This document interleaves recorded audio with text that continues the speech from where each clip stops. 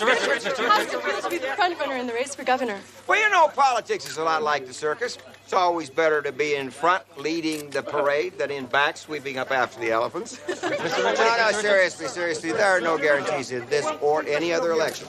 Do you think your recent surge in the polls reflects voter interest in your programs or simply a rejection of incumbent Governor Allison? I think it's a little bit of both. I think the voters have taken a look at Governor Allison's record and decided I might do better. How much will the voters like you and your program when they see this?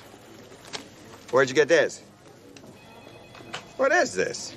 That's a press release just issued by a young woman who claims to be your mistress. Now, according to this woman, you and she had an affair while your wife lay dying in a hospital. We're waiting for your comment. Mr. Richards, do you have a comment on that, Mr. Richards? What is your comment on that? Is that true what they say right there, Mr. Richards? Mr. Richards. Mr. Richards.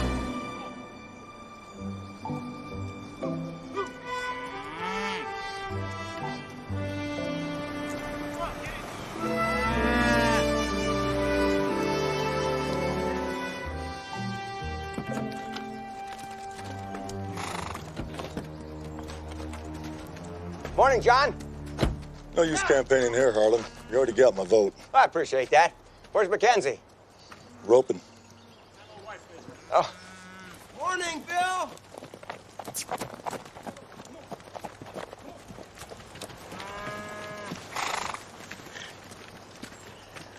Morning, Harlan. Thanks for seeing me, Bill. Yeah, Guess you know why I'm here? I saw the news on the TV. All lies. Didn't have anything to do with that girl. Did you know her? Met her at a fundraiser, had my picture taken with her. Then, she started to call the office, and I didn't feel good about that, so I didn't take the calls. Gotta believe me, Bill. Oh, hell, Harlan, I believe you. I don't think you got the imagination to take up with a girl like that. Will you talk to her for me?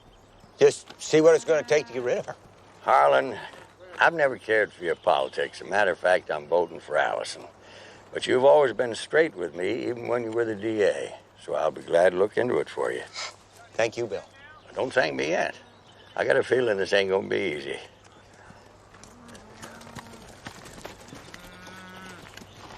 Hey, Johnny Red.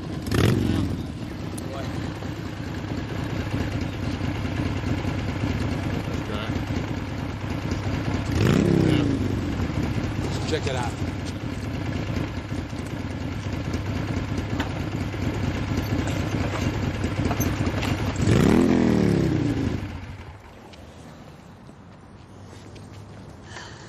Beauty, isn't she?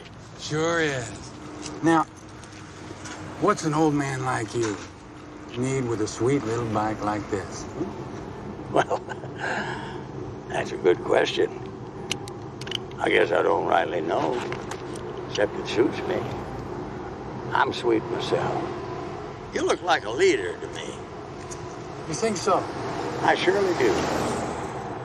So I know I can count on you to guarantee that this bike will look just as sweet when I come back as it does right now. Sure thing, old man. Appreciate it. You got a lot of faith in me, my friend. Oh, I sure do.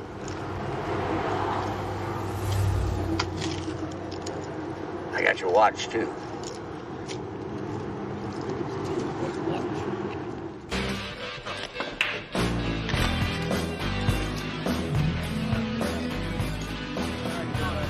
Miss Moore? I'm Bill McKenzie. I know you. The lawyer, right? You weren't easy to find. You're here to convince me to retract my story. So, what is Harlan offering?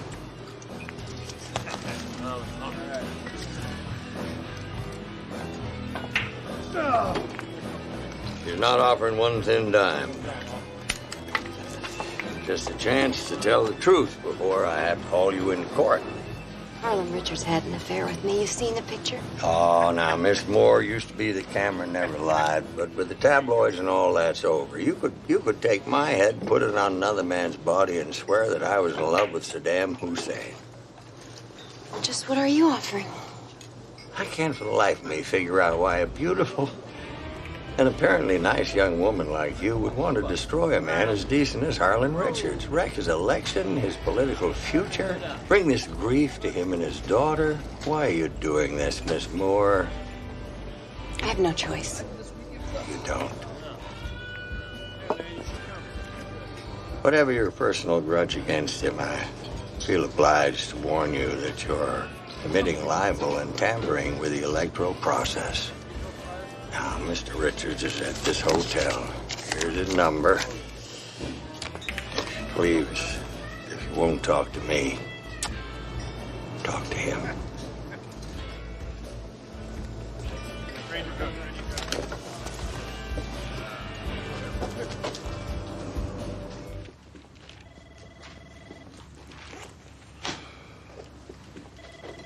Where is everybody? Send them all home.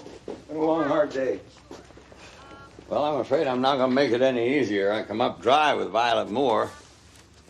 Damn that woman. She's lying. Why is she doing this to me? She wouldn't say, but whoever put her up to it planted a tape recorder in her purse. They're not going to give up, Harlan. Now, you listen to him, Daddy. Hi. Bill, any luck with her yet? Afraid not. I tell you, you give me 5 minutes alone with that Miss Violet Moore, and I'll get the truth out of her. Now, Karen, you're a loyal daughter, and I admire your spirit, but that's a wretched idea, and you know it. Well, what are we supposed to do? All I can do is stand by my denial and continue the campaign. You saw today's polls. Unless we do something, we are going to lose. Then we lose. I'm real sorry about all this. Enough to vote for me? You take care. You too, Karen. Thanks. Oh, boy.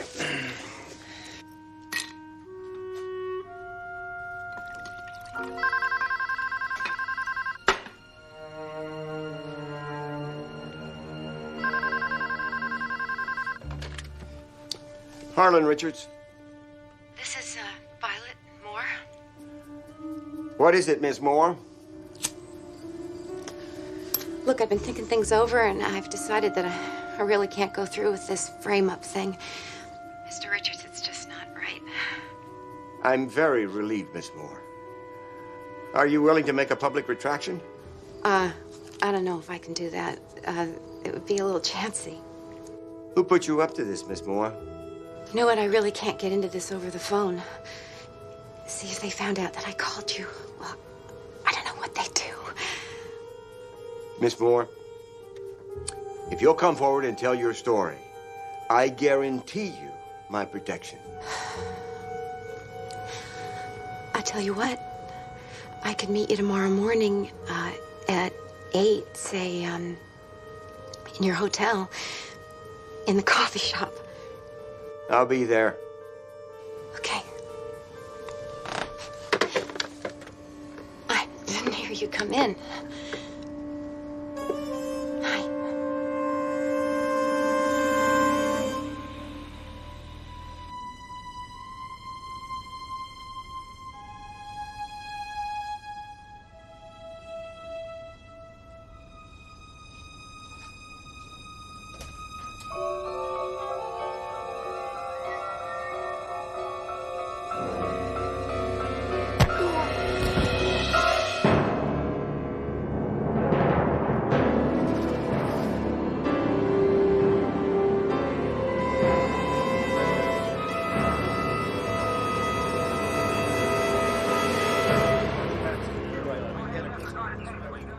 Keep everybody happy.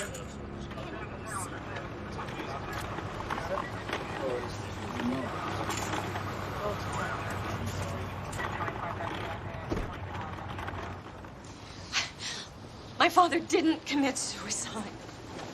God, Bill. I know. I'm so sorry. He's dead, Bill. I know. They are saying he threw himself out the window. He wouldn't have done that, Bill. I know. Let me sort this out with the sergeant. Can you sit over here for a minute? Yeah. Be all right here. Yeah. All right. Bad business, Joe. What'd you find? Nothing complicated. He opened the window and jumped out. Just like that? Just like that.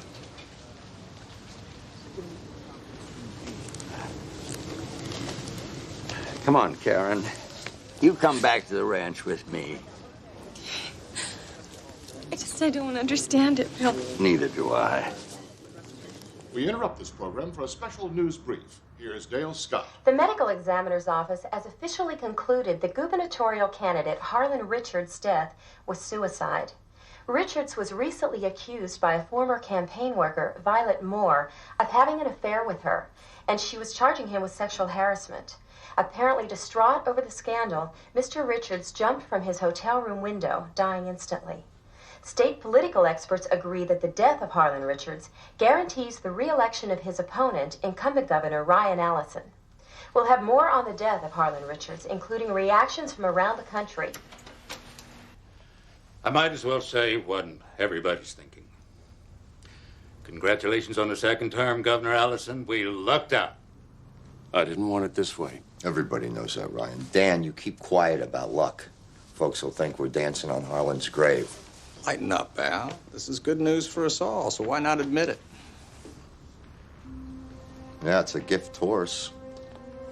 Why look at the mouth? Absolutely.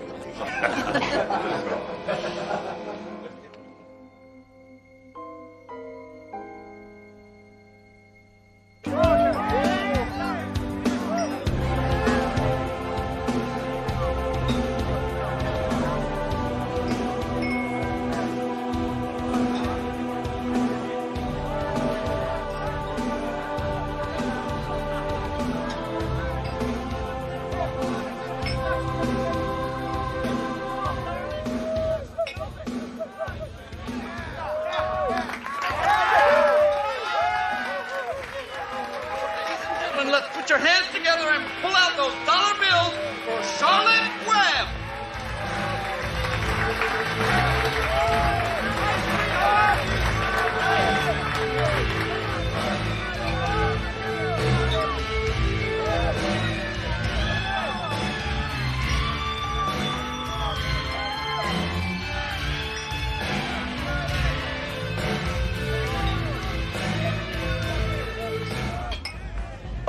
Violet? Not me. I'm Harlan Richards' daughter. I've been looking for you for 4 months. I need your help. Do I look like I can help anybody? My father didn't commit suicide. He was murdered. And whoever put you up to framing him is behind it. I'm sorry. You're wasting your time. Who used you to make it look like my father had a reason to kill himself? I need to know what you know. Look, lady, I got enough trouble, see? Just leave me alone. I'll make it worth your while. Oh, yeah? How much? 50,000. In advance. And I'll tell you what I know. I can get you $50,000. Now you tell me what happened. First, I get my money. I'll tell you this much. The frame-up, your father's death, it was all about getting Allison elected governor. You get me my money, see? And I'll tell you something even better. Okay?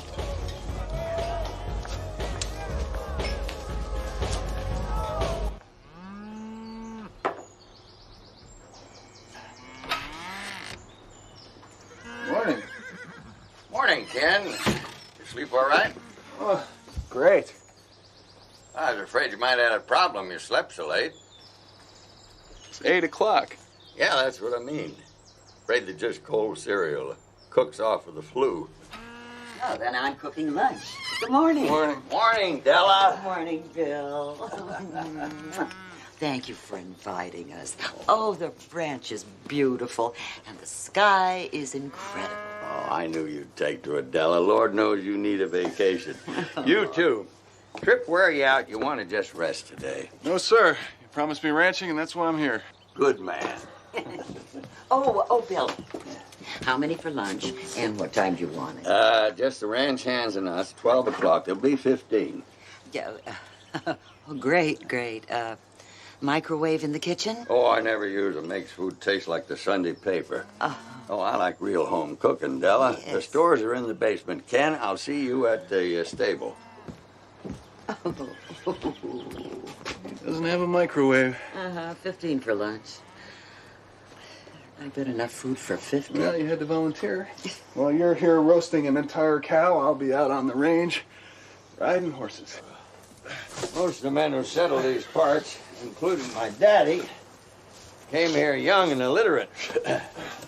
So they developed terrific memories and powers of observation. They could tell stories they heard 50 years ago and track strays across a high rock country. That's lunch. Boys got racing blood. Okay, boys. Right. Anybody there for second? Come on back up.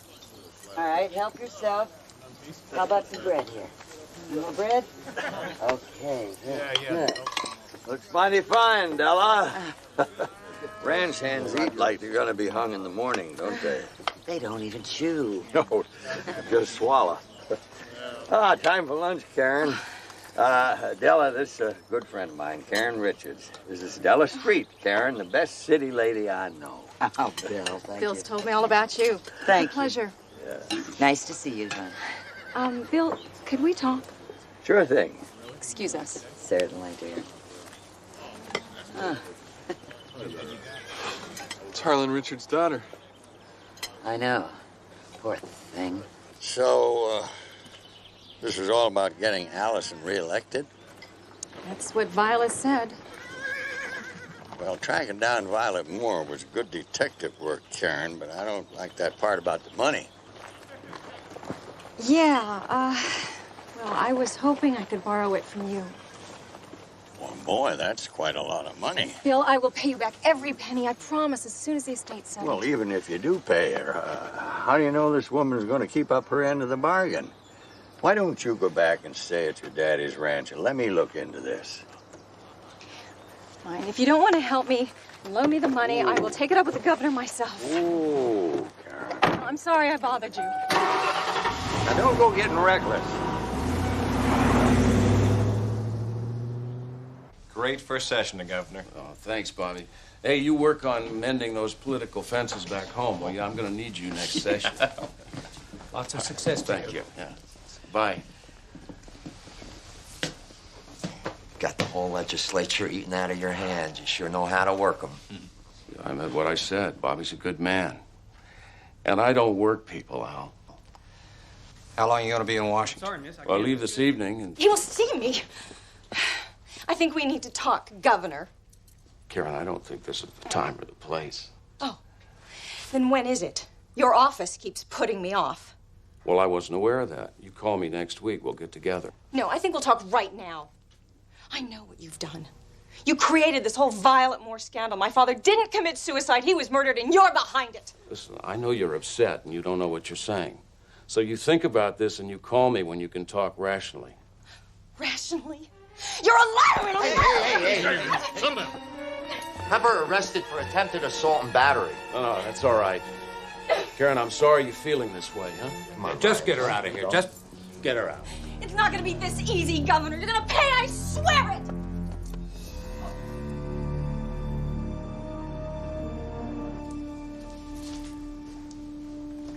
Governor Allison, what are you doing here? You'll miss your plane. Something's come up, Rosemary. I'm not going to Washington. But for right now, I don't want to tell anyone I'm in town. Well, what is it? I'll help you. Oh, that's very kind of you, Rosemary, but this is private. I've got to make some calls, see some people, and if you'll just place the calls, you can leave. Whatever you say, Governor.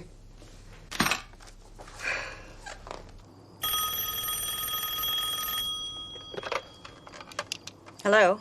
This is Governor Allison. I'd like to speak with you privately. If you think you can talk me into shutting up, you are wrong. Karen, I have questions of my own about your father's death. I want to hear what you know and investigate further.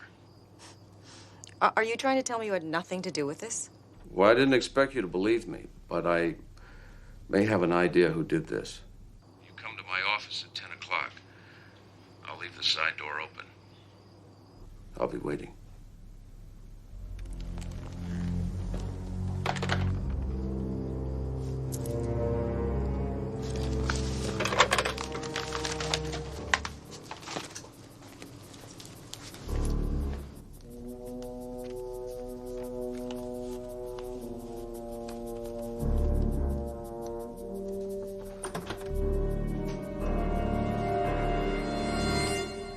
We have a lot to talk about.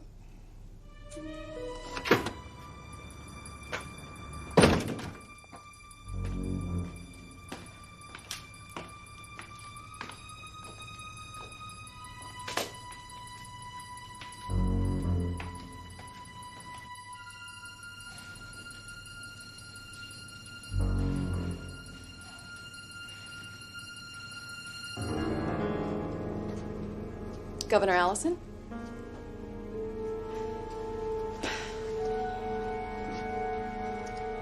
Governor. Oh, God! Oh, God! Ah! Oh, God!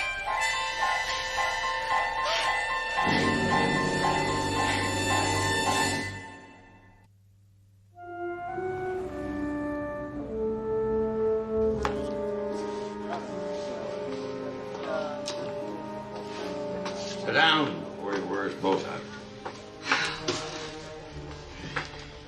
When you got to the governor's office, did you see anyone else? No, the State House was deserted. Except for the security guard who found me in Allison's office. Was anyone leaving the building when you went in? No. Why? Well, I got bad news for you, so I'll give it to you straight. Governor Allison's wife, Emily, claims that she was with her husband in his office till 10 o'clock last night. She says he was alive and well when she left him, and she saw you coming in the building as she was going out. That is a damn lie. She wasn't there. Well, the police don't believe her, do they? Right now, it's your word against hers. Violet admitted that Allison was involved in my father's death, and now I'm being framed for exposing the truth. My father's murder and Allison's are connected. That could well be. But right now, we got our hands full with this one case. Now, if we try playing more than one hand at a time, we're going home with our pockets empty. You understand? Yeah. But I don't like it. We'll see what we can do about that. Got her out on bail. Sent her over to her daddy's ranch till the hearing. They find prints? Yeah, including Karen's on the murder weapon. There's a letter opener. She must have touched it when she found him. Sounds like you got your hands full with this one. Like swatting flies. Della? You! Come sit and have coffee. Bill, did you ever think about getting a dishwasher? Oh, waste of water, waste of electricity. You still have to scrub the pots. Mm-hmm. It sure is nice of you to pitch in, though. Glad to help. Ken, my foreman tells me that you did yourself proud this morning. You never tried branding cattle before, did you? Never saw one outside of a movie. They sure kick a lot, don't they? Oh, worse than mules. Want them to get you? I'm fine, really. Well, I'm sure gonna hate to leave you two out here all by yourself, but I gotta move into town for the duration. Gotta be near my office. Bill, about your case. Dell and I want to help out. Oh, absolutely. Oh, well, I could use your help, but I promise you 2 weeks out here on the ranch. Oh, well, we've really had great fun, Bill, but, just show me your files. No use arguing, Bill. We insist. Okay, I'll book rooms for you at the hotel then. You sure you wouldn't rather stay out here on the ranch and have fun? Morning, Joe. Thought your breakfast might have wore off by now. Coffee, donuts, chips. Fred, coffee break, courtesy of Mr. McKenzie. Joe, Ken Molansky. Good investigator, works for Perry Mason. Sergeant Joe Whitehorse, Ken. Nice to meet you, Sergeant. Oh. Find anything? We found a letter from Miss Richards typed on our hotel stationery. It's a threat to the governor. Exactly what does it say? That unless the governor admits his responsibility for the murder of her father, the same thing will happen to him. A typed letter? That's a frame-up, Joe. Maybe. But you know the prosecution is going to call it key evidence. Place is all yours. Enjoy your stay, Mr. Molansky. How did he know what was in that bag? He's Navajo. He can smell right through plastic containers, even when they're sealed. Or maybe it's because I always bring him coffee, donuts, and chips.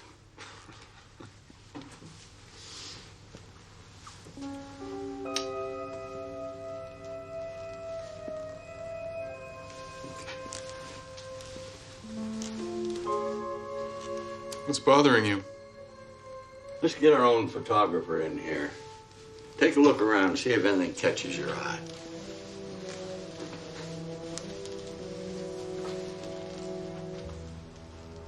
Well, yes, I think so too. Thank you. Thank you very much.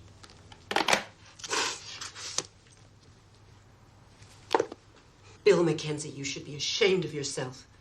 Defending Karen Richards? Governor Allison was a good man. He was a great man. That nothing girl just cut him down. She's innocent, Miss Sutter, or I wouldn't be here. You can't really believe that. I believe it. I mean to prove it. Any idea why Governor Allison canceled his trip to Washington? No, he didn't confide in me. What was he doing here in his office that night? Do you know? Yes, he was talking to your Miss Richards. I placed the call myself. Did he tell you what that call was about? I assume that he was telling her to come to her senses and stop making all those crazy accusations. He would do that, you know. Give someone a chance to back off. Instead, she killed him. So, you didn't actually hear the phone conversation? I'm not in the habit of listening to the governor's phone conversations. Oh, no offense, Miss Sutter. I just had to ask. Did the governor make any other phone calls that night? A few. I'd be much obliged if you give me those names. Here's his phone log. Uh-huh. So, let me see now. These people all knew that the governor was in his office that night and not on a plane to Washington. Well, that makes them all suspects, Miss Sutter. Does that include me? Oh, I hadn't thought of that. Thank you, Miss Sutter. Now, the names on that phone log were the only people who knew the governor would be in his office that night. Dan Dixon. Old political hack. He's been Speaker of the House since I was in diapers. John Orlando. Lieutenant Governor, smooth, slick. He came into office with Allison. Al Reinhardt. Young, aggressive, win at all costs. And Mrs. Emily Allison. Professional, sweet young thing. Now, Della, I'd be much obliged if you would dig real deep into their backgrounds. Shouldn't be too difficult. They're all public figures. Well, I can tell you plenty. Well, it's the private stuff we need. You know, the skeletons rattling around in their closets. This woman, Violet Moore, you told me about, is she still using the name Charlotte Webb and stripping in the same club? I don't know. Good question, Ken. Find Violet Moore. Now, Karen, we're going to go over that night once more. Again? From the beginning.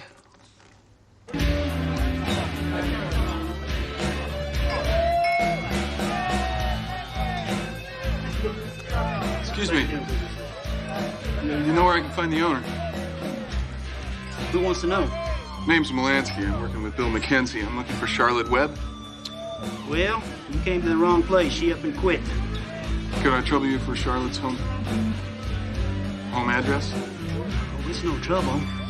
I ain't got it. Well, it'll probably be on her employment application if you could just look it up for me. Why don't you just talk to my personal secretary?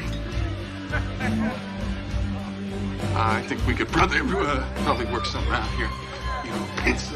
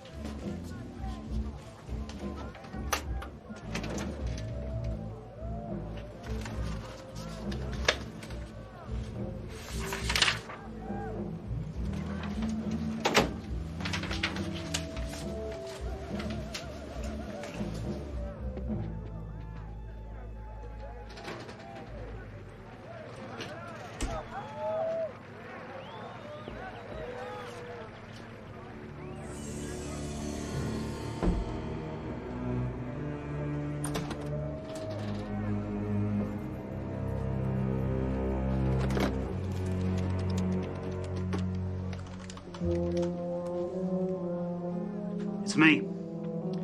Just had a run-in with a guy named Melansky. He knows about Violet.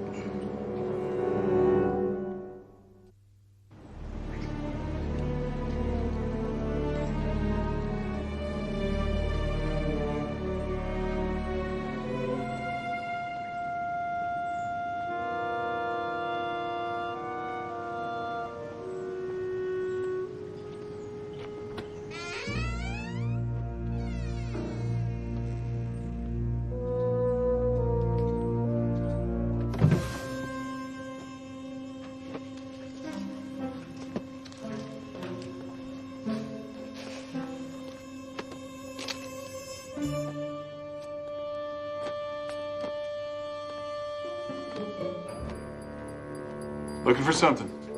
Who are you? My name's Smolansky. I'm a friend of Charlotte Webb's. Rang the front bell, but nobody answered. I hear no bell. Maybe it's broken. I'm looking for Charlotte. You know where I can find her? Right this minute. I suppose she's off somewhere doing something she likes.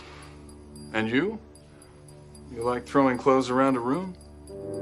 Violet asked me to pack some of her things, and I'm afraid I'm not too tidy. And I'm afraid you're not telling the truth. I'm afraid you're right.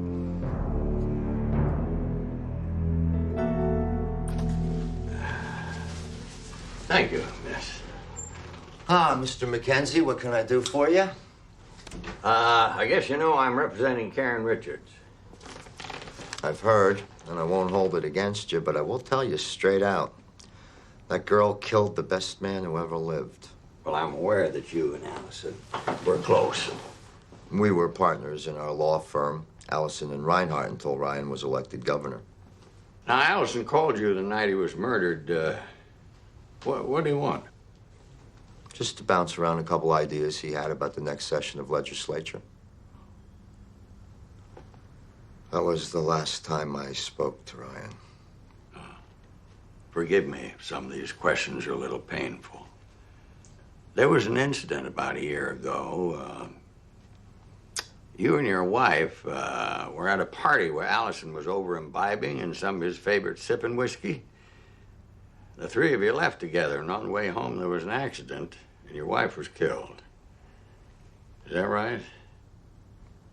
That is right. I'm sorry. The way I hear it, you were so taken up with grief you couldn't work for a couple of months. No, Ryan kindly gave me a leave of absence. Now, you and Allison both reported that you were the one driving that night, that you hadn't been drinking, so you took the wheel. Well, that's exactly what happened. Officially, yeah, but the rumor circling around town is that Allison was driving drunk.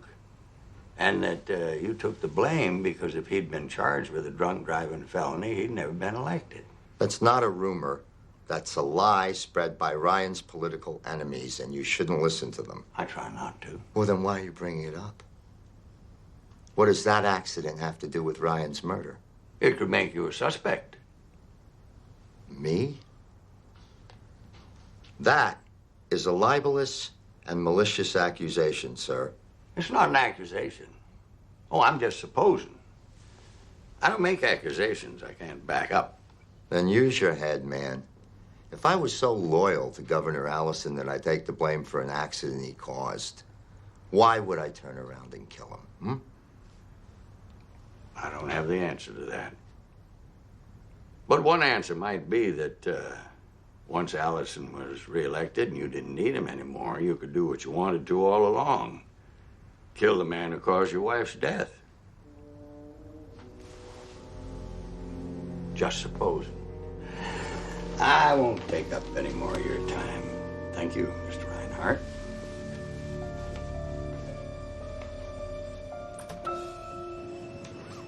Lie still. Something might be busted. Do you want me to call 911? They'll be here in a flash. No, all right. I think. Those guys that were here, where'd they go? I don't know. When I got here, you were alone. You mind telling me what's going on?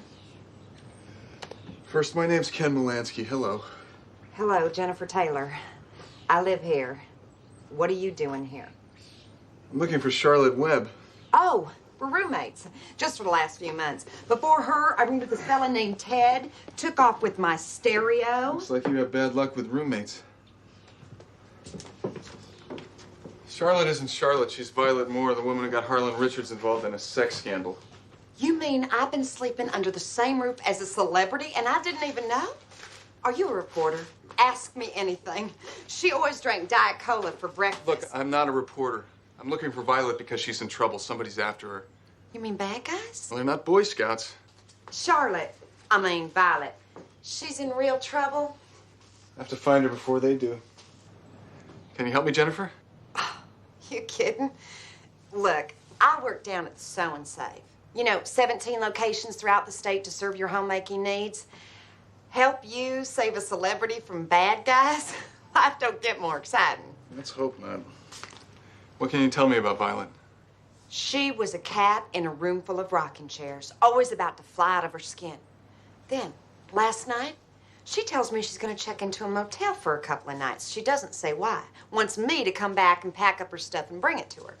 That's why I came home early. Well, where is this motel? I'll show it to you. Well, why not tell me? No, sir. When reporters come around hunting down this story, I want to know what happened. You'll probably wind up on Geraldo. Come on, let's go. Wait till the girls at the Sew and Save hear about this. Hey, why don't you put a sign up out there in that parking lot warning folks about the fresh asphalt? I could have ruined my best boots. Guess the state expects folks to know that every time the thermometer hits 90 degrees, it gets a little sticky. Well, let me have some newspaper, will you? Great blue salted snakes. Oh, you want a drink, Mackenzie? No. Just let me have some paper. I want to clean my boots. We can reschedule. No, let's get on with it. Now, look, the governor called you the night he was killed, so that means you knew he wasn't going to Washington. Of course I knew. Governor never changed plans without informing me first. Now, we were friends as well as colleagues. I reckon you need all the friends you can get when you're being investigated by the State Ethics Committee. Oh, now, Mr. Mackenzie, you don't want to believe all that talk about my taking bribes.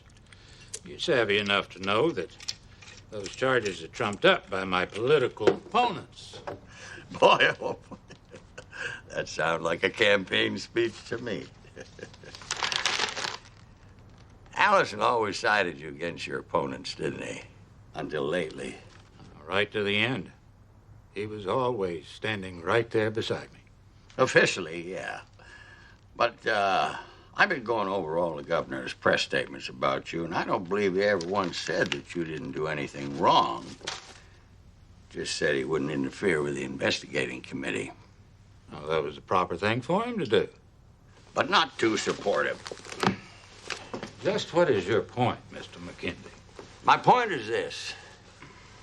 If Allison was still alive, you'd be out there alone now, twisting in the wind. You're saying Ryan's death benefits me? Well, everybody knows you and Lieutenant Governor Orlando are close. Now he's the governor. And I see by this morning's paper that your investigation's been put on hold now. Isn't that coincidental? Doesn't that give you a pretty good motive for murder? You know, LBJ used to spin out stories like that. All speculation, what ifs. Some folks took offense, but I always found it delightful. You know, imagination makes a politician interesting. But I never did like it very much in a lawyer, concerned as he should be with the facts.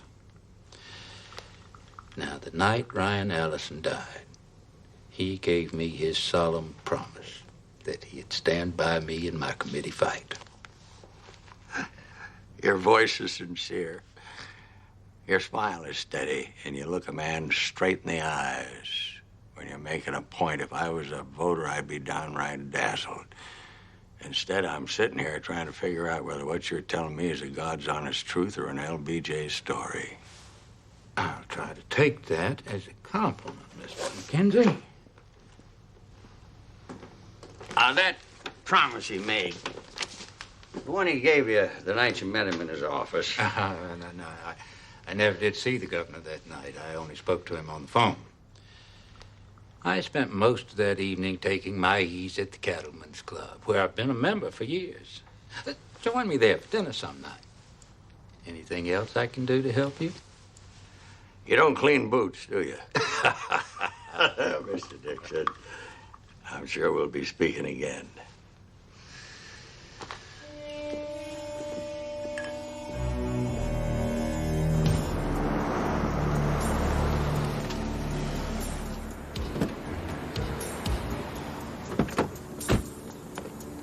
It's room number 2. Oh, my God.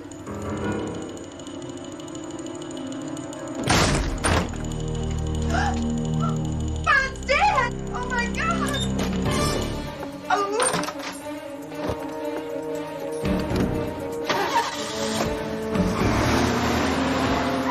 Wait here.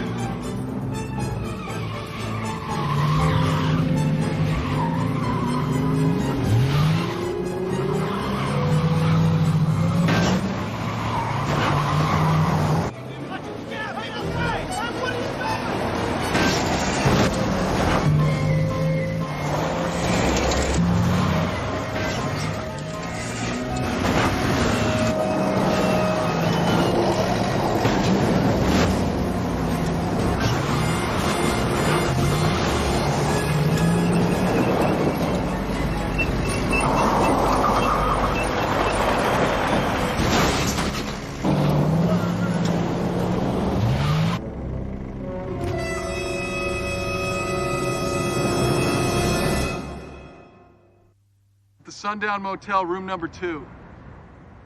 Yes, Violet Moore. Yes, she's dead. Look, I gotta get back there. Molansky, Ken Molansky. M-A-L, just like it sounds.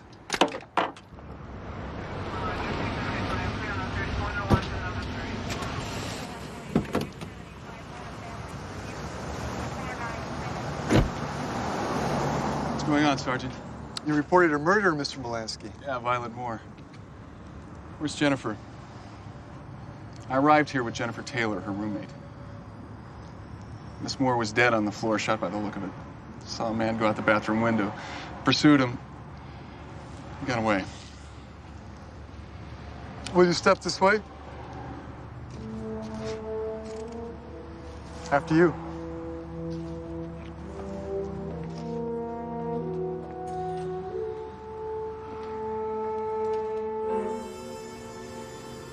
Where's the body? Where's Jennifer? Not here. We checked every room in the motel. No sign of Violet Moore or anything that looks like a murder. I don't get it. This is your idea of a joke, Mr. Molansky? This is no joke. Then get some rest, Mr. Molansky.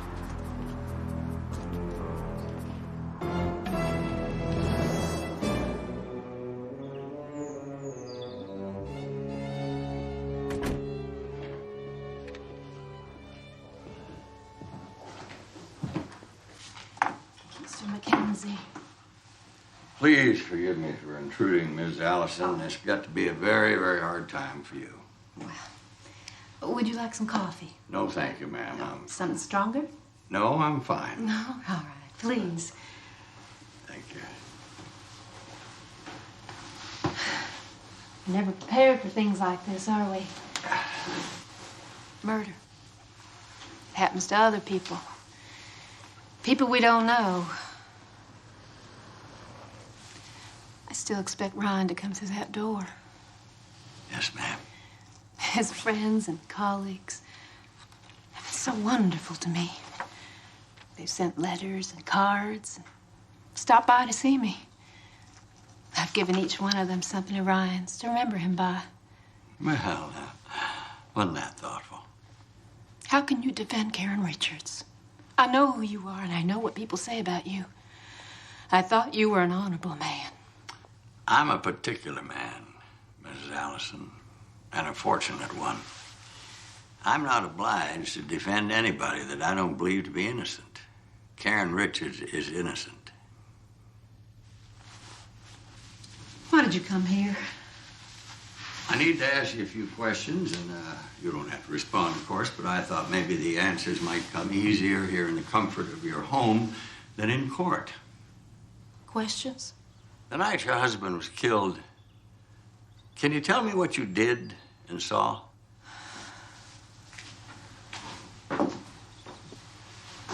I went to Ryan's office, and I was with him from 9:30 to just before 10. When did you see Miss Richards? As I was driving away from the State House. From the parking lot?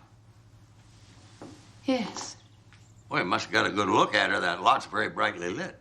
that's right. Well, how come you saw her and she didn't see you? Maybe she was so intent on killing my husband, she didn't notice me or anything else. She looked furious. Are there any other questions, Mr. Mackenzie? No, ma'am. No, you've been most helpful. You seriously think I killed my husband? I know Karen Richards didn't.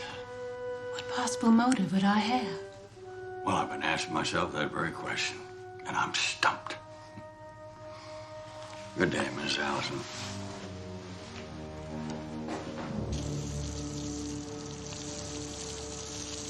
Excuse me.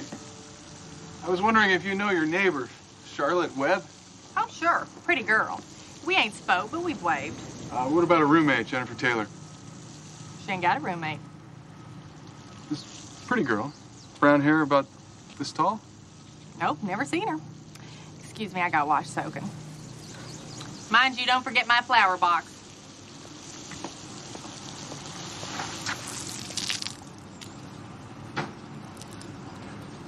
I know her. Jennifer Taylor. Yeah, I've seen her coming and going over at Charlotte's. Seen her where she works. You frequent the so-and-say. Drifters. Strip club. Jennifer strips there? You seen her? Every chance I get. Thanks. Mackenzie's dug up enough dirt to bury us all. Maybe you, buddy. I'm clean as a whistle. Save the pious act for the voters, hell. I know better. Are you accusing me of something, Dan?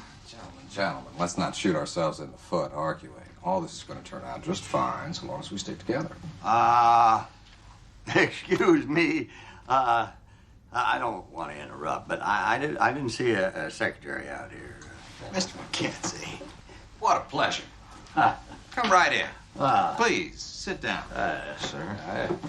You caught us smack in the middle of a policy meeting. Oh, well, that's some job you fellas have. Trying to figure out what the voters want and then giving it to them.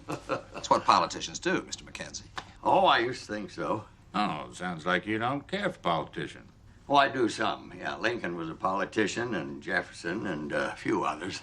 Of course, we haven't seen their like in some time, but with a little luck, we will again someday. In the meantime, you're busy trying to destroy this administration. You misread me, gentlemen. All I'm after here is the truth.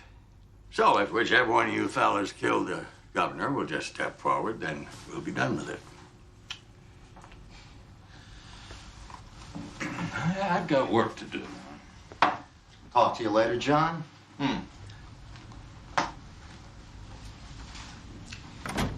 You don't really believe one of them did it? I believe Karen Richards didn't. What about me? You think I did it? Allison's dead and you're the governor. Isn't that what you always wanted? It's fate, Mr. Mackenzie. Could be. Can you tell me where you were the night Allison was killed? Surely. I was at a fundraising dinner at the Drake Hotel from about 7 till midnight. Governor Allison called me there about 9. You didn't go to the State House to see him that night? No, we just spoke on the phone. You're welcome to check that with the folks at the fundraiser. All 250 of them. I will, Governor. I'll check them all. Yes, I do believe you will. In that case, there is something I should add. Yeah. During the course of that evening, I met a young lady, very attractive, keen interest in politics. We went upstairs to my hotel suite where we spent an hour in private. You understand, Mr. Mackenzie, that no gentleman would reveal that young lady's name. Wouldn't dream of asking, Mr. Orlando. So, you can't prove that you were at that fundraiser the whole evening, is that it? Maybe not, but you can't prove I wasn't. Where have you been? Why weren't you at your desk? Mr. Mackenzie told me he wanted a cup of coffee, so I had to go all the way down to the commissary to get it. Thank you, thank you. I'll drink this on the way out. Did I do anything wrong? I don't know if Jennifer's alive or dead. All I know is that she worked at the strip club. Well, that neighbor saw her coming and going at Violet Moore's, and maybe she lives somewhere else. And her real address would probably be on file at the strip club. The owner, Donovan, may be waiting for you. Probably. Well, let me take a run at it. Well, what am I supposed to do? Well, come here. Give Della a hand sorting through these police reports. Here you are. Live dangerously.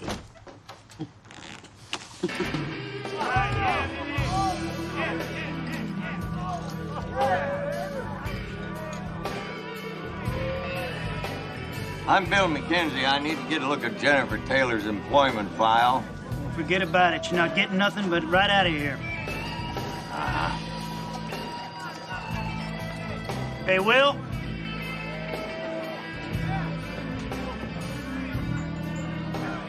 Hey! I warned you. Take care of him, Will. Yes, sir.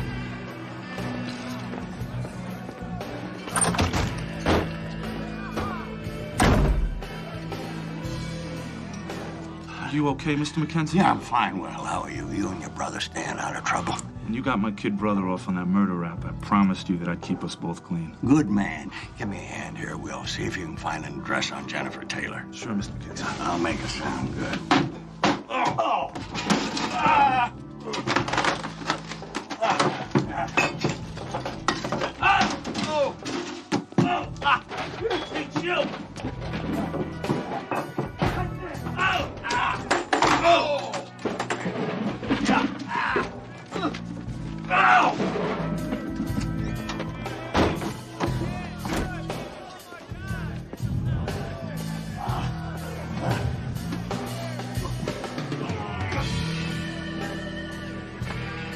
Nice work, Will.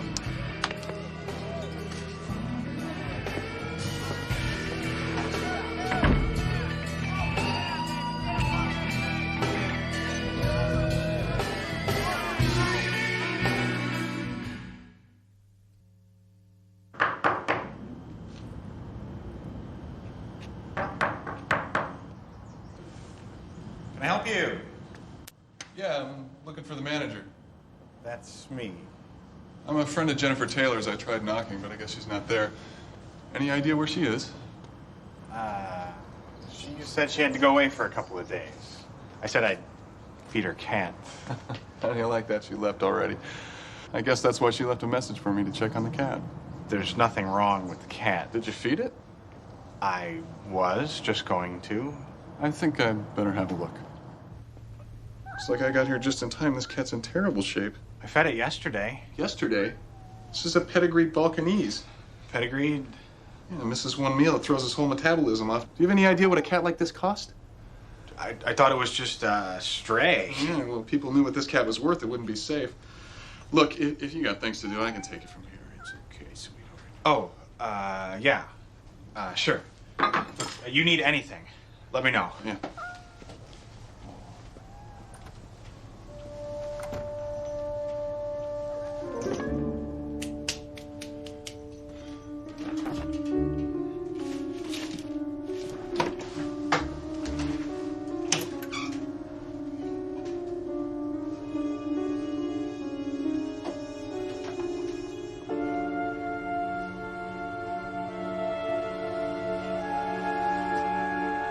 What happened next, Sergeant Whitehorse? After we received... Oh, I had a notion or two she thought was worth checking. That lady worked too hard. When we arrived at the governor's office, we found him dead. from an apparent stab wound to the chest. Who else was present? A security guard and Miss Richards. I show you People's Exhibit 15. Have you seen this before, Sergeant? Yes. Where was that? I discovered it while conducting an examination of the crime scene. The governor's office? Yes. Will you read that letter to the court? I won't let you get away with what you've done. Either you clear my father's name, or I swear you'll pay. Will you read the signature, please? Karen Richards. I never wrote that. I know. No further questions. Mr. McKenzie? Mr. Whitehorse, was that letter handwritten or typed? The letter was typed. And the signature? Typed. And you have no knowledge that Karen Richards typed it, do you? No, sir. Now, Sergeant, I'll call your attention to People's Exhibit 13 and ask if you can identify it. Yes, it has my mark. Is this the murder weapon that killed Governor Allison? Yes, sir, it is. I have no further questions. I'm telling you, Miss Taylor never got her prescription. You filled it yourself. Okay, well, listen, make sure it goes out this afternoon. Now, she's staying at a friend's. Do you have the address? 1414 Mesa, that's right. So you got a clear look at the defendant? Yes, I did. She practically ran into me. She was in such a hurry. Did she appear upset? She looked like she was in a rage. Did you attempt to stop her? Well, I never dreamed she could get past our security. No further questions. That's a total lie. Yes, I know. No questions, but defense reserves the right to recall this witness at a later time. The people rest. Call your first witness, Mr. McKenzie. I call Rosemary Sutter to the stand. Miss Sutter, would you tell us what duties you performed as Governor Allison's executive assistant? I was responsible for his schedule, his travel arrangements, his speaking engagements, his daily agenda. I screened and placed all his phone calls. I took dictation, and I processed his mail. Would it be right to say that on a day-to-day basis, you looked after the governor's life? I only did what an executive's assistant does, Mr. McKenzie. Oh, I think you're being too modest. Miss Sutter, didn't people around the governor keep telling him how lucky he was to have an executive assistant as devoted as you? I took my work seriously, if that's what you mean. You say that you processed the governor's mail. Does that mean you opened and read it? Yes, generally. The only exception would be letters marked personal. Did you open and read this letter, People's Exhibit 15, allegedly sent by Karen Richards and written on stationery from the Stanford Hotel? No, I did not. This letter was marked personal. However, the day the governor received it, he showed it to me. The letter disturbed him, and for good reason, as it turns out. Your Honor, move to strike all the witnesses' response after the word no. Granted. It shall be stricken. Now, the day after the murder, you went over to the Stanford Hotel, didn't you? I did not. The desk clerk at the hotel is present in this courtroom. Mr. Butler? Mr. Butler is ready to testify that the morning after Governor Allison was killed, he saw you in the hotel lobby. Now, what were you doing there, Miss Sutter? The press was all over me at the State House, demanding that I make a statement. They wouldn't let me alone. I needed some peace and quiet, so I went over to the hotel for breakfast. The same hotel that Karen Richards had stayed in. You know what I think, Miss Sutter? I think that you went over to the Stanford Hotel for the express purpose of getting some of this hotel stationery, and then you typed this threatening letter over Miss Richards' name. Now, if you like, I can produce expert testimony that this letter was typed on your typewriter. Am I right about that, Miss Sutter?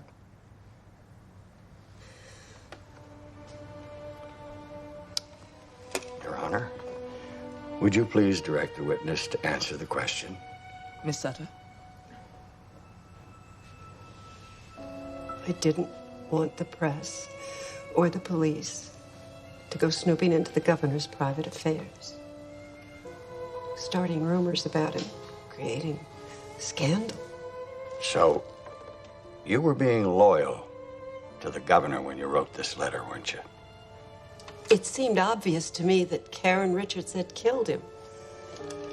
I was just trying to protect his name. Is that so bad? Did you write this letter? Yes, I did. Thank you, Miss Sutter.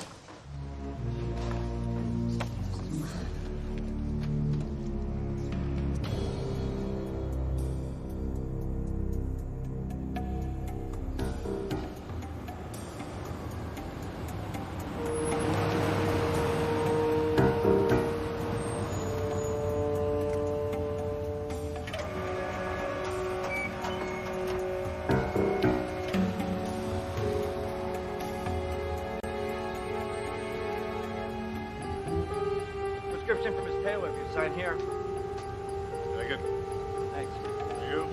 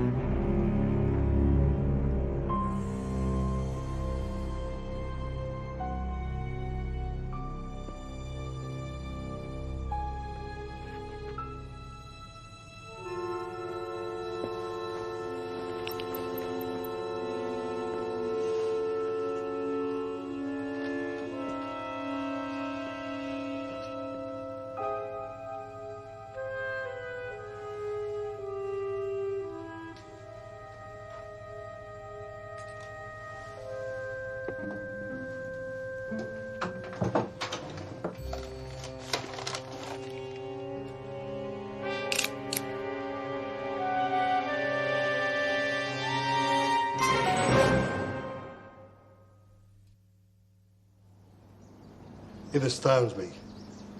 Any guy can come in off the street, break into your house. I mean, what is the world coming to? I'm looking for Jennifer Taylor. I don't know anybody by that name. Mr. Steele, her prescription was delivered here. What are you, a cop? You broke into my house, and you're asking me questions? You got a lot of nerve. So do you. Yeah, she was here with me. She lived here. But then I kicked her out. You know why? Because she was sloppy and a loser. Anything else? Do you know where she went? I have no idea, and I couldn't care less. Is that about it? Get him out of here. Thanks for your hospitality. The defense calls Governor John Orlando to the stand. You are the governor of this state, are you not, Governor Orlando? Yes, I am. And just how did you become governor? As lieutenant governor, I was sworn in after Governor Allison was murdered. If you would kindly tell us where you were the night Governor Allison was murdered. I was at the Drake Hotel, attending a political fundraiser. Now, at this fundraiser, did you run into anyone besides other politicians? A young woman, perhaps? Yes, I did.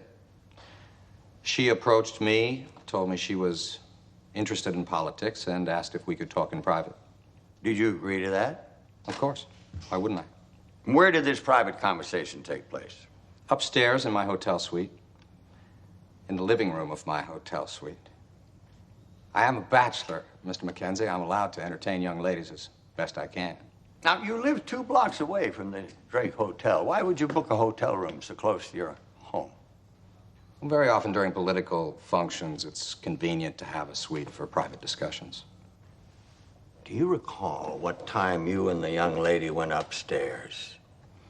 I'd say between 9:30 and 10. And what time did she leave? I don't really recall. That late. Governor Orlando, what was this young woman's name? Mr. Mackenzie, I cannot compromise her by revealing her name. Oh, I understand. In that case, I have no further questions. No questions, Your Honor. Defense calls as its next witness Robert Fowler. Now, Mr. Fowler, will you tell us what you do for a living? I'm a waiter employed by the Drake Hotel. And were you on duty the night Governor Allison was killed? Yes. I was working room service that night. And on that night, did you have occasion to deliver room service to room 228? Yeah, Governor Orlando ordered champagne, and I delivered it to his suite. What time was that? About 9:45.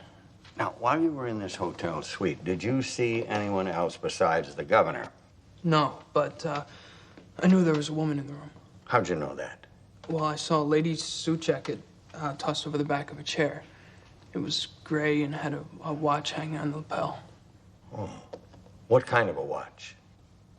A watch in an antique gold setting. Had roses on it. Looked very old. Maybe Edwardian. Why, are you an expert on antique jewelry? Not exactly, but my father was a jeweler, so I always noticed nice pieces like that. Antique lapel watch. Now, would you be able to recognize this watch if you saw it again? Sure. I've never seen anything like it. If the court please, I would ask Mrs. Emily Allison to stand.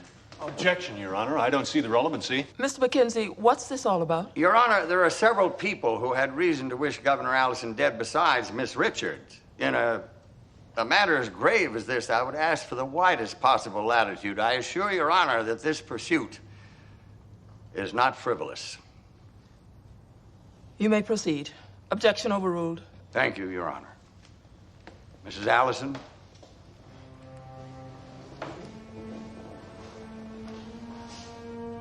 Mrs. Allison. Thank you. So that Mr. Fowler can get a better look at that lapel watch you're wearing. Thank you.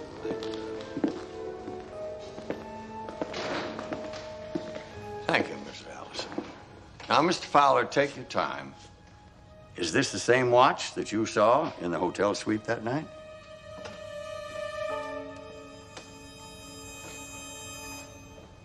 The same. Thank you, Mr. Fowler. No more questions? No questions. Defense calls Emily Allison to the stand. Mrs. Allison, you've heard Mr. Fowler's testimony. Now, remembering that you're under oath, were you the woman in the hotel suite with Governor Orlando that night? Yes, I was. What were you doing there with the governor? I don't think that's anyone's business. Oh, Mrs. Allison, I have no interest whatever in your personal life, but your actions on the night of the murder are of considerable importance, given your earlier testimony. Now, how long were you in that hotel suite with the governor? I don't recall. What if I told you that I could produce a witness who would swear that you were there for over an hour? That's possible.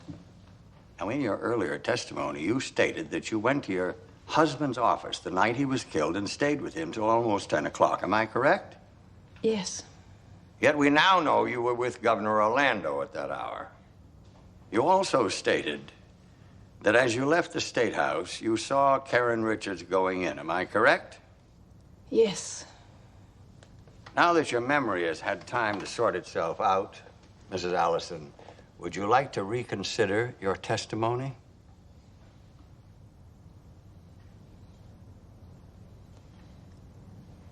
I was mistaken. I didn't see Karen Richards that evening. Because you weren't there. No more questions. No questions. I call Dan Dixon to the stand. Mr. Dixon, did you speak to Governor Allison the night he was killed? Yes, I did. I spoke to him on the phone.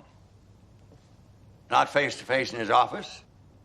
I was at the Cattlemen's Club all night, till almost midnight. Well, now that's an interesting point, Mr. Dixon. On the day Governor Allison was killed, legislature adjourned. After everybody left, maintenance men filled in a lot of potholes in the parking lot with fresh asphalt. Late that night, the asphalt was still soft. Now, if I told you that the imprint of your tire tread was found in that asphalt, Mr. Dixon, could that freshen up your recollection? No, I might have driven over there the next morning. Oh, no. The asphalt was hard in the morning. You were there that night, weren't you? I went there to ask him to back me against the committee that's investigating me. So, you were alone with Governor Allison in his office that night. distraught over the possible ruination of your career, and you want us to believe that you did not have the motive and the opportunity to kill him? I wasn't alone. I brought someone with me. Who was that? Mr. Clayton Morley. He's the contractor who's been accused of making payoffs to get state business thrown his way. Well, he wanted to make his appeal to the governor in person. So, he went in with me, and he came out with me. Bring him in and ask him. Nothing further. No questions. Court is adjourned until tomorrow at 9 a.m.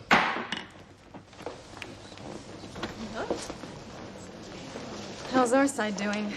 Oh, we're holding our own. Just hang in there. What's going on? Well, we knocked down Emily Allison's testimony, but since she wasn't there, she couldn't have killed him. Orlando's a liar, but now he's got an alibi. So is Dixon. I don't think Rosemary Sutter did it, so Reinhardt is our only suspect. I'll be doggone if I know how to prove it. I think you can. I've got something.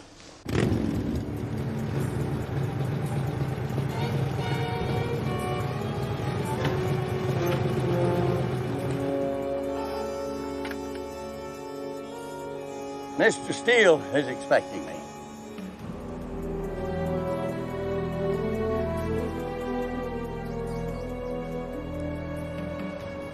Johnny, been a while. Let's make it fast, my friend, because in a minute I'm going to kick you off my spread. I know you're hiding this girl. For the life of me, I don't know why. But unless you produce her, I'll be back in an hour with a warrant for your arrest.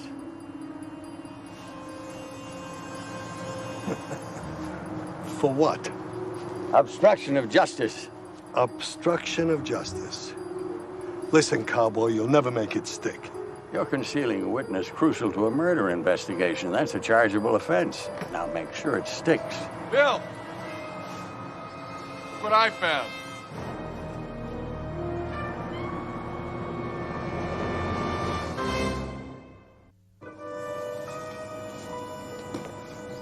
Thought you were dead. That death was a setup, so we'd stop looking for her. You gotta come with us, miss. She doesn't have to go with anybody, do you, sweetheart? You made sexual accusations against Harlan Richards, so his death would look like a suicide, but you and I know better about that, don't we, Miss Moore? I never... Violet. You want Karen Richards convicted, Miss Moore, for a murder she didn't commit? You got one death on your conscience, you want two? Violet, would you wait for me in the study, please? You like being pushed around by this fellow, Miss Moore? You're gonna live this way the rest of your life? Is what he wants more important than doing right? Johnny, did you ever really love me? Sure I loved you, huh? And I treated you okay. Getting her hooked on drugs was okay. Nobody can hook anybody on drugs. They do it to themselves. But you knew when you threw me out of the house What? that time that I would do anything for money. Anything for you. Including lie about having an affair with Harlan Richards, didn't you? You're a junkie. She's lying. Not now, she isn't. Jennifer Taylor. She's the one that set me up. I figured you worked for Johnny. Anything he wants, anytime he wants it. Should have gone when you could, fellas. You can't let them go. Oh, heck, Miss Moore. Let's get out of here. I'm warning you.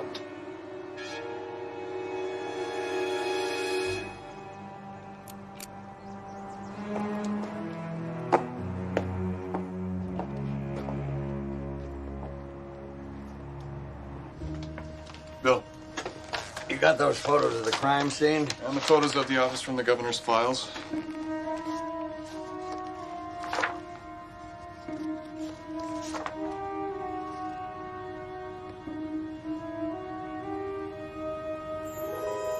Well, I'll be doggone. Yeah.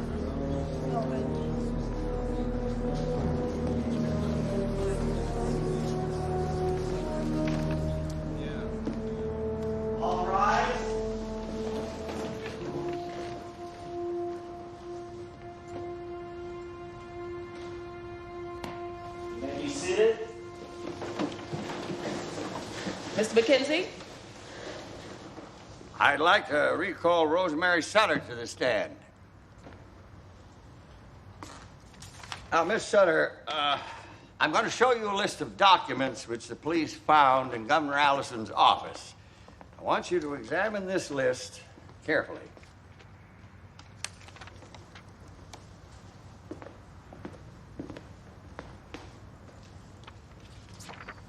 Now, to the best of your knowledge, is this list complete? No, sir, it's not. What's missing? A fax was sent to Governor Allison's office at 7:49 the night he was killed. Well, how can you be so sure of the date and the time? The governor asked me to check the ID number and to get a duplicate. What was so important about this particular fax? It was a document that he'd requested, an audit of the Pharmacol Corporation. And why was the Pharmacol Corporation so interesting?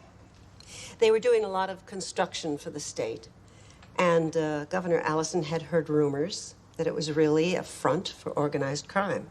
He was conducting a private investigation. And this fax that came in that night was part of the evidence? Yes. He asked me to obtain the duplicate as discreetly as possible. Thank you. Now, I'm going to show you Defense Exhibit G, Miss Sutter. This is a picture of the governor's desk as it was normally kept. Now, is this accurate? Is that the way it normally looked? Yes. Yes, it is. Mm-hmm. Thank you, Miss Sutter. You've been very helpful. What is Johnny Steele to you, Miss Moore? We were lovers Did you live with him for a period of time? for about 2 years. And when did you stop living with him? About 6 months ago. Is it true that Mr. Steele is currently under indictment by the federal government on racketeering charges? Objection. Relevancy. This is all going to tie together, Your Honor. Overruled. Yes. Do you know of any connection between Johnny Steele and the Pharmacol Corporation? Sure. He practically owns it. Ah. And did he have a special interest in the last gubernatorial election? Yes. He said that if Allison had won, that he could keep all his dirty little deals a secret. He told you that? Yeah, he told me that. Now, for a while there, it looked like Harlan Richards might win the election. What, if anything, did Johnny Steele do about that? He had me make sexual accusations against Harlan Richards. How did he get you to do that? When I lived with him, he started me on drugs. I got hooked. And then when he got sick of me, he kicked me out. Said I was a junkie. I'd never be anything else. So when he came around again and wanted me to lie for him, he knew I'd do it. I needed the money. I had to have the money. For drugs? Yes. Were these accusations true? Did you have an affair with Mr. Richards? No, I never did.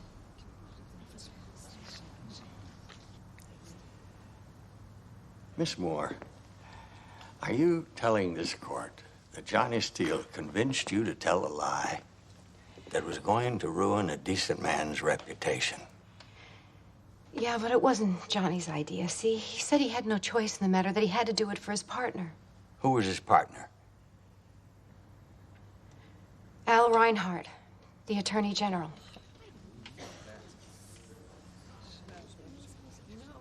Thank you, Miss Moore. I appreciate what it took for you to come forward today. No more questions. No questions. Defense calls Al Reinhardt to the stand. Mr. Reinhardt, I'd like you to examine Defense Exhibit H, which I'm handing to you now. Mr. Reinhardt, before you became Attorney General, were you and Governor Allison partner in a law firm? Yes, we were. Mr. Reinhardt, would you describe this document to the court? It's a standard contract for legal representation between my firm and the client. And according to this contract, who was Allison and Reinhardt representing? The Pharmacol Corporation. Were you aware that Johnny Steele controlled the Pharmacol Corporation when you agreed to represent it? No, I was not. No, I had no direct contact with Mr. Steele. We merely did some routine legal work for them, contract review, that sort of thing. So while your partner, Allison, was busy being governor, you involved the law firm with a known racketeer. I had no knowledge of that connection. Oh, we've heard testimony that Johnny Steele wanted Allison reelected. Now we know why. It wasn't Governor Allison Johnny Steele wanted in the State House. It was you, his silent partner in crime, the Attorney General. That is a lie. I have no connection whatsoever to Johnny Steele. Isn't it true that you masterminded the sexual accusations against Harlan Richards so his death would look like a suicide? As far as I know, Harlan jumped out that window. Am I being accused of a crime you can't prove even happened? Oh, I don't have to do that, Mr. Reinhardt. I have evidence to prove that you killed Governor Allison. Objection. Relevancy. We're not here to try the Attorney General, Your Honor. Karen Richards is on trial for murder. Any evidence to the contrary should be admissible. You may proceed, Mr. McKenzie. Objection overruled. Thank you, Your Honor. You knew that Governor Allison was quietly investigating the Pharmacol Corporation, didn't you? And that worried you. I have no idea what you're talking about. When Allison got that fax and called you demanding that you come to his office, you knew the jig was up, didn't you? You knew you were going to jail. And you figured the only way to save your neck was to kill him. Now, that's how it went, wasn't it? No.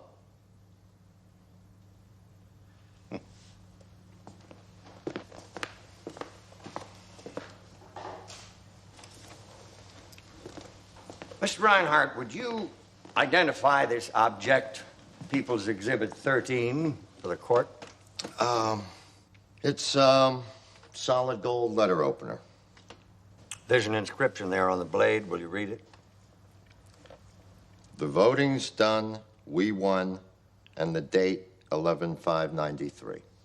Where did this letter opener come from, Mr. Reinhardt? Governor Allison's wife, Emily, had this made as a memento of his election victory. Oh, was this one of a kind, or were there others? Well, Mrs. Allison gave letter openers to the small group of people closest to Ryan. Oh. You still have your letter opener, Mr. Reinhardt? Of course.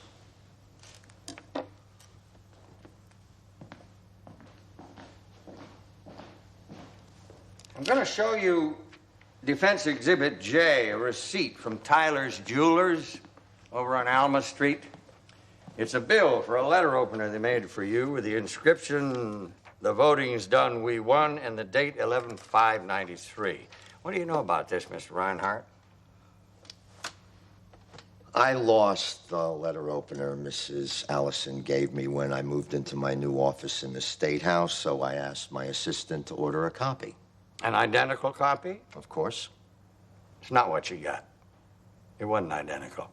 My copy was identical in every respect. Except one.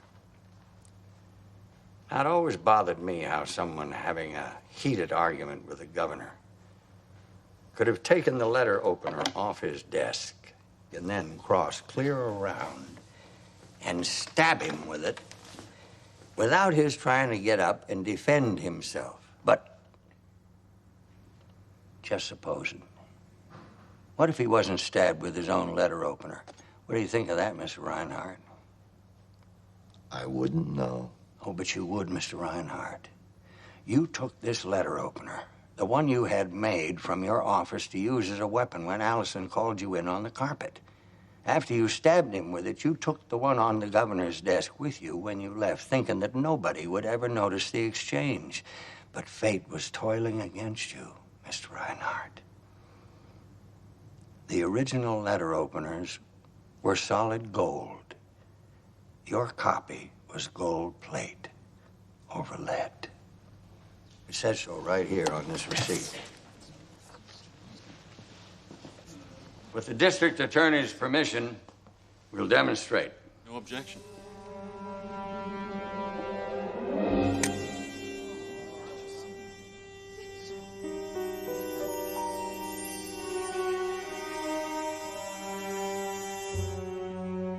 I reckon your assistant was trying to save you money, Mr. Reinhardt. The murder weapon was your letter opener, wasn't it?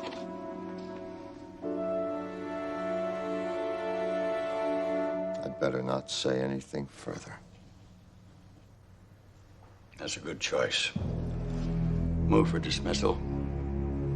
People have no objection. Case dismissed. Court is adjourned.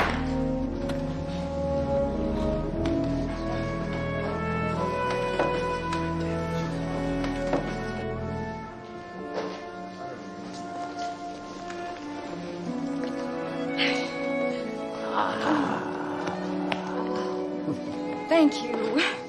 Thank you for me and for my father. I'm so glad we got this sorted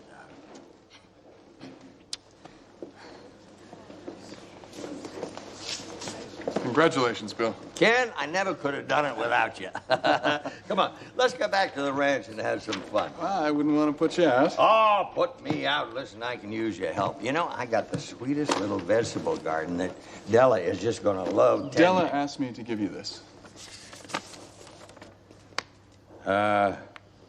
Wait a minute, doggone it. Seems like Della's best friend Lila has sprained her ankle, and Della has gone to Hawaii to help her out. Hawaii? That's quite a trip. Well, Ken, it's just you and me. Listen, we got fences to mend, stalls to clean Bill, out. thanks, but oh, you know... don't thank me. This is a treat. Come on. If you're waiting for me, you're backing up.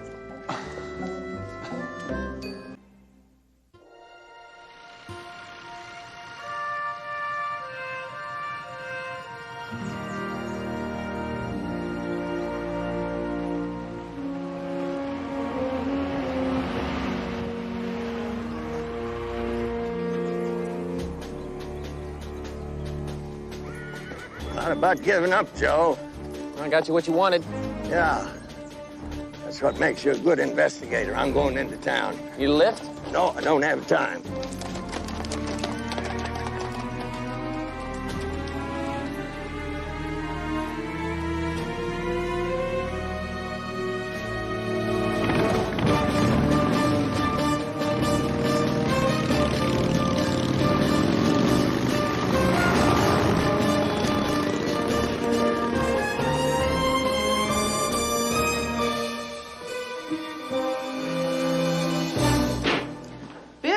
Is he expecting I'm you? the last person he wants to see. Mackenzie, you can't just bust in here. They're executing Henry Dassey in 58 minutes. You have an open line to the prison, Governor? Save it, Bill. I just told Mr. Moore I have no reason to pardon his client. Well, I do. Take a look at that. Mr. Moore is not here to plead for his client. He's here to make sure he gets hung. What the hell are you talking about, Mackenzie? While you've been pretending to defend Henry Dassey for murder, you've been working for the Landex Development Company, the thieves who've been trying to steal Navajo land. Now, wait a damn minute. The jury convicted Dassey. On the testimony of a perjured witness who was paid off by Mr. Moore. I don't have to listen to The this. hell you don't. That's a sworn affidavit from the witness you bribed. How did you get this affidavit? I sat the man down and we reasoned together. He coerced him. When Mackenzie was a prosecutor, he once made a man confess by threatening to shoot his dog. Oh, Tom, pick up the phone. That affidavit's enough to get us 2 trials. A second for Henry Dassey and a first for Mr. Moore. Marjorie, give me the warden. He wasn't your client. You didn't have to do this. Well, you know me. I can't stay out of trouble. Y'all not spread those lies about me, Mr. Moore. It'll get me a reputation.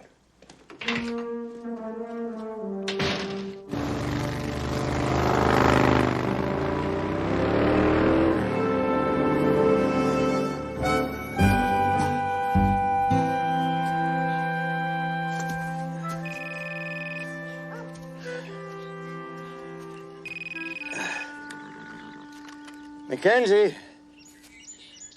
Oh, Perry, how are you? Well, what kind of favor? Oh, Perry, I wouldn't mind stepping in for you on a case while you're in Washington, but giving a speech at some fancy hotel, that's not what I do. Besides, I got a lot of work around here. I'm in the same fix as Hercules. Remember him? Yeah. Oh, that stud horse you send out here is working out fine. I got 2 foals coming pretty soon now. Yeah, I'm much obliged for that research you sent me. It saved me a lot of... Okay, Perry, you can quit twisting my arm. I'll do it. 1 night, 1 speech, and I'm right back home. Is that it? All right. Nice talking to you. Well, lassoed me.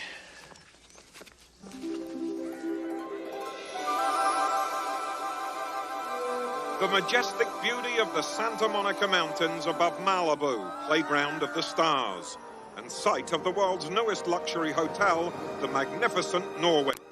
Soon to be a magnet for the international jet set, this sybaritic paradise is celebrating its grand opening with no expense spared. Those lucky guests who reserve rooms for this once-in-a-lifetime celebration can look forward to a fabulous cocktail party and banquet to be topped off by a sensational fireworks display. But those fireworks are going to have to compete with the dazzling incandescence of 5 superstar celebrity guests as they make the Hotel Norwich their destination for a special edition of Lives of the Wealthy and Well-Known. And here comes one of them now. Glamorous Lydia Bishop, once the world's top female star, until her much-publicized drug problem led her to a suicide attempt. She's here for a relaxing getaway before starting her comeback movie based on her own true-life triumph over drugs. You look fabulous, Lydia. Here to soak up the California sun are their Highnesses Albert, Duke of Somersfield, 8th in line to the British throne, and his lovely commoner wife, Eliza, formerly America's top fashion model. Nothing stuffy about these royals, whose sensational courtship ended in marriage despite stern opposition from Buckingham Palace. And the love light's still burning, I see. Hollywood's hottest action-adventure director, Peter Cartwright, doesn't mind taking a few chances when scouting locations for his new, soon-to-be hit movie, Annihilator 4. Watch out, Peter. Well, there's a little lady who certainly knows her way around a billiard table. But when it comes to business, Louise Archer is no slouch around the conference table either. When her husband David became ill, Louise took control of his NBA superstar Rangers. Since then, she's stunned the sports world by signing 3 of the top players in the league. Here, she and her experts survey the site of her recently completed stadium. With a championship in sight, this Archer is about to score a bullseye. To most of us, it is just a game, but to the chess world's grand masters, the rush of winning a championship on this board is equal to the elation that follows a great victory battle. And with me now is that enfant terrible turned mega star of the chess world, Daniel Kingman. Forget it, I'm not going to do this. Shut it off. Choice. Don't talk to my crew. Shut it off. I don't need this. You sit right down there. You're being paid a lot of money to do this. Hey, I'm not doing it. I've had it. Hi there. You got a Mackenzie? Here I am, right there. I am not here, and I'm not doing this. Sit right down. Nobody's ever behaved like this on television before. Don't touch me. Don't touch me. Right there now. Shut the damn thing off!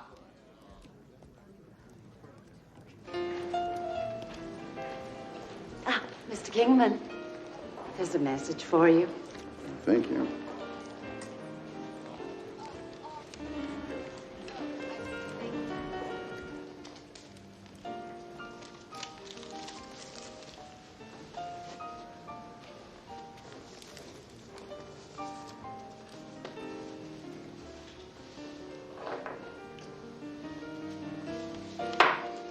See, you recognize the King's Gambit opening.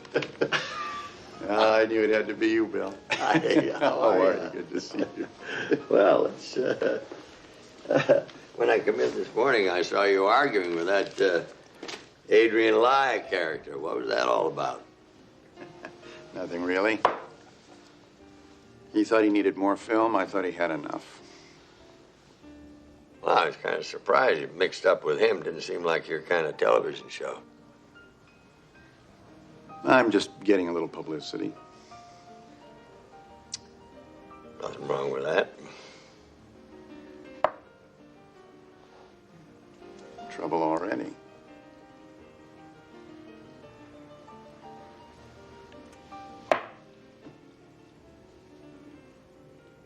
My game's rusty. Oh, right. You taught me practically everything I know. Now, when you first saw me in juvenile court, what made you give me a chessboard? Well, I knew you were smart. You're always figuring, always angling. If I do this, then the cops will do that. You sounded like a chess player to me. Besides, I needed someone to play with. You still raising horses? Appaloosas. Little hell on the side. So you're here on vacation? Oh, business. Tomorrow, I'm back to the ranch. Then I'd like to take you to dinner tonight. Well, I wish I could, but tonight, I gotta make a speech. How about breakfast tomorrow? Breakfast it is. Well, it's my move. We all know that most folks in this country look on lawyers as scoundrels. Just one cut below thieves. Why would that be? Well, maybe it's because we've been caught. Not all, but most. Judging the merit of our cases by the fees we can get instead of what's right and wrong. Looking for loopholes instead of justice. The men who wrote our Constitution put their lives on the line to do it, not to create a piece of paper, but a way of life which guarantees freedom and justice for all. But without respect for the law, there is no freedom. Countries without respect for the law can and do drag their citizens out in the night and shoot them. If we lawyers are so busy money grabbing that we forget our first duty is to uphold the law, then we're the ones who ought to be drug out and shot.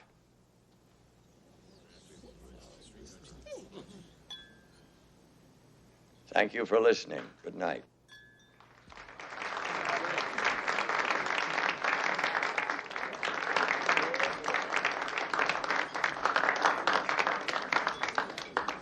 Now I know why they call you Wild Bill McKenzie. Bill, you were as charming as ever. Oh, go on. I'm mean and cranky, and you know it, Della. Hey, let's go on and see the fireworks. Oh, what do you say? Wonderful, wonderful.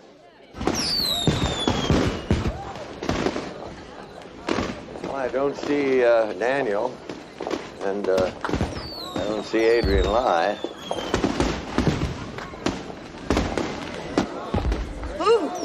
Wow, you wouldn't think Adrian would miss the fireworks, would you?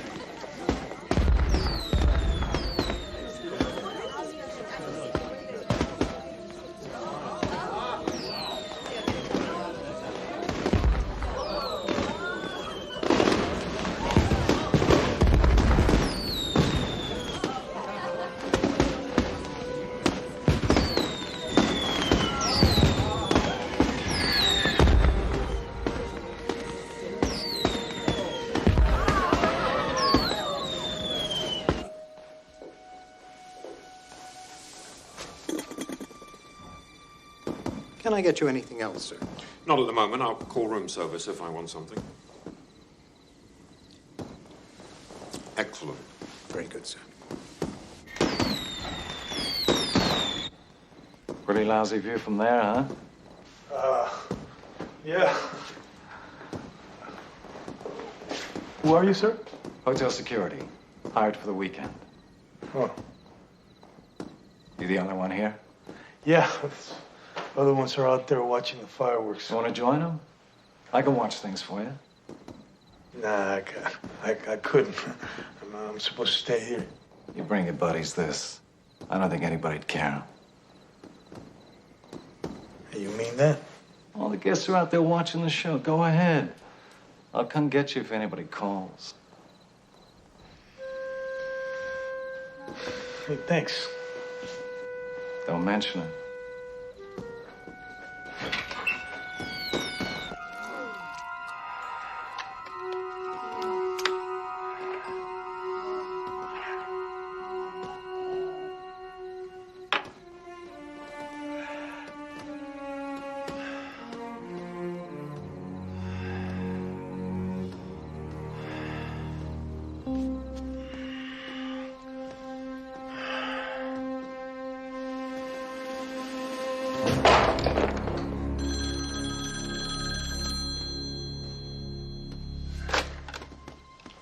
Hello? Mr. Lai would like to meet with you privately at 10 o'clock. This is the last time.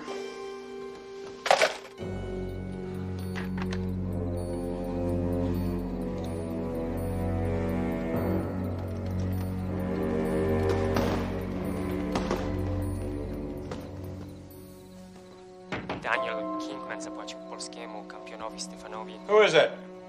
Room service. I didn't order anything. Compliments to the management, sir. I'll just put it over there.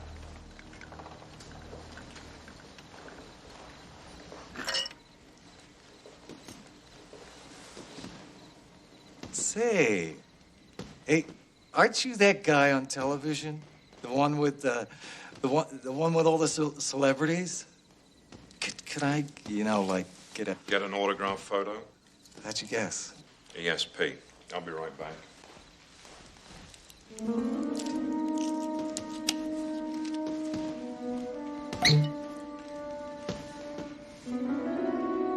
whom do I make it out? Teresa would be fine.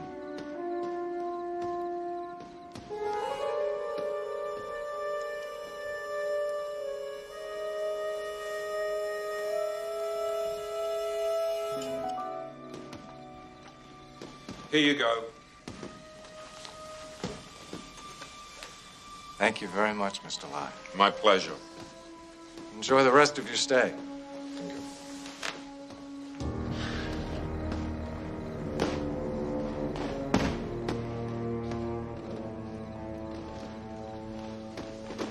Excuse me, which room's Adrian Lies? That one, sir. Who is it now? Daniel Kingman. My. What do I owe this honor?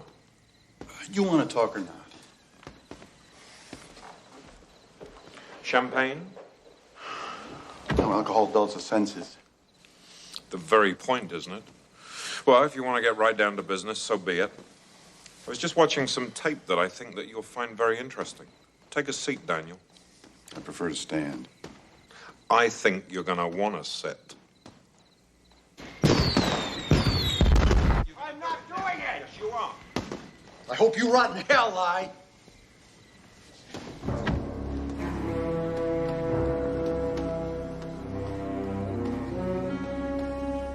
If anyone else comes calling, I've turned in.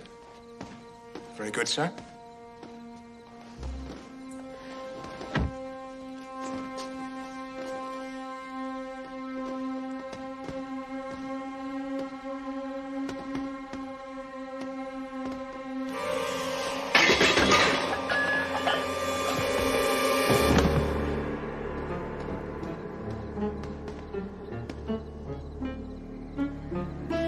Mr. Lai? Mr. Lai? Mr. Lai, are you all right?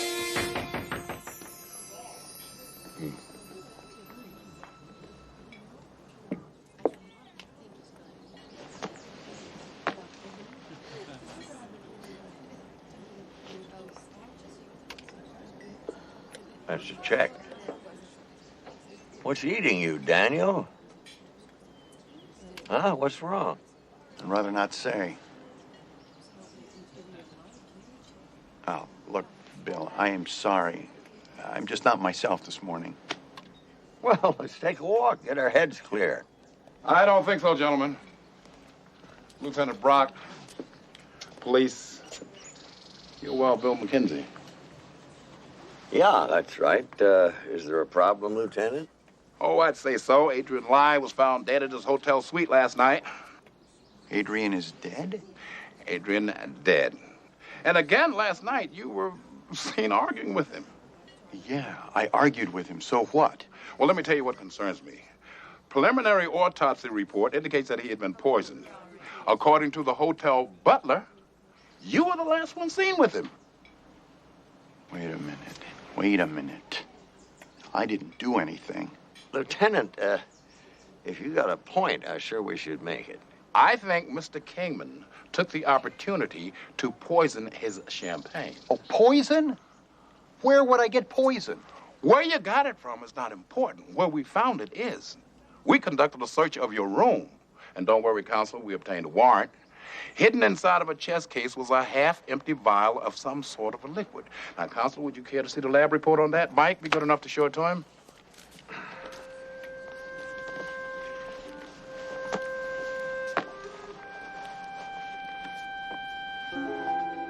Monocaine. Monocaine. An overdose of which, according to the coroner, was enough to cause Adrian Ly's death. Mr. Kingman, I'm placing you under arrest for the murder of Adrian Ly.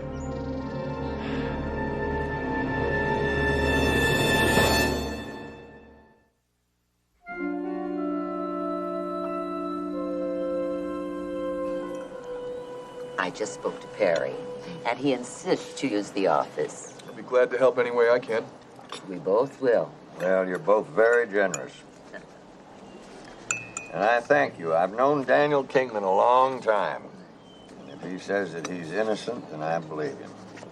But I'm sure going to need your help. Morning, morning, morning. Oh, you done with the crime scene, Lieutenant? She's all yours. I got everything I need for a conviction.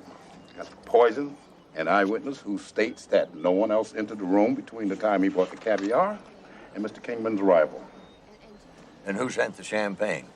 The champagne was complimentary from the hotel, selected at random by the waiter. Have a nice day. Well, let you and me get going. We'll see you, Della. Listen, if you need me, I'll be at the office, okay? Okay, yeah. Bye, Ken. Say, listen, tell me something. The people out here mean that when they say have a nice day. Gives me the shudders.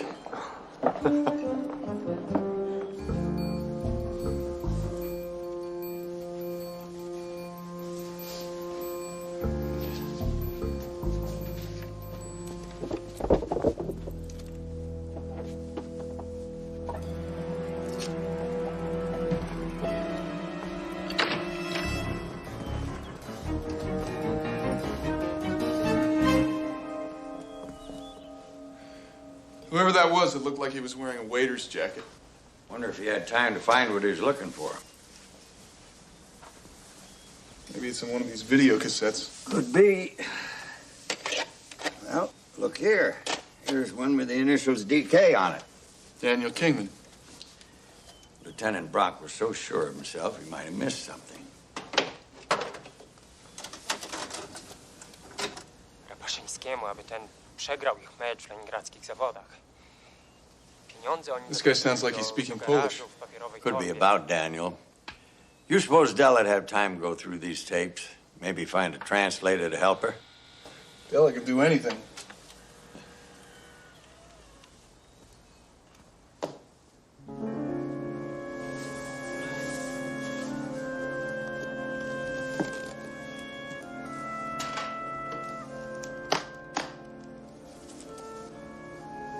What's in there?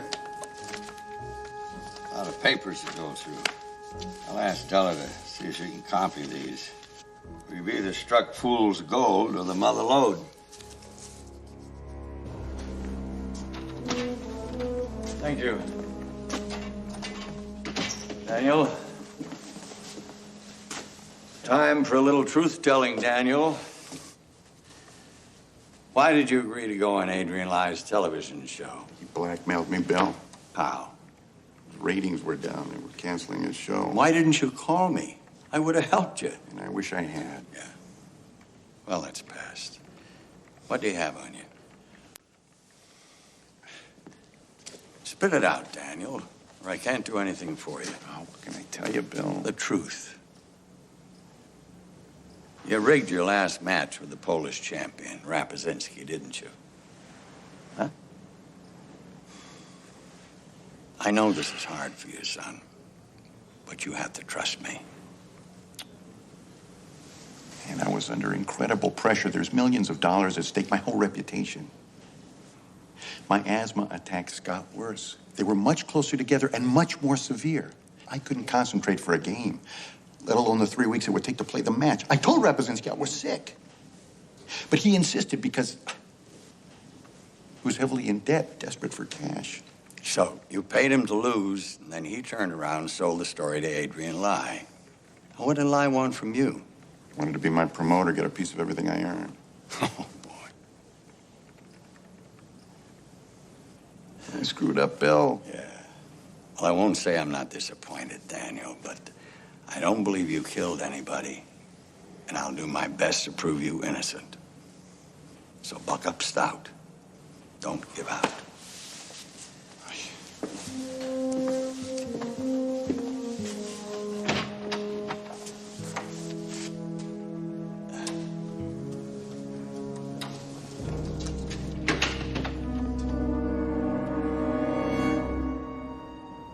You found anything on the tapes yet? Slow going. Did you hear from Ken? No, he's still at the hotel. So, if Adrian Lai was blackmailing Daniel, it might be he was blackmailing his other guests, too. Now, except for Daniel, all of them were out on the veranda with us watching the fireworks. So, if one of them was behind Lai's death, he or she had to hire somebody to do the dirty work. I suspect that person is the same one who broke into Lai's room.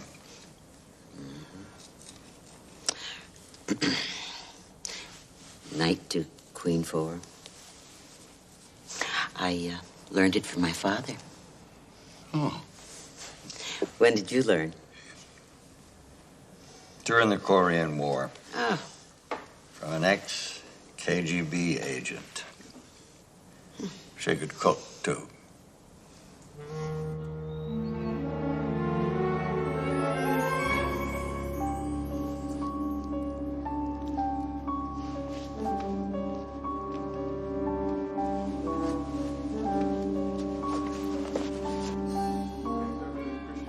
You're sure this is the right man, a very tall guy? Oh, yes. He was hired temporarily for the opening. Here. Mr. Dugan?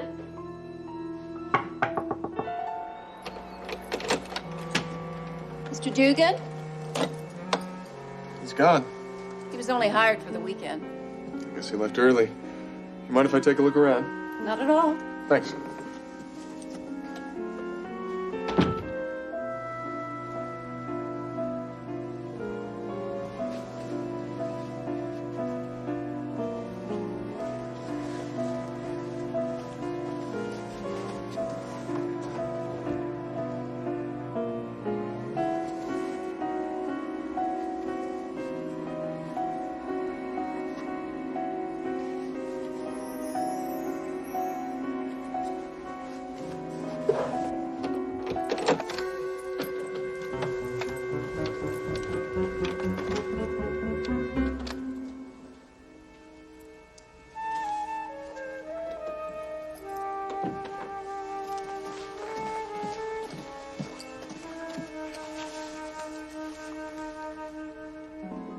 Hi. Can I help you? Take off your clothes. Excuse me. Trust me. I don't do this with just any guy.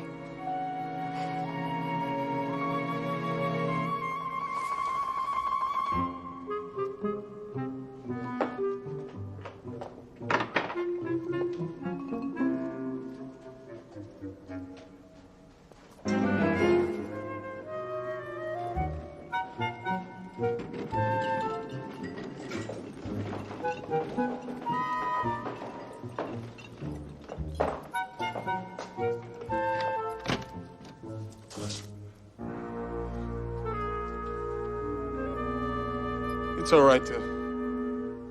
I'm a lawyer.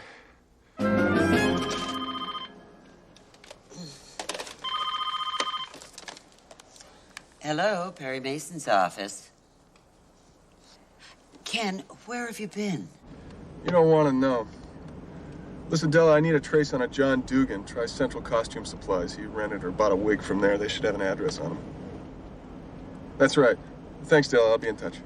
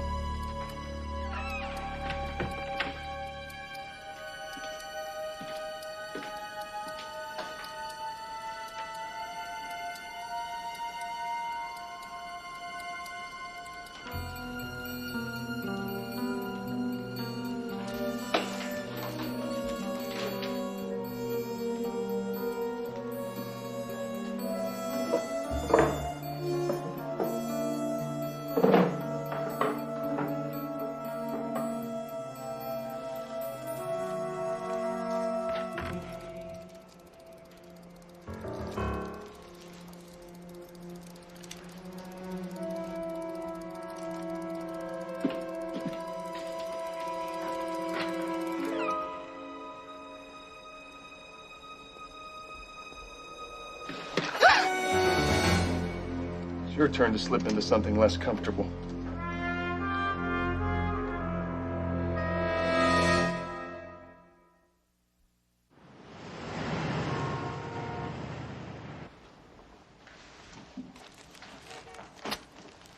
Mr. Dugan doesn't leave much around, does he? You're wasting your time. How would you know? Okay. What's it gonna be? Are you gonna tell me what you're up to, or do I call my friend Lieutenant Brock, who'd love to charge you with breaking and entering?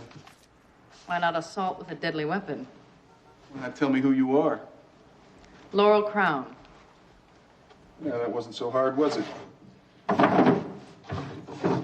Now let's go for the big money. What do you want with John Dugan? Plenty. He's my ex-husband.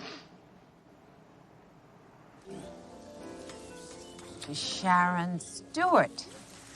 Thank you. Miss Bishop? Yes, I'll sign anything. Absolutely. Well, now, this is worth something. Much obliged. I'm Bill McKenzie, Daniel Kingman's lawyer. I called you earlier about Adrian Lai. Can we speak privately? Now, Mr. McKenzie? Well, I don't like being intrusive, but we do have to talk sometime, here or in court. Well, you're busy. I'll see you. No, wait just a moment, please. I'll be back in 10 minutes. Excuse me, everyone. I'll be right back, I promise. Let's go over here. Thank you. So I was surprised you'd agreed to do the Adrian Lai show. I'm starting a new movie. I need the publicity. I'd think he needed you more. I mean, if he was worried about his show being canceled. Yes, well, he was canceled, wasn't he? The hard way. Yep, but not before he blackmailed some pretty famous people into going on his show. Did he have something on you, Miss Bishop? Absolutely nothing. Mr. McKenzie, haven't you heard? Because of my triumph over my problem, I'm an absolute inspiration to drug addicts all over the world. This movie, this your own true story? Oh, yes, yes. There's degradation, despair, recovery, resurrection. It's positively biblical. Well, it sounds like a wonderful story, ma'am. Is the recovery part true? How dare you? I remember you said that just that way in a movie called Dangerous Female. Wonderful movie. And you're a wonderful actress. You ever stop acting? What is this? Why are you trying to insult me? I'm sorry. But I've got to get to the truth about Adrian Lai, how he pried into people's lives and threatened them. Look, let's just suppose that he went to this hospital where you say you were cured of your drug addiction. Let's say that he found a nurse there who said that you weren't cured at all, that in fact you left this hospital halfway through treatment because you couldn't stay away from drugs. Now, if this was true, he'd have your secret, wouldn't he? That nurse lied. I don't take drugs. Would you mind taking off your sunglasses, ma'am?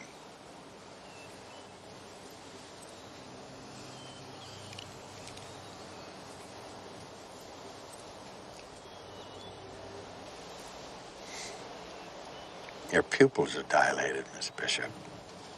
Nurse told the truth. All right. So Adrian found out about me. He pressured me into doing his show. But so what? What is a weekend out of my life? Well, that wouldn't be the end of it. Next, he'd want to be your manager for life, wouldn't he? Are you trying to say that I killed Adrian Lai? I was in public all evening. You saw me. Yes, I did. I saw you. But whoever planned this homicide could have hired a professional to do the killing. A professional? Yeah. This conversation is over. I'm sorry, ma'am. I thank you for your autograph, but you better keep this. It's a subpoena. I'll see you later, ma'am.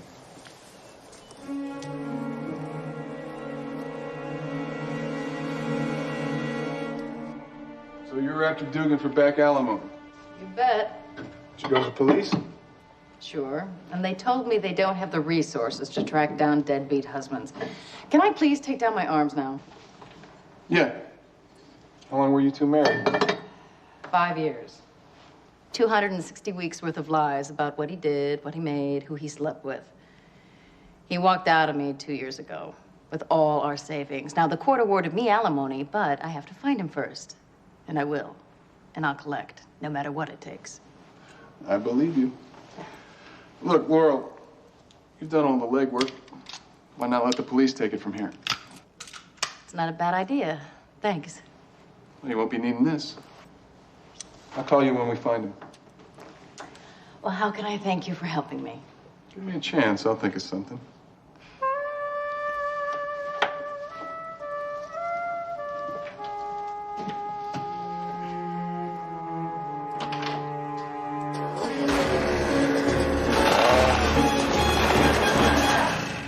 Cut!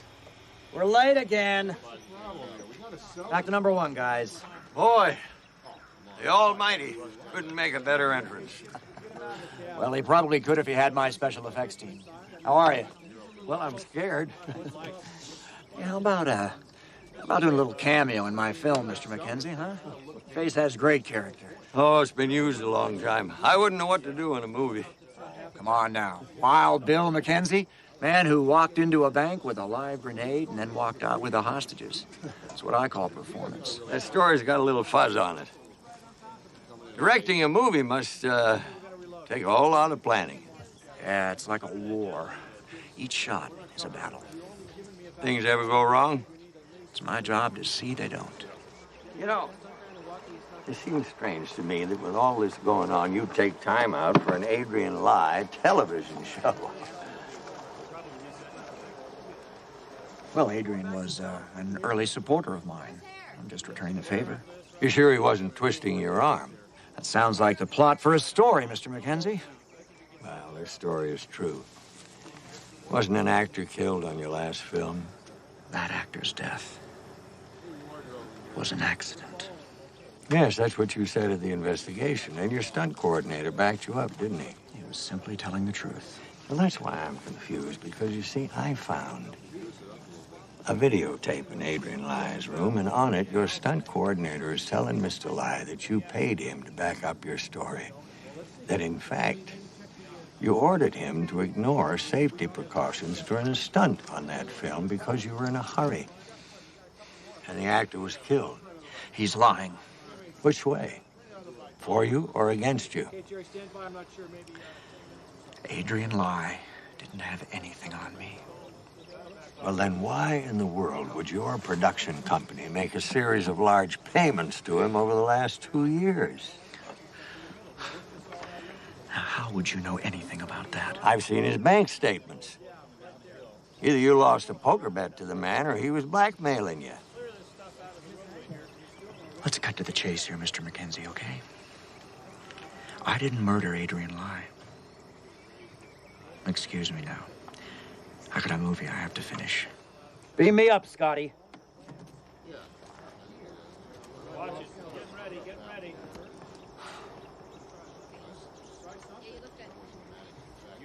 What's this? Another plot twist? No. A subpoena. Real life is hard to direct, Mr. Cartwright.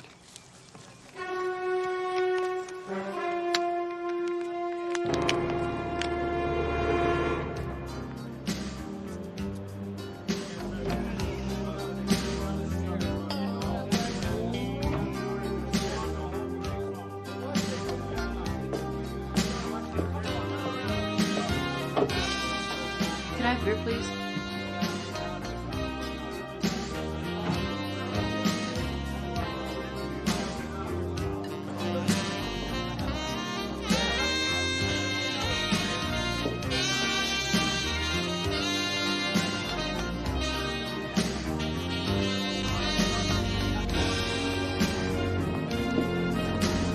Hey!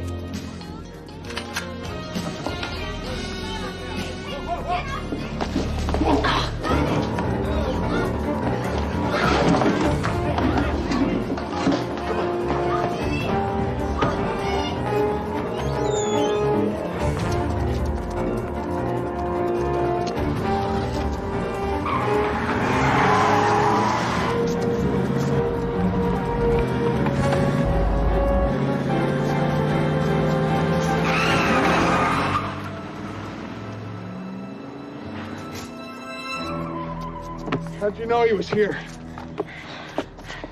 I found a couple of bar receipts in his apartment. And of course you didn't tell me. Why go to all this trouble over a deadbeat ex-husband? I told you, he owes me. Well, you could have gotten us killed. Well, now you're taking it personally. Oh. Wait a second. I guess I owe you bail money. Should have gotten out of there before the bouncer had a chance to grab me. We were trying to protect the lady. What happened, anyway? I almost had my hands on John Dugan. There is no John Dugan. The FBI file come up empty. So Miss Crown is our only link to him. She makes a career out of lying to me. Well, maybe you ought to let her cool her heels in a cell overnight, give you a chance to check on her. Yeah. Here, put this on. Is this yours? No, mine's home. This is a rental. Don't tell me you've never ridden on the back of a Harley. Not yet. Well, it's a really nice day. I think maybe I'll walk. It's a whole lot more fun than a bar fight.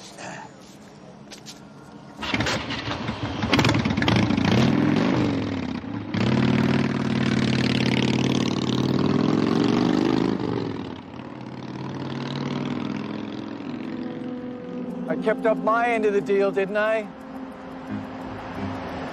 No, I don't want to hear your problems. I get this lawyer chasing me. No, you listen. What's his name? Where can I find him? Mackenzie. I don't care how famous he is. Nobody breathes down my neck.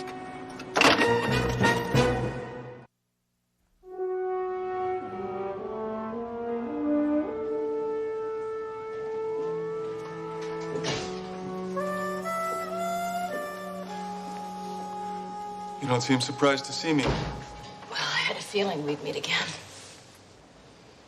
Need a lawyer? I'm a lawyer. Why don't you tell me the truth so I can get you out of this mess? I've told you the truth. Enjoy the accommodations. Wait. Can you really get me out of here? If you give me a reason. Okay. I was never married to Dugan. And he doesn't owe me any money. In fact, his name's not Dugan, it's Martin. John Martin. He's a professional hitman. Figured. But how do you know? He killed my father. Alex Crown, the newspaper publisher from Ohio. Why did you ask if you already knew? To see if you'd tell me the truth this time? What else do you know? Your father died after doing a series of exposés on corruption in the construction business. Rumor was he named too many names.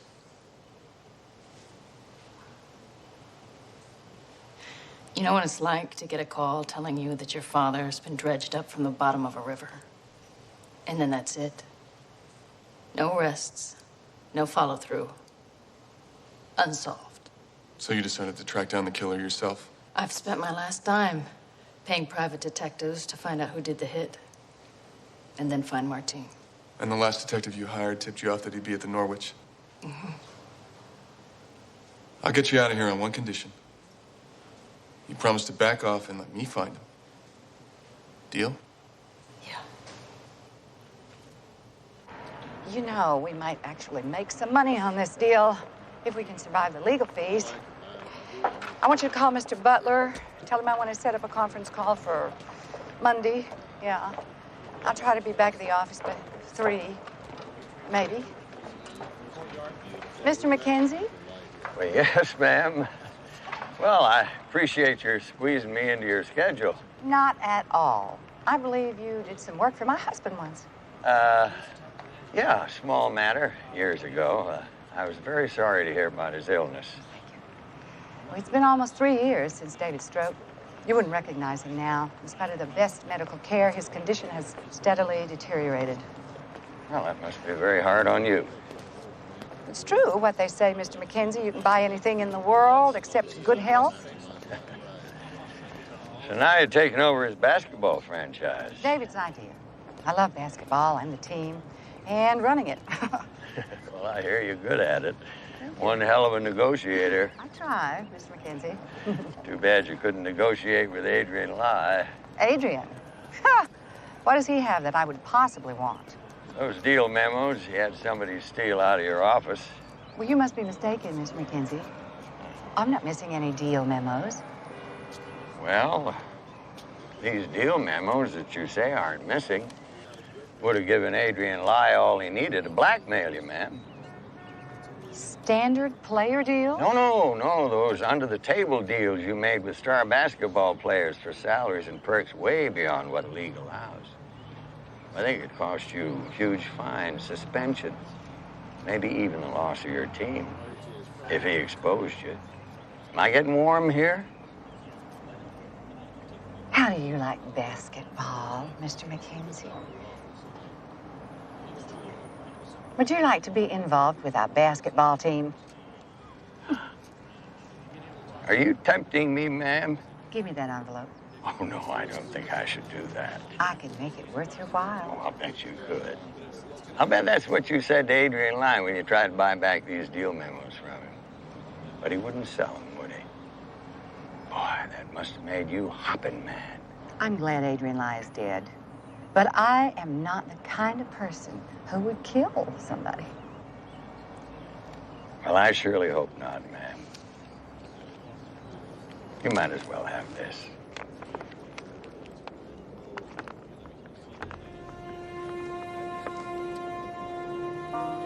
This is a subpoena. You're a liar, Mr. McKenzie. Did I say the deal memos were in there? I'll see you in court, ma'am.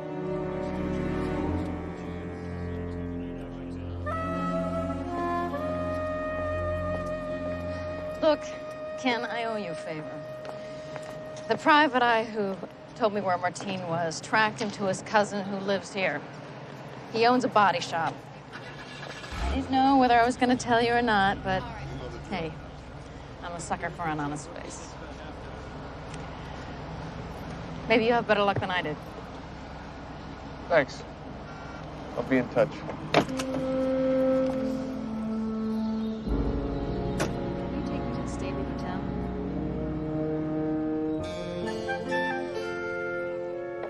Good morning. Beautiful day.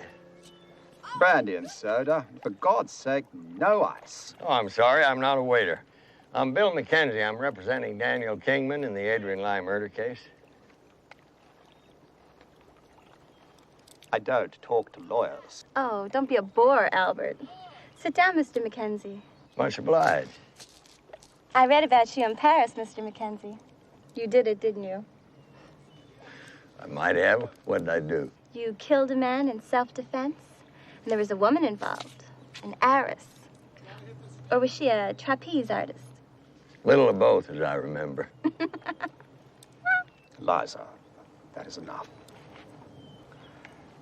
I'm sorry that Mr. Kingman killed Adrian Lai, but since we don't know Mr. Kingman and barely knew Lai, we can't help you. Well, may I ask why you agreed to go on his television show? A lark, a whimsy. Surely you know that we, European royalty, are so bored with our lives and ourselves. We'll do almost anything to break the monotony. Well, no, sir, I didn't know that. See, I live on a ranch out in Utah. Well, you don't hear much about royalty out there. About the only blue blood I've ever been close to besides you folks is a bull named Charlie Joe, and I had to pay through the nose for him. Mr. McKenzie, what is your point? Well, my point is I didn't know anything about you folks, so I had to do some research. Now, I have to say it. You royalty really do get around. Oh, I hate this picture. It makes me look so fat. And he had an investigative report, which I found in his room. It shows that you are deeply in debt to casinos all over Europe. It has dates here, copies of your markers, amounts, and more. He had a videotape that showed your wife, well, let's say carrying on with a man who definitely isn't you. He knows. Eliza. Go on. Adrian Lai knew that your family threatened to cut you off financially if there's any more scandal. Wasn't he blackmailing you, sir? You're asking me if I killed him. We don't murder people, Mr. Mackenzie. We cut them dead, socially, and they kill themselves. Maybe Mr. Lye didn't want to kill himself, not being royalty. He didn't play by your rules. Maybe you had to stop him. Now, I'm just going to give you one more piece of reading matter. It's a subpoena. Ma'am, I'll see you folks later. I want you out of sight, immediately. Go visit your mother in Omaha.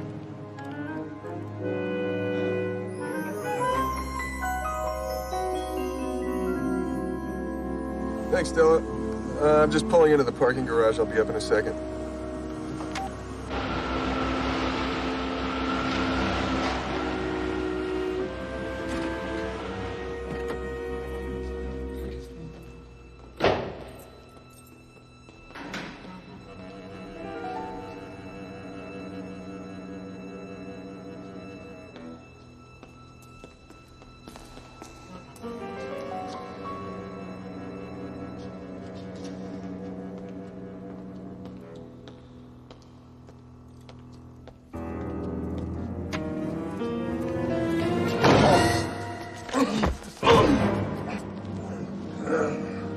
I got a message for your friend Mackenzie. Sure, I want to hear it. I said, I have a message for Mackenzie. Then deliver it personally. Back off! Look up there.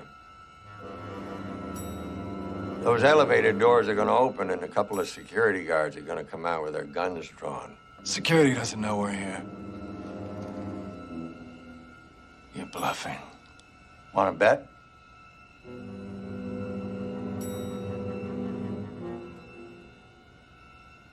Later, Mackenzie.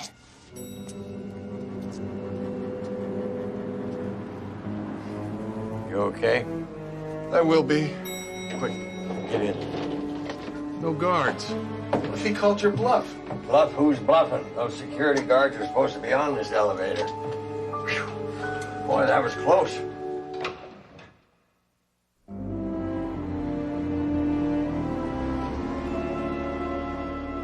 Lieutenant Brock, I have here People's Exhibit number 7, and I'd like to ask you if you can identify it for us, please. That is a champagne glass which was located a few inches away from the decedent's right hand. I recognize it because of the crack and stamp right about there. Right. Thank you very much. Now I show you People's Exhibit 8 and ask if you can identify it. That is a champagne bottle which was found on the floor in the decedent's suite. I recognize it because it has my mark on it. Thank you. Was the bottle open? Yes, it was. And was it empty? No, it had some liquid in it. Did you secure the bottle and send the contents to the lab for analysis? Yes, I did. Thank you, Lieutenant. One more to go. Last, I show you People's Exhibit 9 and ask once more if you can identify it. That is a pharmaceutical vial which was found in the defendant's possession. Where in the defendant's room did you find this vial? I found it hidden under a piece of felt in a chess case. Was there anything in the vial when you found it? Well, indeed there was. It was half full of a clear liquid which we sent to the lab to be analyzed. Thank you very much, Lieutenant. Mr. Mackenzie? No questions at this time, Your Honor. We ran standard lab tests on the glass, the bottle, and the vial found in the defendant's hotel room. All three were positive for the chemical known as monocaine.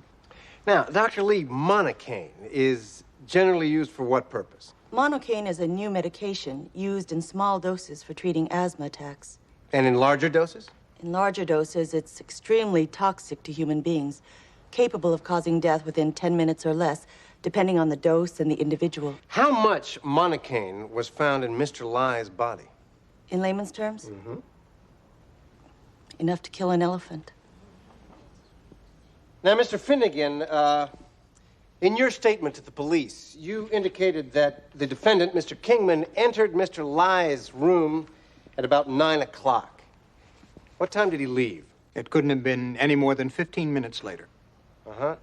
Did anybody else enter the room before or after the defendant? No, sir. When the defendant left, did you notice anything unusual about his emotional state? Oh, yes, he was very upset. He told Mr. Lai that he hoped he'd rot in... you know. No, I don't, sir. We don't know anything unless you tell us. His exact words, please, if you can recall. He said, "I hope you rot in hell." Thank you. Your witness? No questions at this time, but I reserve the right to recall this witness. The witness is excused. Your Honor, the prosecution rests. Is the defense ready? We are, Your Honor. We'll take a brief recess. The court will reconvene in 30 minutes.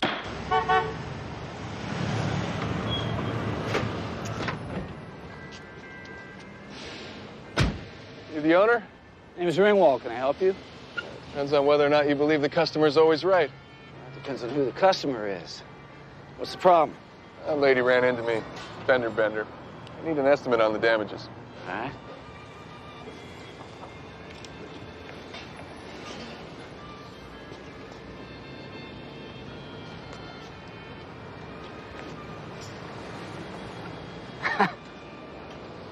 I don't see any damage. Well, look again. A couple $1,000, we both come out ahead.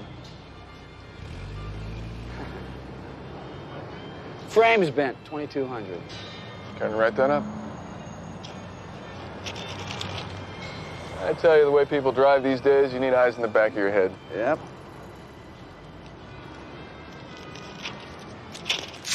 Here it is. Oh. Something wrong? Well, this is a false estimate. This is illegal. Who the hell are you? My name's Molansky. I'm looking for John Martine. I don't know anyone named Martine. You could go to jail for this.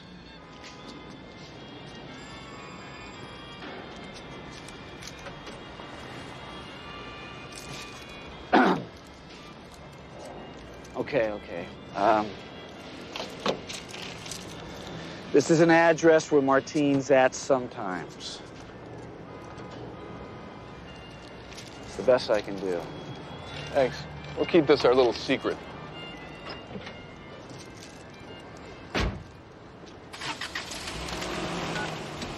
Della, it's Ken. Listen, I got something for you.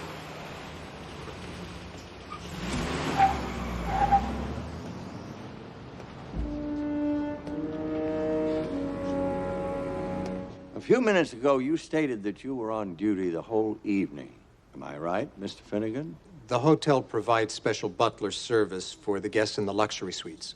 And you're dead certain that the only person to show up outside Adrian Ly's room that night before the murder was the defendant, Mr. Kingman? Absolutely. Except for the waiter who brought up the champagne. Well, yes. Well, isn't that interesting? I suppose that when the police took your statement, you assumed that visitors to the room did not include anyone on the hotel staff. That's right. Well, then we've all learned an important lesson here. Never assume. What time did this waiter go to Mr. Ly's room? A few minutes before Mr. Kingman arrived. What did he look like? He was a tall man. That's all I remember. Thank you for your help, Mr. Finnegan. No more questions. Mr. Johnson? No questions, Your Honor.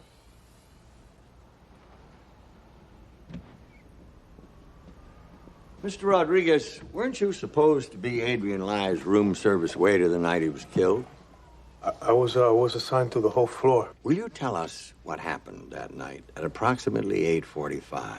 I was on duty, but it was quiet because the fireworks had started, and almost all of the guests were outside watching them. And then this man came in with a bottle of wine, and he sort of convinced me to take the bottle and watch the fireworks with my friends. So, this smooth talker convinced you it was okay to leave your post? Yeah. Did you select a complimentary bottle of champagne from Mr. Lai? No, I didn't. Did you ever get up to Mr. Lai's room that night? No, I didn't. No. This man who persuaded you to leave your post, how big a man was he? He was big, you know. He was a tall man. Well, thank you, Mr. Rodriguez. No further questions.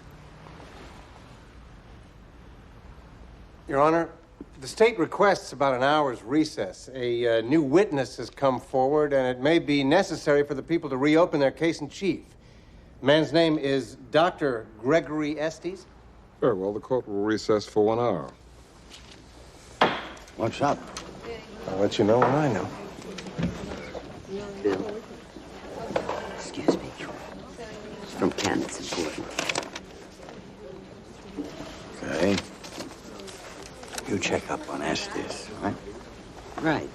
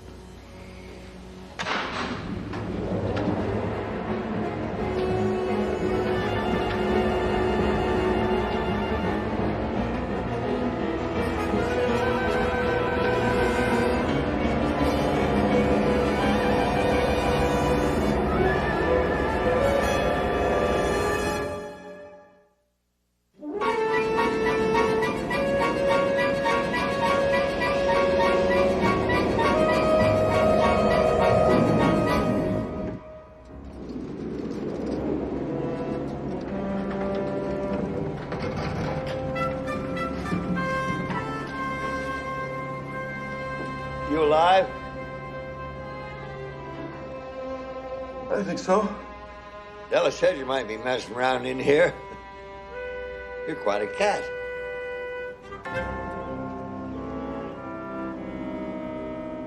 Mr. Johnson, Mr. Mackenzie, would you approach the bench, please?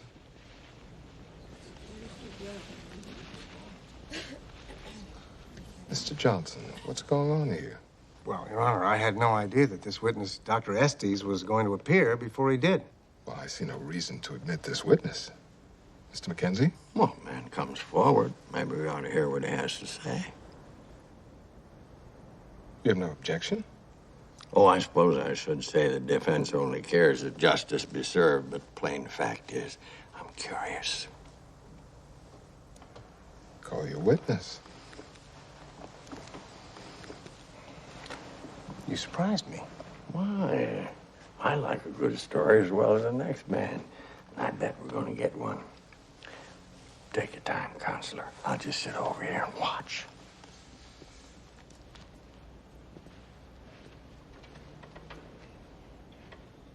Dr. Estes, would you mind telling the court why you've decided to step forward at this time? I had to. I have personal knowledge of the defendant that I feel might be important. Well, why didn't you come forward sooner? Well, for the past week, I've been on a fishing trip in Idaho. When I got back, I read an account of the murder and immediately contacted your office. Can you tell us why? The newspaper said that the victim was poisoned with monocaine. I prescribed monocaine for Daniel Kingman. That's not true. I have never seen him before. Mr. McKenzie? Don't embarrass yourself. My client apologizes, Your Honor. I'm telling you, Bill, I have never... I said simmer down. My apologies, sir. So, Dr. Estes, are you the defendant's physician? No. But about 2 weeks ago, I was having dinner at the Morris Hotel, where Mr. Kingman was a guest. I was sitting at a table next to his when he was suffering an asthma attack. Did he ask you for assistance? No, he didn't know I'm a doctor. But I saw he was having difficulty breathing, so I approached him and offered to help. Doctor, what qualifies you to treat asthma? For the past 20 years, I've had a medical practice in Los Angeles. I'm a graduate of Yale Medical School and a past president of the Pacific Western Medical Association and a fellow of the National Board of Allergists. I could go on. That's enough, Doctor. Continue, Mr. Johnson. Thank you, Your Honor. So, Dr. Estes, did Mr. Kingman accept your offer of help? Oh, yes, yes. I helped him to his room, and then I went to my room and returned with a medication. What kind of medication was it? Monocaine, which I injected into his right arm. And what happened after you injected him? Well, within 10 minutes, the attack subsided. Mr. Kingman thanked me and inquired about the medication. What kind of inquiry was it? Mr. Kingman explained he was a stranger in Los Angeles. He didn't know any doctors, and he was suffering from severe asthma. So he asked me to give him more monocaine, and foolishly I did. Are you saying that you injected Mr. Kingman with more monocaine? Oh, no. I gave him extra monocaine to use for future attacks. How much monocaine did you give him? All the samples I had with me, 10 or 12 doses. 10 or 12 doses. Now, would that many doses be enough to have killed Adrian Lye? Objection, Your Honor. There is no foundation for this. It assumes facts not in evidence and calls for speculation. Objection sustained on those grounds. That's fine. I'll rephrase it. Would a dozen doses of monocaine be considered toxic? At that concentration, even less. Thank you, Doctor. Oh, one more question. These samples you gave Mr. Kingman, were they capsules or tablets? They were injectable liquid. Thank you, Dr. Estes. I have no more questions, Your Honor. Mr. McKenzie, do you want a recess to prepare? Mr. McKenzie? Ready, Your Honor.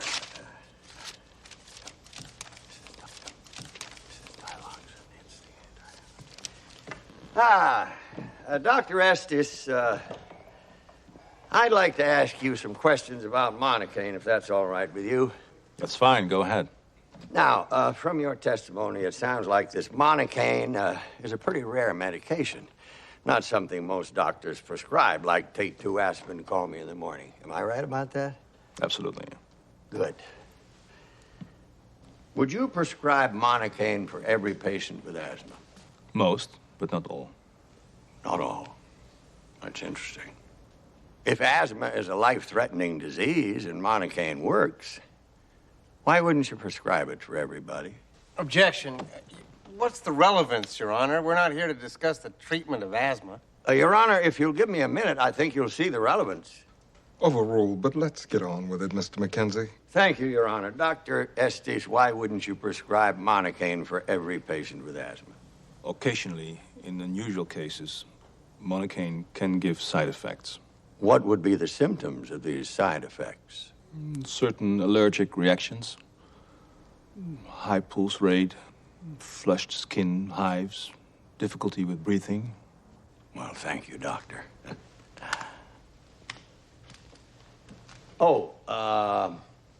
One more question. Are you familiar with anyone else in this courtroom? No, I'm not. Oh, take your time, Dr. Estes. Any familiar faces?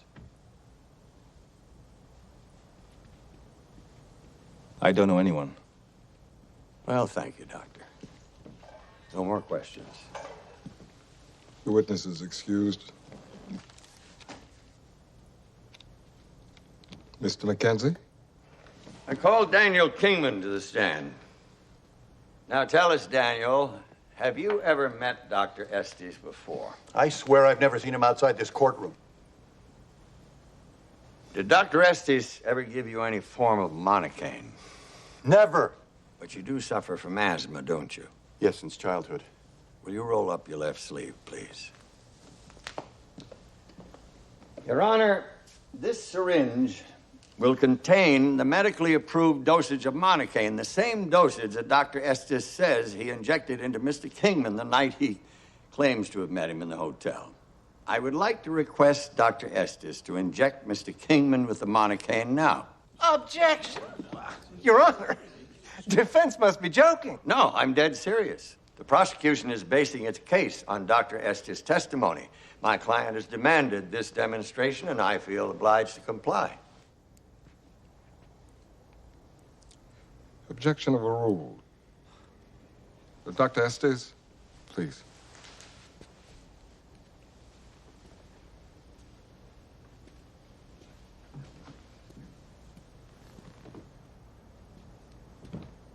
Dr. Estes, would you please administer the medication?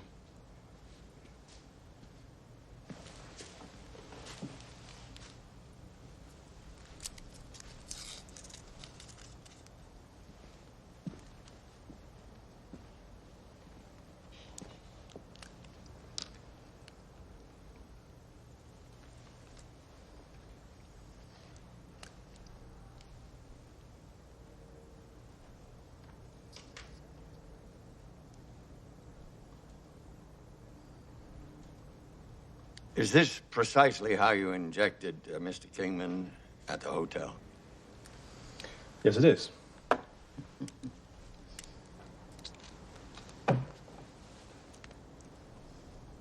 How quickly does the monocaine take effect? Almost immediately.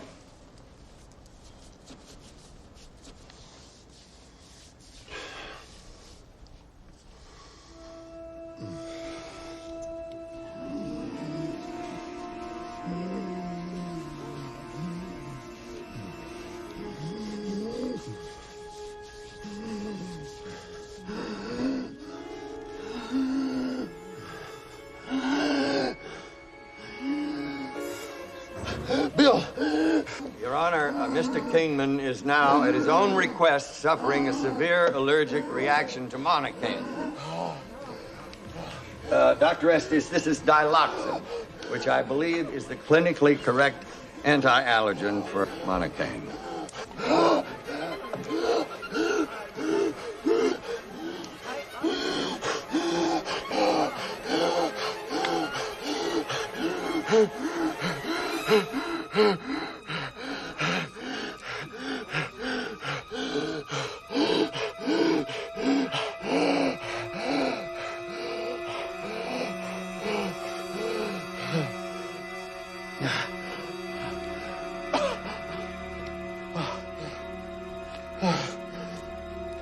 You okay, Daniel?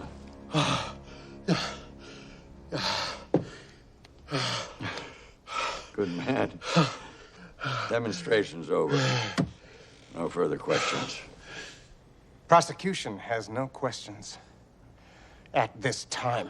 Well, then the court is adjourned until tomorrow morning at 9 a.m.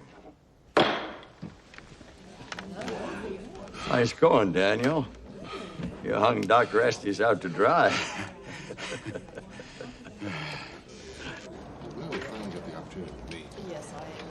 Another long day. Oh, yes. You ready for dinner? No, I think I'll go back to the warehouse. Maybe Martine left something behind. You be careful, Bill. Yeah, well, look, if you need me tonight, I'll be at this number, all right? All right. Yeah. Thank you. So I'll see you in the morning. Fine.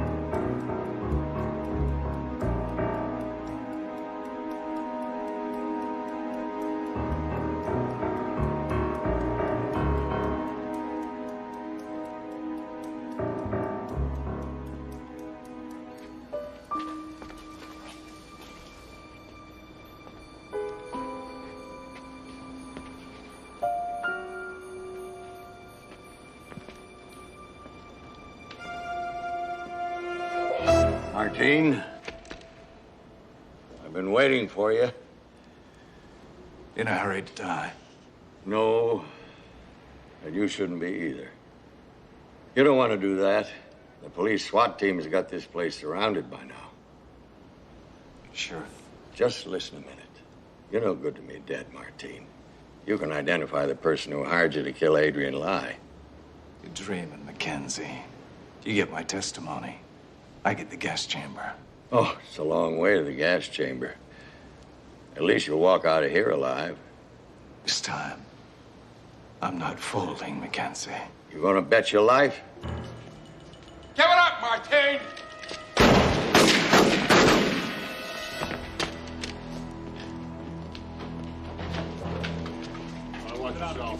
Damn fool could have lived. Counsel, I had to have been out of my cotton picking mind to let you go chasing after this guy alone. Who said I'm alone?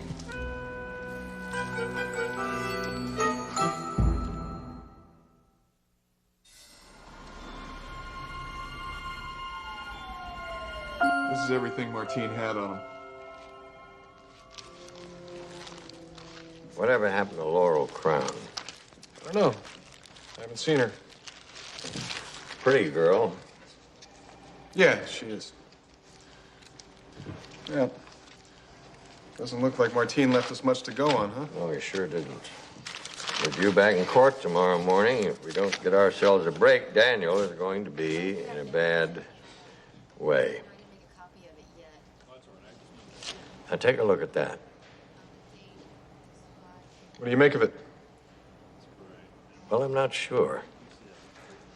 But I think we ought to find out more about these little ladies.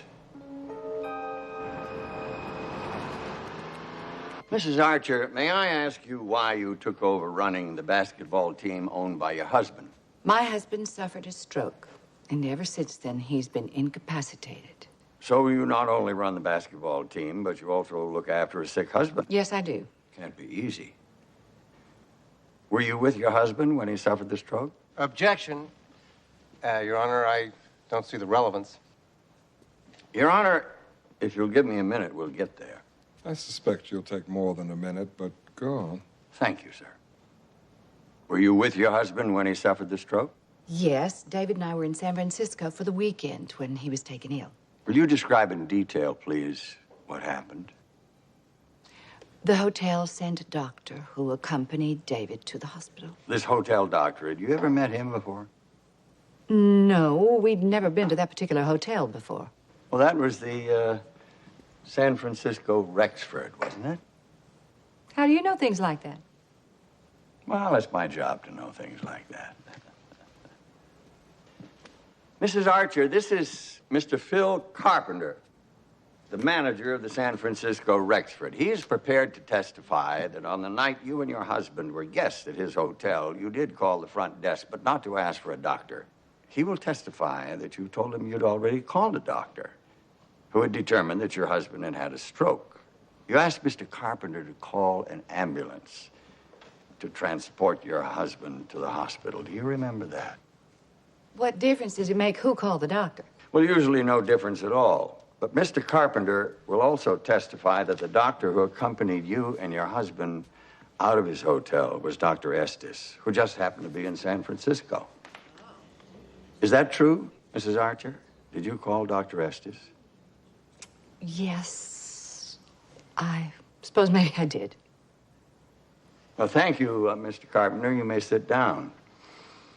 Now, you have stated that your husband is incapacitated. Is he in a hospital here in Los Angeles? No, he's in the Whitman Extended Care Facility in San Francisco. And who is his attending physician? I think you already know that it's Dr. Estes. Yes, I do.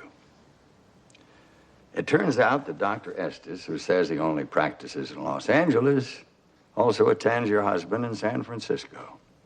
Can you tell us, please, what treatment Dr. Estes has prescribed for your husband? Whatever treatment would be appropriate for a stroke victim. Mrs. Archer, this is Arlene Moore.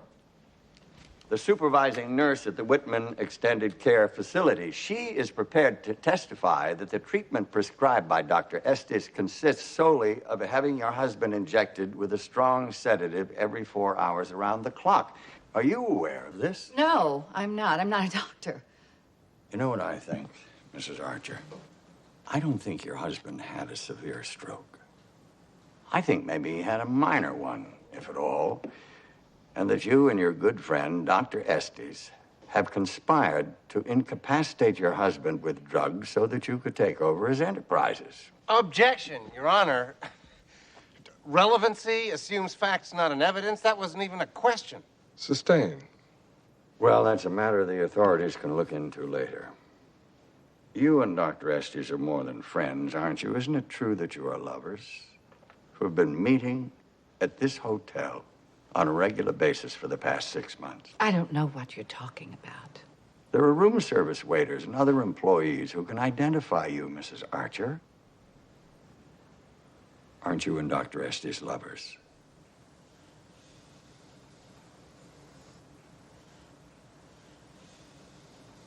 Yes.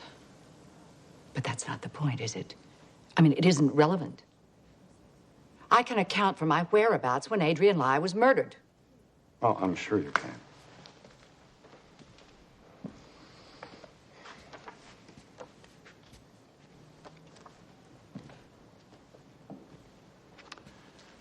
Do you recognize this photograph? No, I've never seen it before. Will you please describe what you see in this photograph? It looks like a school picture. The little girls all have on uniforms. It's probably a private school. Your Honor, defense would like to introduce this photograph as Defense Exhibit K. It is, in fact, a class photo from the St. Regis Academy here in town. Are you familiar with the St. Regis Academy? I've heard of St. Regis. I think it's a Catholic school. That's about all I know. Well, I think the school is more than a name to you, Mrs. Archer. You've donated money to it, haven't you? Mr. Mackenzie, my husband and I have donated literally millions of dollars to various schools and causes. I cannot be expected to remember all of them. Have you ever heard of John Martin? No. Yesterday, Mr. Rodriguez, the room service waiter, identified the corpse of John Martin as the same man who delivered the bottle of champagne disguised as a waiter. John Martin had this photograph in his wallet when he was shot by the police.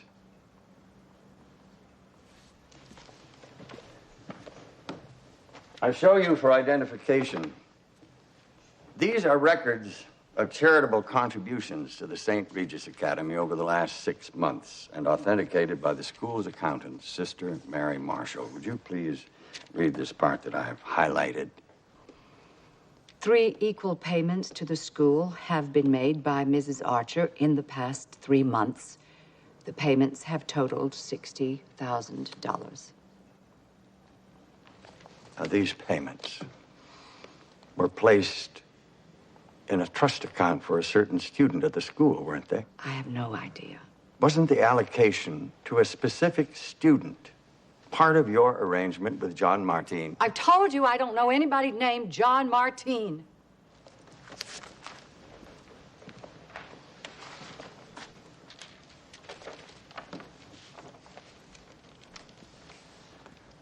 These are copies of the last 3 checks written from your personal account to St. Regis Academy. This is your handwriting, isn't it? It looks like it. Do you see what you've written right down here in the corner? To be deposited in trust to Teresa Martin. Isn't that what it says? Yes. You wrote these checks yourself as partial payment to John Martin for murdering Adrian Lai. Mr. Lai knew only one of your secrets, the illegal contracts with basketball players. But you were afraid he might find out a more damning secret. Your relationship with Dr. Estes and your conspiracy against your husband. And that's why you killed him.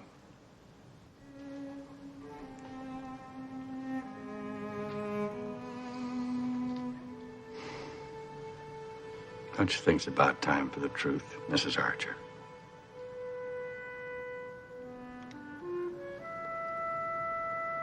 Adrian Lai was evil, you know. When he wasn't blackmailing people for money, he was exposing their secrets just for the pleasure of destroying their lives.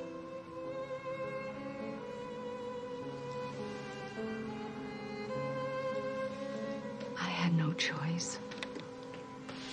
I had to have him stopped. And I haven't really been sorry for it. Until now.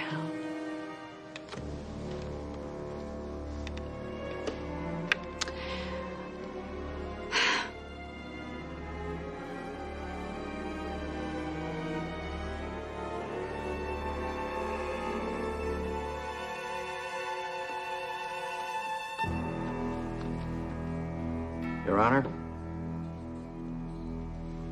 Mr. Johnson? Your Honor, the people move for a dismissal. The case is dismissed. The bailiff will take the witness into custody. This court is adjourned. Congratulations.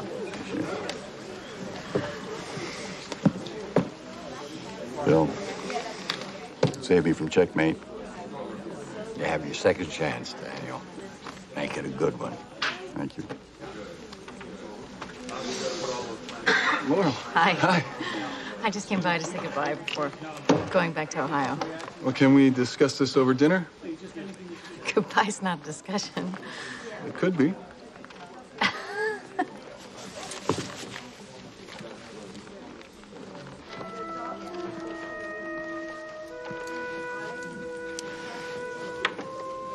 You don't look very happy. Oh, I am. It's just kind of sad to see such a fine-looking, intelligent woman as Mrs. Archer take the wrong road. Yeah. You've been great. Much obliged. My pleasure. Why don't you join us for dinner? Well, I'd like to, but I can't. I'm going to be a daddy by morning. My prize mare is about to drop her foal. Come see me soon, huh? I'd love to. Good. I'll see you.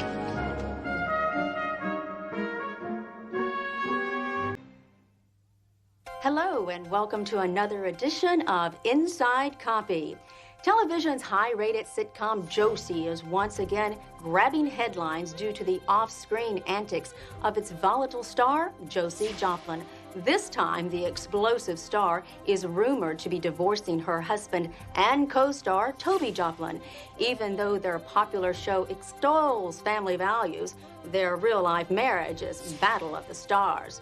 So far, Josie and Toby have refused to confirm or deny the rumors. But here at Inside Copy, we don't take no comment for an answer. We take you now to Candlemoss Studios, where Josie Joplin is arriving now. Good afternoon, ladies and gentlemen. We are here today at Candlemoss Studios, home of the popular sitcom Josie, and I believe that's her now.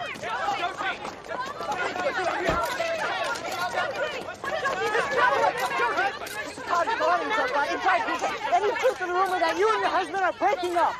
Is there trouble with that? Very truthful. Is there trouble with your marriage? Miracle was. Stay with me. Don't lose her. Toby! Josie Joplin down the hall. Toby Joplin, you sneaky slimeball. Hey, Josie. Hey, you can't come in No here. girlfriend, huh? You liar. What's she? Are you sleeping with my husband? Get the girl. No, Get the of girl. course I'm not. No, hey, leave me alone. This is all a mistake. Toby's just giving me notes for next week's script. That better be all he's giving you, honey, or you're dead. Now, what are you doing in here? You know you're not supposed to be out of here. Go on, go away. Well, it looks like Josie Joplin has won this round, but if we know her, the fight is far from over. My client's offering you $500,000, Mackenzie. It's a lot of money, Mr. Pullman. Well, he's in a lot of trouble. Of course, the evidence against him is all circumstantial, but you never know which way a jury's going to go. Well, in my experience, most juries go for the truth. Sure, if it's presented properly. But you've seen the headlines. Mega-rich software tycoon indicted for murder of business rival. Mega-rich. You see the bias. Juries hate rich people. You should have watched your step. Those were nice shoes. You can convince the jury he didn't do it. Make him see the man behind the money. Talk about his charity work. All he's done for the poor and the rich. Exactly. I've seen you in court, Mackenzie. Nobody works a jury like you.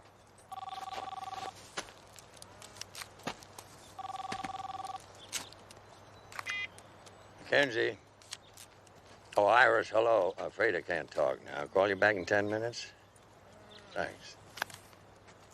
You think I manipulate juries? In the most positive way. You're the best. You know the figure I quoted? Between us, I think you'll go higher. There's only one problem with your proposition, Counselor. What's that? Your client's guilty. I don't understand. Don't expect you to. Have a safe trip back to New York, Mr. Pullman. Too bad about your shoes.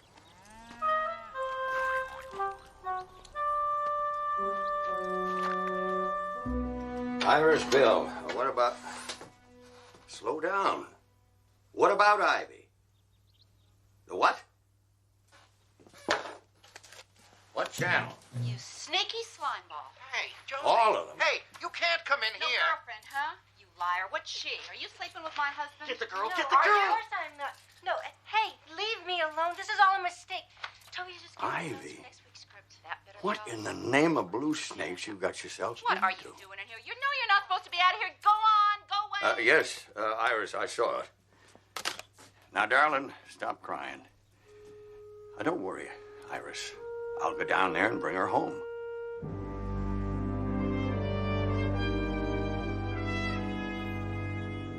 There's something else like the tickets.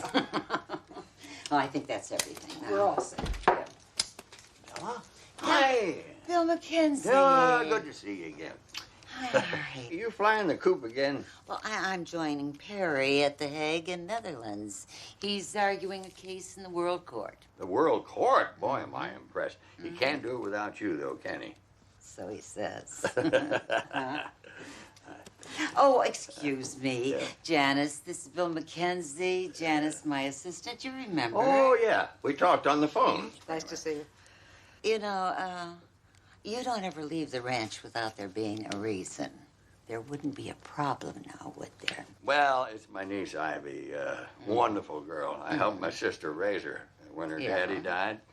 Well, she got herself mixed up with some woman on television, Josie Joplin. Oh, your niece is the Ivy West, who's having with Toby Joplin. We don't know that for a fact, but can't raise her on the phone, so I'm going over to the studio and track her down. That show tapes this afternoon. I have a friend who's in the production company there. I'll ring up and I'll get you a ticket. Oh, good going, Janice. That Janice. You see, she'll be there anytime you need her, Bill. And Ken, he'll be here in the morning. I'm just sorry I can't help you, Bill. Oh, it's lovely to see you. I'm so late. I'm really late. Well, let me help you. Oh, here's your coat. Oh, yeah. Thank you. Della, next time I'm in town, will you have dinner with me? It's a date. Safe trip. Bye, Bill.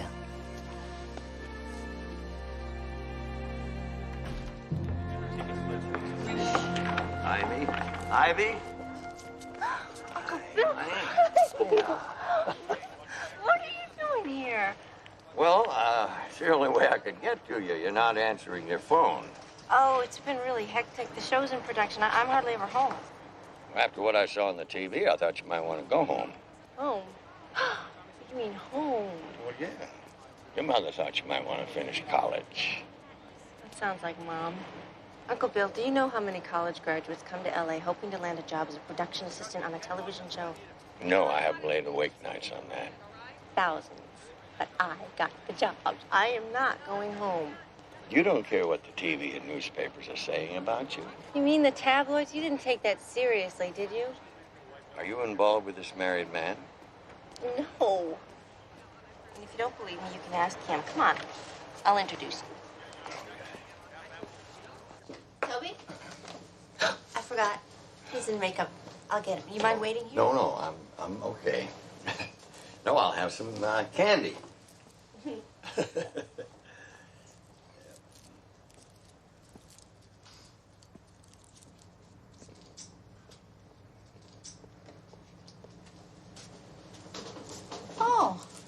cowboy. Who are you? Bill McKenzie. I'm Ivy West's uncle. Oh, yeah. From Omaha, right? Utah. Utah. I flew over Utah once. There was nothing there. Excuse me. Hello? What? No. I said absolutely not. Look, you just tell your boss at the network that I ain't presenting no Emmy to nobody unless I'm grabbing one of those suckers for myself. You got it? Thanks. You're so lucky you're from Utah, cowboy. You don't have to put up with all this crap. Oh, I'd rather fight a circle saw. They're eating me alive. I gotta get out. Why don't you? Yeah, I suppose I could go back to that crummy truck stop pouring coffee with all those big apes pinching my butt. You out of your mind? Not when I came in here. I can't get out. See, I'm a comic. It's the only thing I know how to do. Do you know that I played every crummy joint on the stand-up circuit in order to get where I am now? But see, this was supposed to be the big jackpot. All this was supposed to make me happy. Got what you prayed for. Yeah, but it wouldn't be so bad, really, if I just didn't have to look out for my butt every minute. You know something, cowboy? People will get you if you let them. My daddy taught me that with the back of his hand. You might have heard me talk about that on Oprah. Missed that. Oh. Well, you know, they have reruns, so maybe if you could catch that one, then you'd know what I'm about. I think the only person eating you alive is you.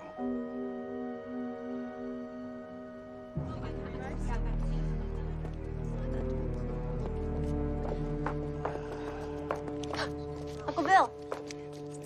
My Uncle Bill McKenzie, Toby Joplin. Toby's co-star and producer of the show. He's the boss. Well, I am when Josie lets me be. Mr. Joplin? Oh, just call me Mr. Josie, Bill. Everybody else does. My uncle's worried I might be in trouble with you. Oh, Bill, my intentions are entirely honorable. Actually, I'd marry the girl if my wife didn't take such a dim view of that whole harem thing. Women can be so jealous. Mostly when they have good reason, is my experience. Our mistress calls. Seriously, Bill, Ivy's the best production assistant I've ever had, and that's as far as it goes. You have my word. So the stories are all lies? Never believe what you read in the tabloids. That's my motto. Toby, we got problems. Will you stop all that yapping and get your ugly butt back here? I gotta go. Enjoy the show, okay? Excuse me. Toby, what is this, huh? You're supposed to be making Josie happy. She's meaner than ever. Who's the man with Mr. Joplin? Ben Landry, Josie's manager. She keeps him dancing.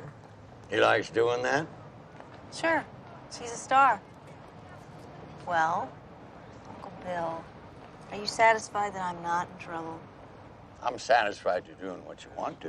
And I'm happy. Tell Mom I'm happy. That's important. Hey, would you like to watch the show from the wings? Sure, that'd be fun. Okay,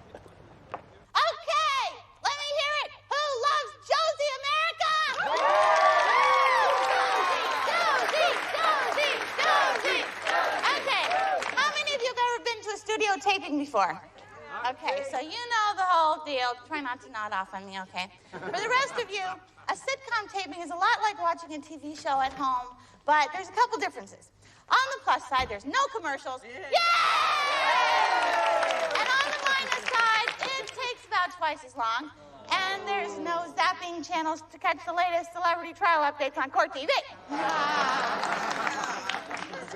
Hey, oh, one more minute left to showtime. Would you like to meet the stars of our show? Yeah! Ladies and gentlemen, the lovely young lady playing our teenage daughter, Regina Hooverman, Claire Howard! And as Regina's truck driver dad, the bumbling Bert Hooverman, our co-star, co-creator, co-producer, co-spouse of the year, not to mention Davenport, Iowa's favorite son, Toby Joplin!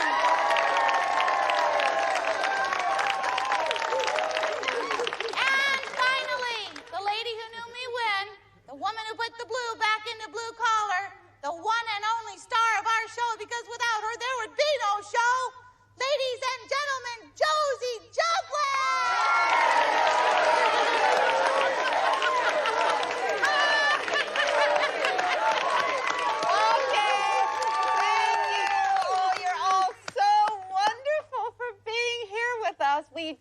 love you so much, and I'm telling you, this show is going to be better than you even know. Lots of surprises, lots of good things. I want you to clap real loud, have a good time. Let's have a good show!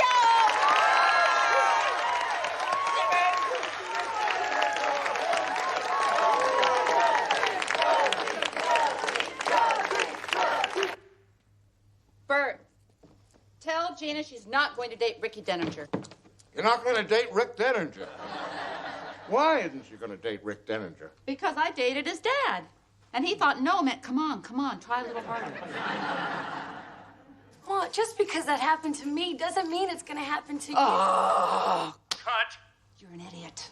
The line is, just because it happened to you doesn't mean it's going to happen to me. It's all that peroxide, you know, that blonde stuff that's eating up your brain. You're really obnoxious, you know that? What did you say to me? Come on, Josie, don't get upset, huh? What do you mean, don't get upset? Wait a minute. Are you siding with her against me? Are you sleeping with her, too? Hey, bimbo, I thought I fired you. Josie, there are people watching. Hey, get out of my way. We want to talk to you. You're such a loser. Do you know that? You're sleeping with all these women and siding with them against me. Josie. Your wife. Don't you know that I know, honey? How could... Do you think that I'm stupid? I want you to know something. I am not stupid. No, you're not stupid. You're just crazy. Josie.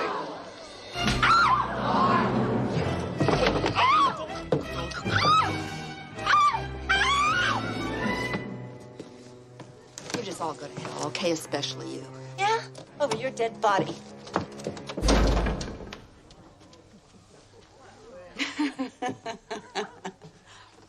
Promised you some surprises. It's gonna get even better tomorrow. Can I hear it?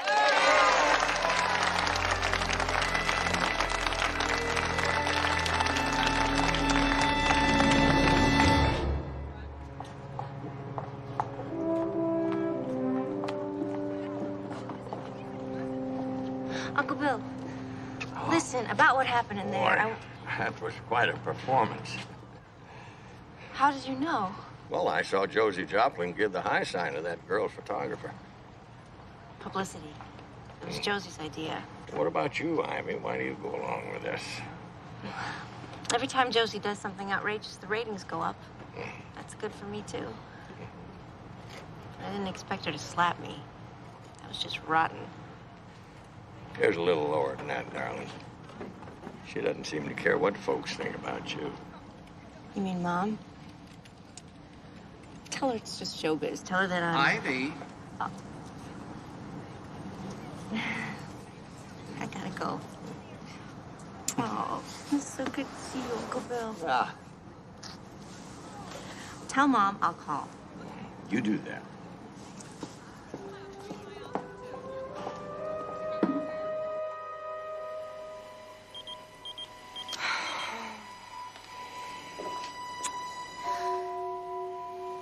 Our mistress calls.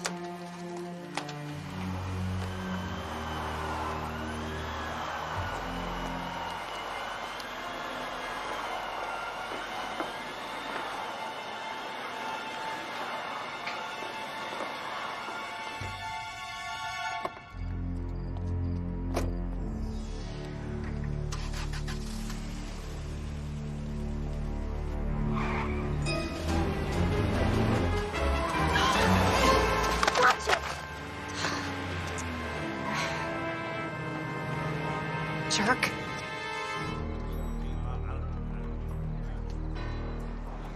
Have you seen the police?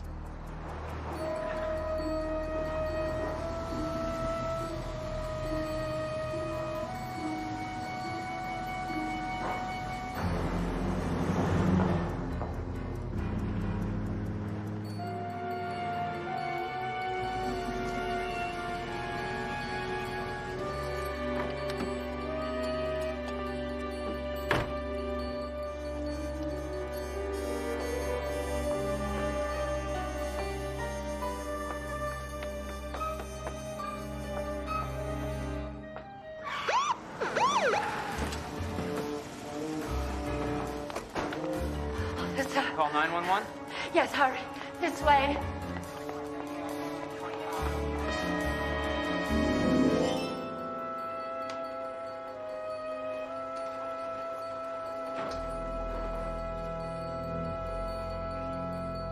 Josie?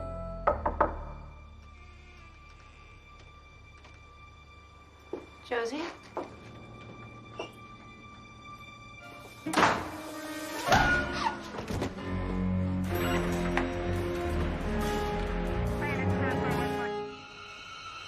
Oh. Sounded like an awful fight. They were screaming, furniture crashing. I called you right away.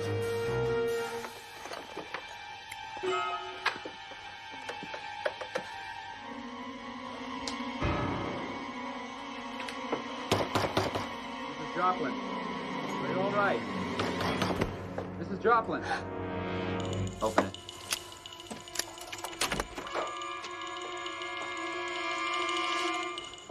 Police, freeze.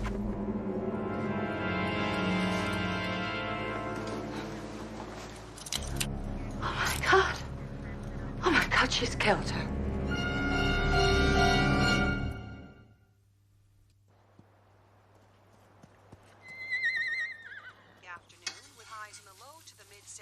Excuse me, Noreen. We're going to go live now in Hollywood, where Ivy West has been arrested for the murder of Jocelyn Joplin, star of the popular situation comedy Josie. Holy mother of pearl.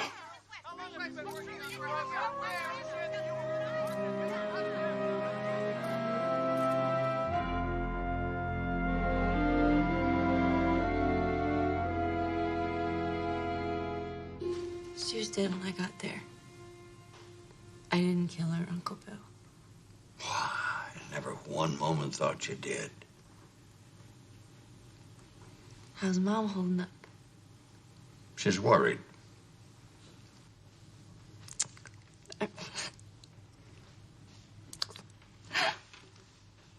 I've embarrassed her and you.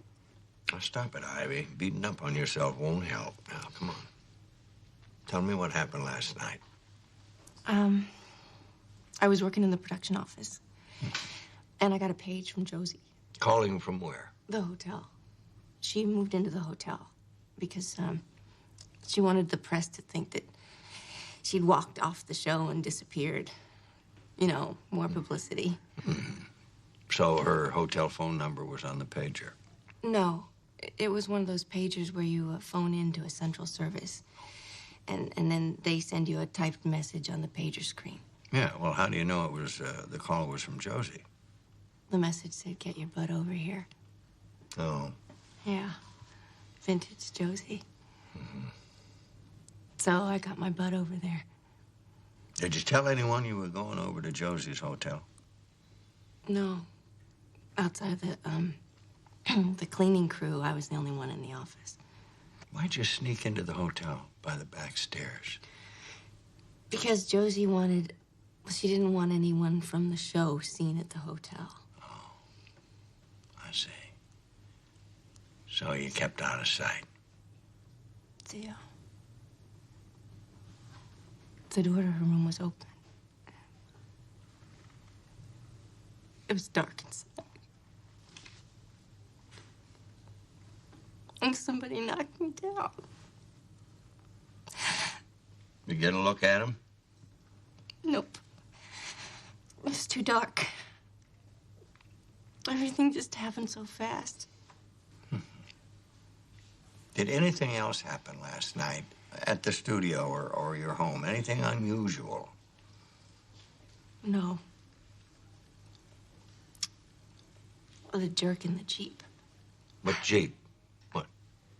This guy almost ran me down in the studio parking lot. Had you seen him before? Never. And I know everyone that works at the studio. Now, this guy was in a really big hurry. I remember his license plate because it had an odd number. It looked like it was a vanity plate, but it wasn't. You know, it was 777 something. Yeah, 777. All right, now, just one last question, and this is important. Besides you, who else knew that Josie was moved over to that hotel last night? Toby, Claire, Ben Landry, Lisa. That's all. One of them could have framed you for murder. Your client and the deceased were in a public fight just 1 week before the murder. An audience of over 200 people heard your client threaten Josie Joplin. Oh, that was a publicity stunt, Lieutenant. It might have started out as a publicity stunt, and then it got serious. Josie Joplin threatened to fire your client. Your client knew she was going to do it and came here planning a murder. My client came here because Josie Joplin paged her. Wrong. We checked the hotel's computerized billing systems. No calls came into this room last night. No calls went out of this room last night. Know what I think, Counselor? What do you think, Lieutenant? I think your client called that paging service herself, and that obviously would give her an alibi. Well, you're entitled to your opinion, but I'm partial to the facts myself. All right, let's check the facts. Fact. The desk clerk phoned 911 to report hearing a violent struggle in Josie Joplin's hotel suite. Fact. That call was clocked in at 11:40 p.m. Fact. A patrol car arrived on the scene at 11:51. Fact. They entered the room at 11:54. Fact. You know what they found, Counselor? Not till you tell me. The deceased. Your client crouched over the deceased with the murder weapon in her hand. Fact. What about the 14 minutes between the time the desk clerk called 911 and the police arrived? What do you think my client was doing all that time? Waiting around to be caught or catching butterflies? Ask her. Doesn't it strike you maybe my client was set up? That's an interesting theory, Counselor, but personally I prefer the facts. And the facts tell me we have this one nailed. Murder one, open and shut. Mm-hmm. That partial license plate Ivy gave you, DMV lists over 200 plates starting with the number 777, but only one is a Jeep in the Los Angeles area. Did you get a name and address? Yeah, Martin Kester. DMV has him in an apartment out on Morrison Avenue in the Valley. Thought I'd drive out and meet him. Watch yourself. You might ask him what he was doing at the studio that night and why he was in such a hurry he darn near ran over Ivy. Well, let's see where we stand. Ken? Okay, according to Ivy, only 4 other people knew where Josie was that night. That would be Toby Joplin, Ben Landry, Claire Howard, and Lisa Kay. That's all. Her husband, her business manager, her co-star, and her best friend. They all knew where she was. Which means that any one of them had the means and the opportunity to plan and execute her murder. But did any of them have a motive? We need to know more about these folks, Janice. That isn't going to be hard, Mr. Mackenzie. The people around Josie had their lives all over the tabloids. I know more about them than I do my own family. You read the tabloids? No, I don't read them. They're there at the checkout counter, and you can't help but glance at the headlines. How else would we know where Elvis is appearing?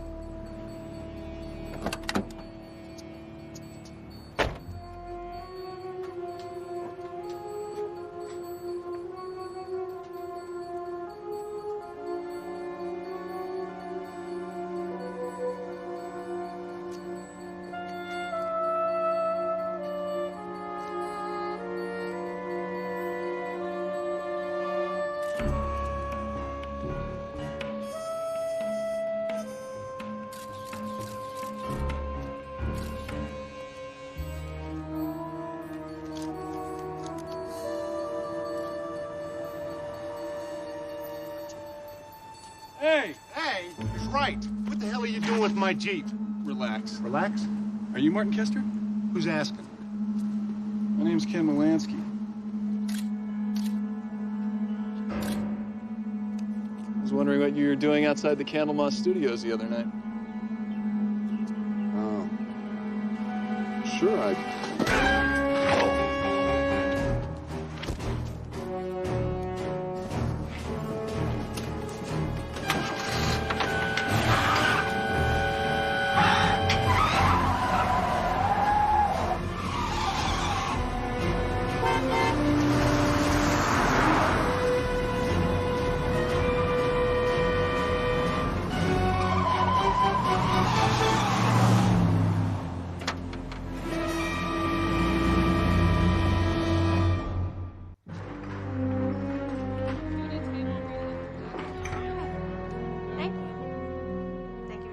Bye.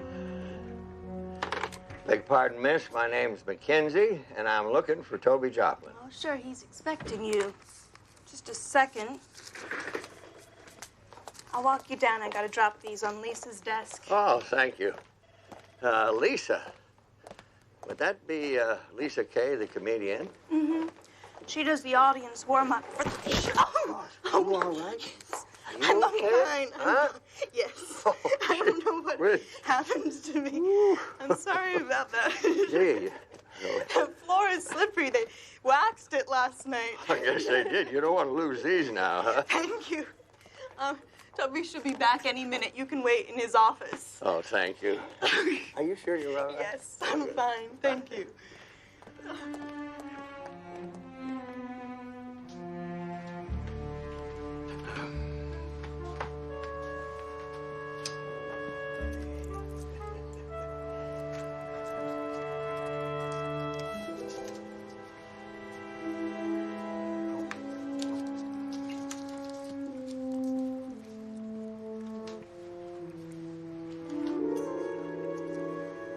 I'll call your agent first thing in the morning. Bill, hi. Hi. You know Claire? Oh, I haven't had the pleasure. I'm Bill McKenzie, Miss Howard. Hi. I saw you on the news leaving the hotel where Josie died. You're Ivy's attorney. That I am. Well, you photograph great. Too bad Ivy's guilty. Thanks again, and I will have Bob call you. Terrific. Gee, I've been thinking a lot about Ivy, Bill. Arrested for murder? That must be awful. Girl's tougher than she looks. I'd like to ask you a few questions. Now's a good time. Let's go for a walk. The network wants us to stay in production. We'll change the name. Call it Josie's Family.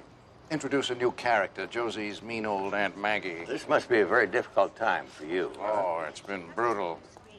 Hey, Sally, looking good. I understand you and your wife had a colorful relationship. Oh, I had the bruises to prove it.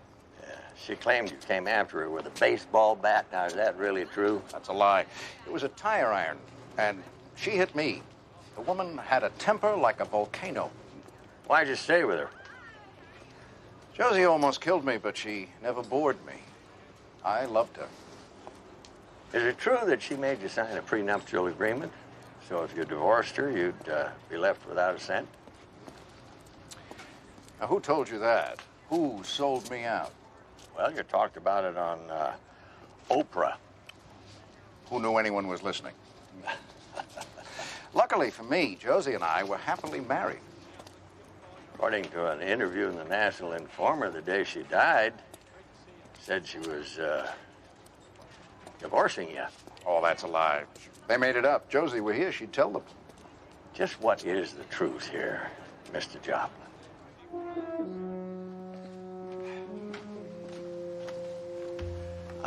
Just one more question, Mr. Joplin.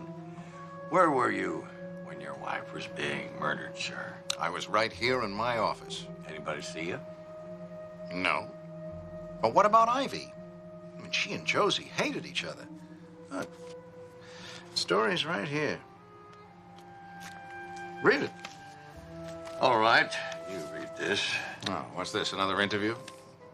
I'm gonna have to see you in court.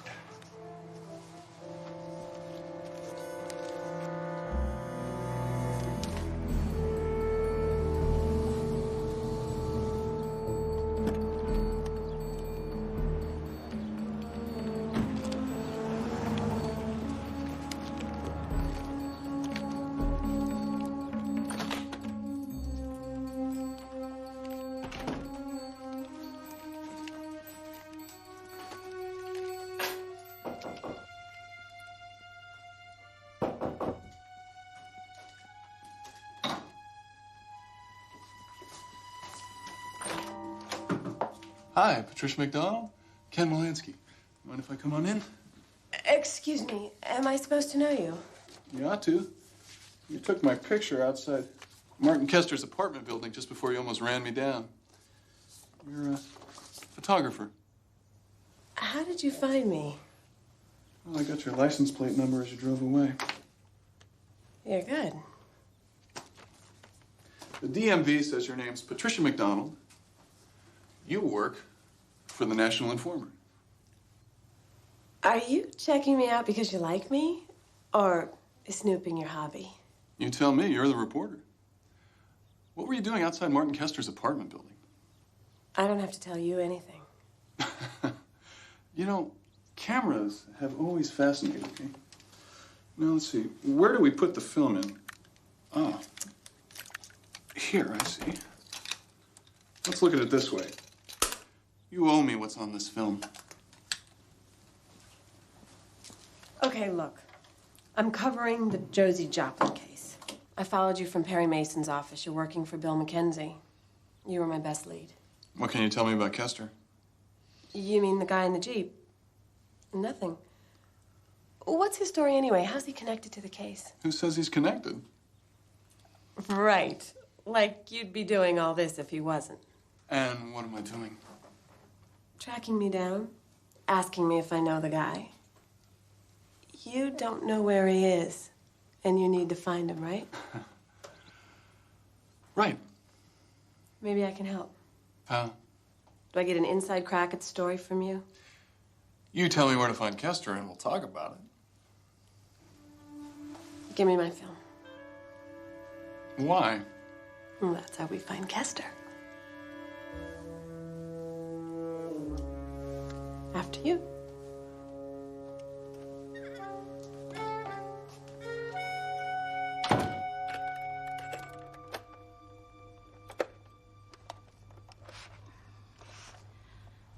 Hollywood agents? Don't get me started. You know why a lot of medical labs across the country are using agents instead of rats in their experiments? They found the students don't get as attached to agents. Who's there? Bill McKenzie, go ahead. I'm enjoying your monologue. Speaking of animals, I just found out what you get when you cross a lawyer and a snake. You get an agent who can shed his skin. I hear you chuckling. Are you sure you're an attorney? Oh, yeah. 40 years now. Just getting the hang of it. Where'd you learn about lighting? Well, I used to work backstage when my wife was an amateur actress. She was good, too. A lot of folks said she ought to make a career of it. But she said she didn't want to leave the ranch. Didn't want to leave me. Said she was content. I hope so. God knows I was contented with her. You enjoy working on your material? The truth, doing stand-up terrifies me. Is that why you haven't played clubs since you and Josie Joplin split up? Josie and I were a team. When she went off to do her sitcom, I couldn't get any solo bookings. Oh, gosh, I find that hard to believe. I read a lot of reviews of your act together. A lot of critics thought you were funnier than she was. Am I supposed to be flattered? So, instead of striking off on your own, you took a job warming up Josie's audience. Why would you do that? Well, maybe I was afraid of performing without Josie. Maybe she was afraid of you, the competition. Wanted you in her shadow. No, she couldn't force me to do that. A couple of years ago, you two had a real knockdown fight. Josie withdrew felony assault charges, but only after you signed a long-term contract with her production company, right? So you're saying she blackmailed me? I'm saying she cut you a deal. No, you're wrong. Josie dropped the charges because we're old friends. Well, your older friend wouldn't release you from your contract a couple of weeks ago when you were offered a Showtime comedy special. Or 6 months ago when another network wanted you for your own sitcom. Or a year ago when you were offered a job in a movie. She had you boxed in, Miss Kay. Didn't she? Josie and I would have worked it out. Not according to your agent. He said she was killing off your career. Now I know I hate agents. Can you tell me where you were the night Josie died? Yeah, I was in the production office working on material for my warm-up routine. Did anyone see you? No, but I've got it on tape. Want to hear it? Sure. Gentiles and ladies, men. Oh, sorry I'm late. but I ran into my agent on the way over here. Unfortunately, he survived. Anyway, I got hassled by a panhandler on the way in. Well, why don't you hang on to that? Maybe we'll play it in court.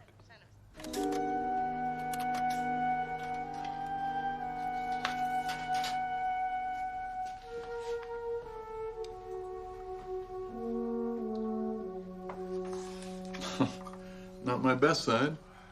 I didn't know lawyers had a best side, Melansky. Go ahead, sweet talk me. I can take it. Oh, careful. Try not to bump into anything. Some of that stuff for slide processing can be flammable. Thought it was getting kind of hot in here. You seem to know what you're doing, so why are you wasting all that talent on the National Informer? The Informer is a good paper. Oh, yeah. Space aliens advising Bill and Hillary.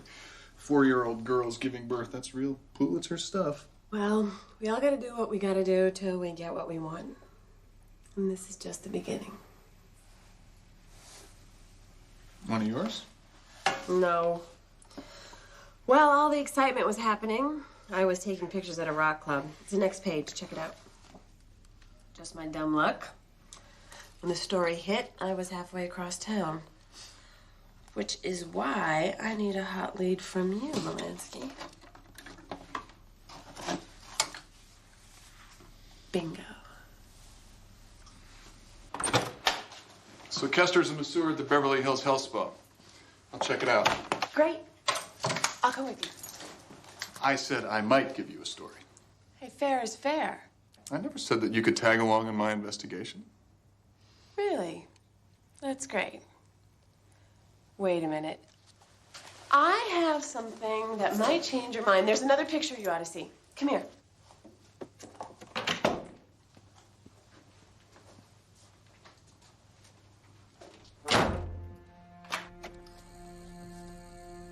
I didn't just fall for that, did I?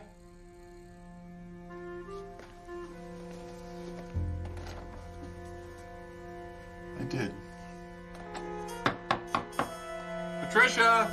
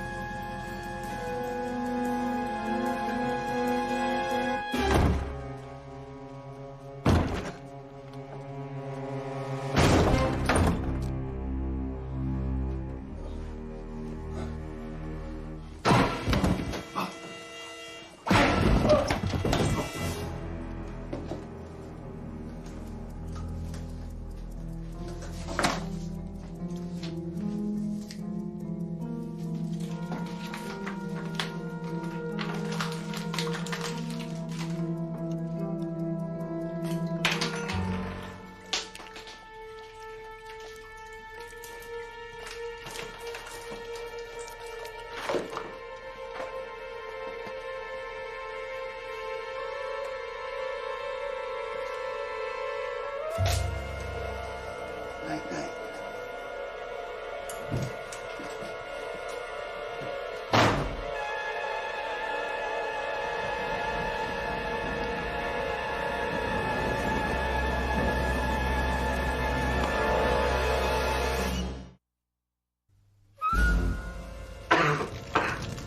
Melansky!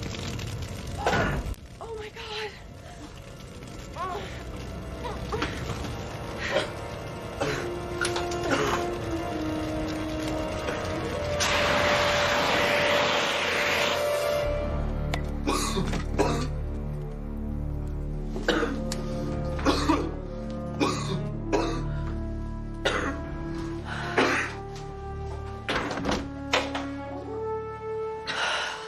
Came back. Yeah. I was in my car when I noticed Kester go into the building. By the time I got here, he'd already started the fire. Oh, yeah. I know, partner. Oh, we're talking total multimedia, gentlemen.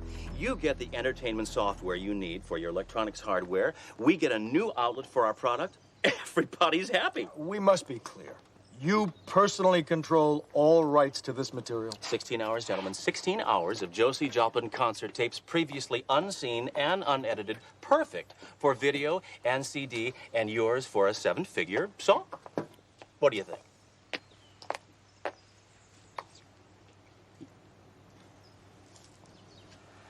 Gentlemen, would you excuse me for just a minute? Irene, get the boys whatever they want. Well, Mr. Mackenzie, this is a surprise. Well, I see you're busy.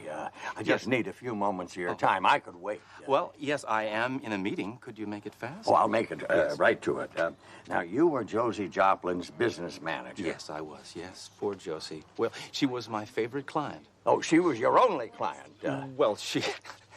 When you're handling someone as big as Josie Joplin, who needs other clients, right? No, I mean, once she became a star, she made you drop all your other clients. No, that's just wrong. Now, you're making things up here, Mr. Mackenzie. No, I don't make things up, Mr. Landry. Sure. Josie needed full-time handling, yes. But you see, she made so much money for the company, I was happy to do it. We owned her production company together. Did you know that? Now, get out of here.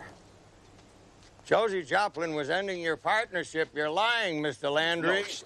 No, 2 days before her murder, she filed papers cutting you out of her production company. She was firing you. Gentlemen, I'll be right with you. Irene, get them whatever they want.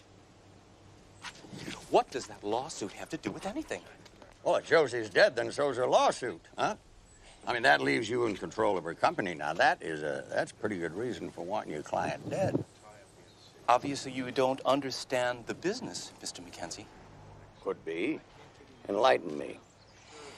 To put it in terms that you would understand, Josie was the cow. And without the cow, there's no milk, now is there? So even if I keep my share of the company, how do I profit now that she's dead?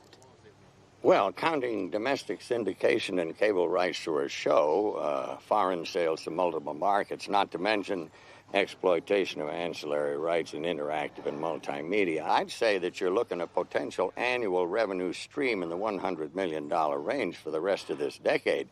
Your cow is going to be giving milk for some time, Mr. Landry, dead or not. I didn't kill her. And you won't mind telling me where you were while Josie was being murdered. I was at the studio. I was in her office on a conference call with investors. I was on from 11:30 to almost 11:45. You can check with my people back there, and they will tell you. I'll do that. Have a nice day, gentlemen. I'll see you in court.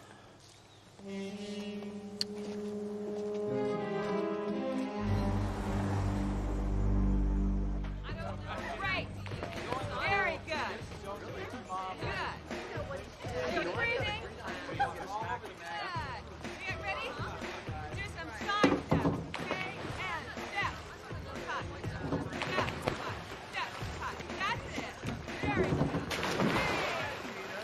Okay, everybody, step now. Get ready to step up. Up. There he is. That is Kessler.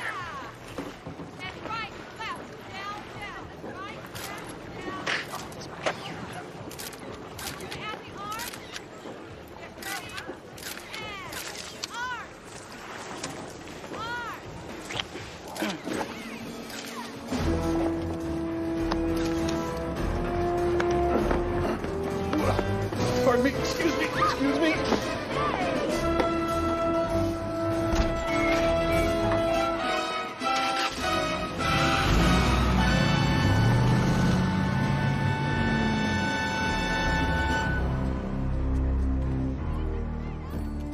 Wait! That man that you were with, Martin Kester, can you tell me where to find him? What man? I don't know what you're talking about.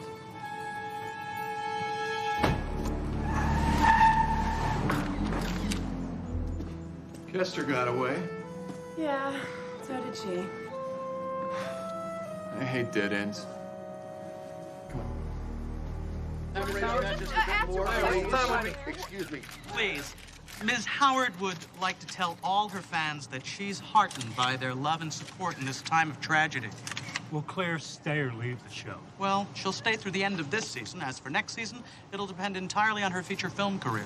Has Claire had any offers? Several, all for starring roles in a number of upcoming films. Are those the same film roles that Josie Joplin wouldn't let you take a couple of weeks back, Miss Howard? I'm sorry. Who are you?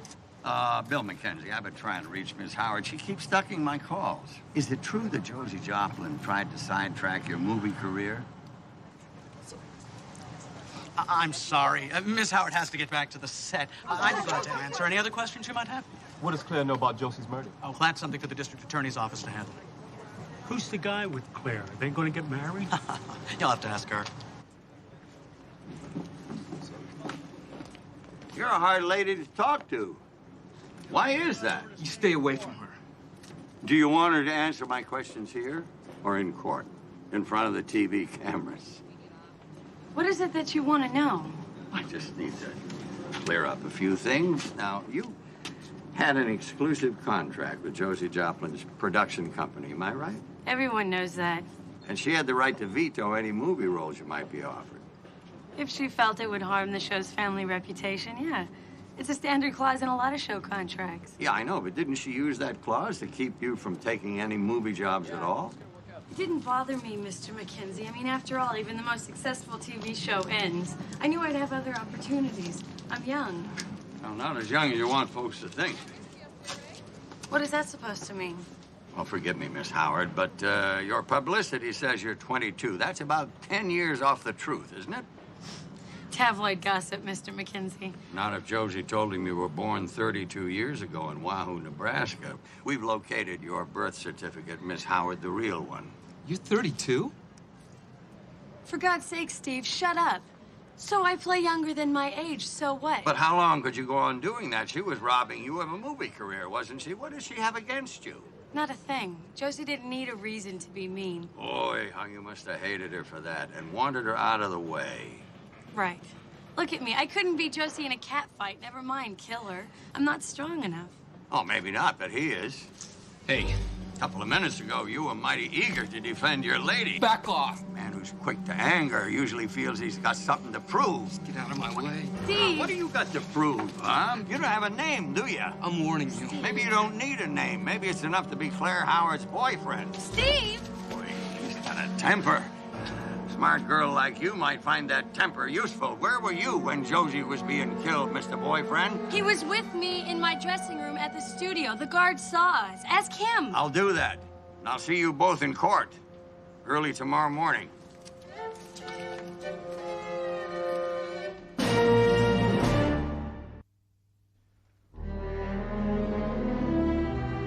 Miss Mitchell, as night clerk at the Belmont Hotel on the evening of Josie Joplin's death, did something unusual occur which caused you to summon police to the hotel?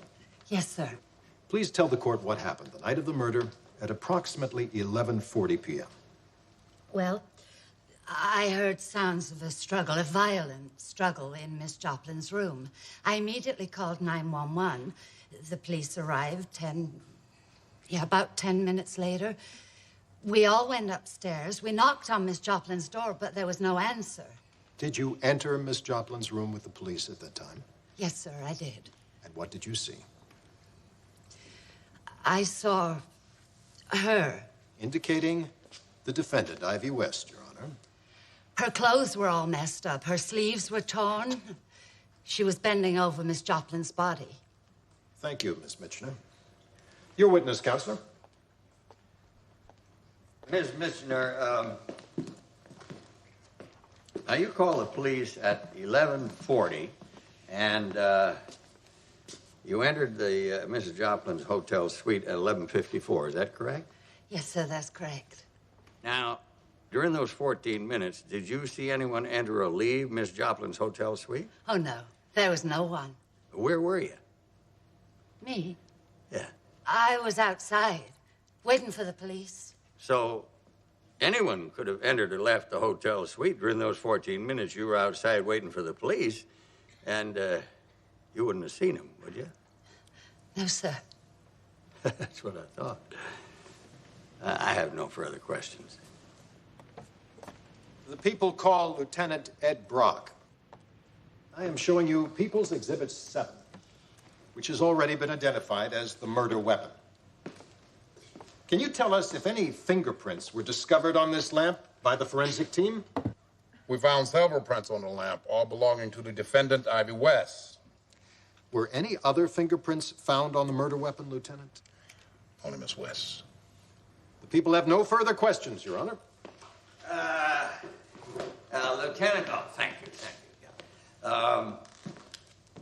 Now, you say the only fingerprints found on this lamp were those belonging to my client? That's what I just testified. Now, how do you explain that? I'm not sure what you're asking. Well, in a busy hotel room, people are coming and going all the time, turning lamps off, feeling them and all. How do you explain the fact there's only one set of fingerprints on this particular lamp? Well, maybe the hotel maid wiped the lamp when she came in to clean the room. Did you ask her if she No, done that? Counselor, I didn't ask her if she But did. now, what if I tell you that the hotel maid did not clean the room that day because Mrs. Joplin wouldn't let her in? Then that means someone else must have wiped this lamp clean.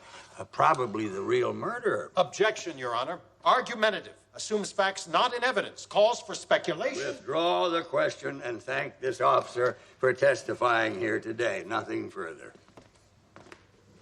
You may step down, Lieutenant. Thank you. We're doing fine. Where's Ken? I called in earlier. He's tracking down a lead. I hope he got a good one. Call its next witness.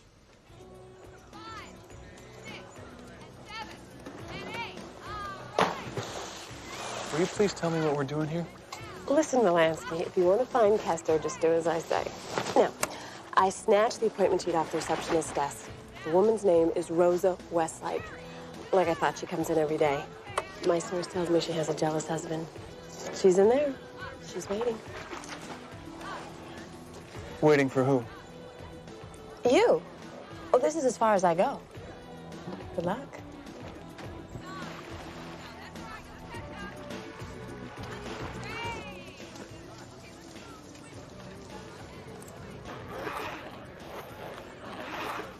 Make it real deep. I'm very tense.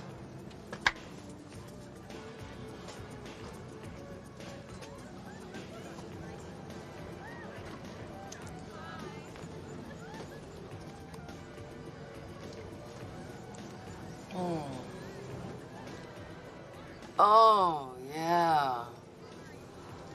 Oh. Oh, excuse me. Mrs. Westlake requested another masseur today. Take over in 18. Oh, yeah. You must be new here. You have marvelous hands. For an attorney. Oh. You're an attorney? What, is business that bad? Oh, actually, business is booming.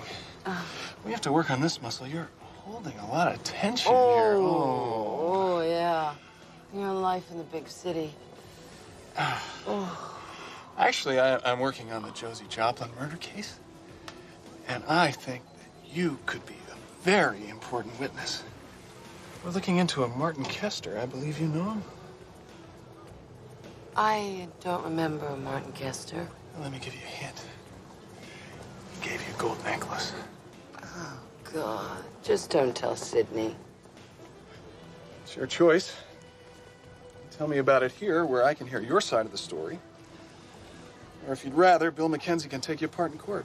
In court? Or here. Request permission to examine Mr. Joplin as an adverse witness, Your Honor. Within reason, Mr. Wells. Mr. Joplin, on more than one occasion, your wife accused you and the defendant of having a love affair, didn't she?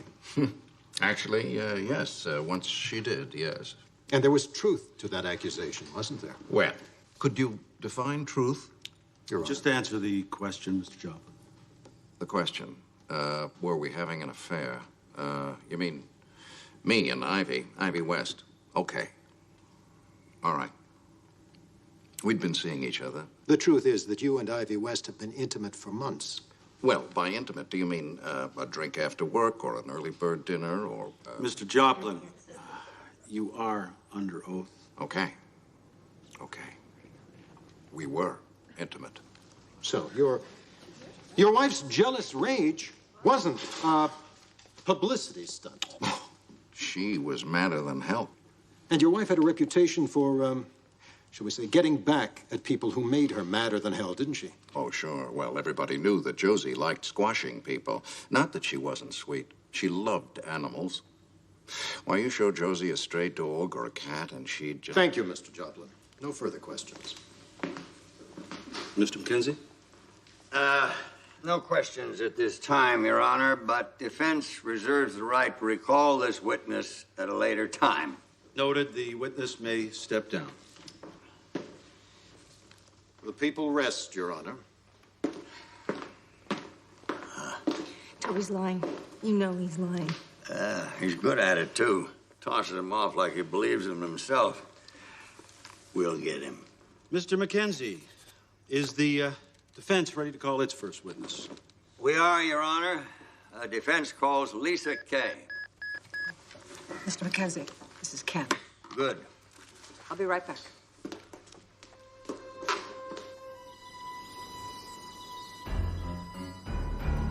Janice? Janice? I'm losing you. It's the connection. I'm gonna call you back. Here, try mine. It gets great reception. Thanks.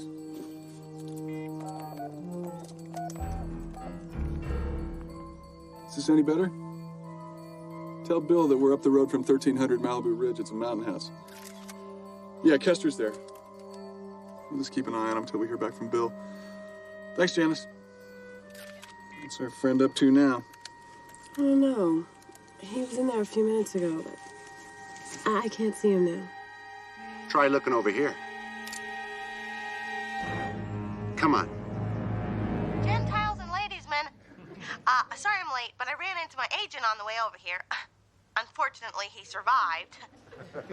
Anyway, I got hassled by a panhandler on the way in. Now, you say that while Josie Joplin was being murdered at the Belmont Hotel, you were in the production office at the studio making this recording of your warm-up routine. That's right. Now, on the part of the tape we just heard, the sound is very clear. Is the whole tape that clear? Yes, it is. Well, that's odd. You see, the morning after the murder, I was at the studio being escorted down the hall by a secretary who slipped right outside the production office door. I had to catch her because the floor had just been waxed the night before. Your Honor, what's the point of this? Your Honor, there's a 14-minute gap between the time the police were called about this murder and the time my client was discovered in Mrs. Joplin's hotel suite. Now, I believe the real murderer used those 14 minutes to frame my client, and I want to establish that there were several other people who had both the motive and the opportunity to do so. I'll permit this line of testimony within reason. Now, you can go ahead, Mr. Well, thank you, Your Honor. Now, Mr. Ryan of the studio cleanup crew is in this court. Mr. Ryan is prepared to testify that on the night of the murder, his cleanup crew waxed the hallway outside the production office door from 11 p.m. until just past midnight with an industrial waxing machine. They make an awful racket. You could never have recorded anything on this tape without picking up that sound. So, if you weren't at the studio making this recording while Josie Joplin was being killed, what were you doing, Miss Kay? Now, we've established that Josie Joplin's lawsuit would have cost you everything you had, Mr. Landry, and yet you say that while she was being murdered, you were on a conference call to investors? From 11:30 to 11:45 p.m., that's right. Now, you made that call from Josie's office at the studio? Yes, I did. From a studio phone? No, not exactly. Oh, you made that call from a cellular phone, didn't you? And the call lasted from 11:25 to 11:31, not 11:45. So you could have made that call from anywhere even from your car on the way to Miss Joplin's hotel, so you don't really have an alibi for the time of the murder, do you, Mr. Landry? Steve and I were in my dressing room. A studio guard saw us. Yes, that studio guard is right here in the courtroom, Mr. Serbic. Yes, Mr. Serbic will indeed testify he saw you in a passionate embrace. I told you. But not with your boyfriend, Mr. Gelson. You may sit down, Mr. Serbic. How is that possible? Well, because he saw your boyfriend driving away from the studio a half hour earlier. Now, you may have an alibi for the time of the murder, but Steve Gelson doesn't. Which makes me wonder, why would you perjure yourself for no reason? Do you have a reason? What are you trying to hide? Or whom are you trying to hide? I got people coming after me. I do not like that. What? No, shut up. Shut up. Shut up. You're already in this too deep, pal. Now, you listen to me. Unless you want to see your name in the paper, you better get over here with some cash, and you better do it right now. You got that? You know, Marty. Can I call you Marty? The informer has a very generous tips to reimbursement policy. She's gonna say anything to get a story. Her paper's never gonna pay. Shut up. Why did you say that? He's an exclusive. Because if you pay him, it ruins his credibility as a possible defense witness. Oh, right. You think you're going to see him in court? He's holding us prisoner. Think positively, Patricia. Besides, I said potential witness. Now, why don't you help me with these ropes? How do I do that? Let's see if I can work this rope through that Indian bracelet of yours. There. Okay. All right.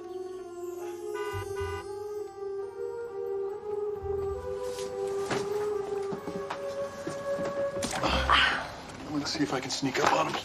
You stay here. Oh, and lose my story? You're nuts. Pardon me, son, I'm a little lost. How far to Malibu Canyon? Bill, that's Kester. He's got a gun. That's all right, so do I. Drop it. All right. What are you doing outside the studio the night Josie Joplin was killed? Did someone hire you to kill her? Hey, look, I didn't kill anybody, all right? All you got to do is ask him. He'll tell you. Who? Ask who? Ask who?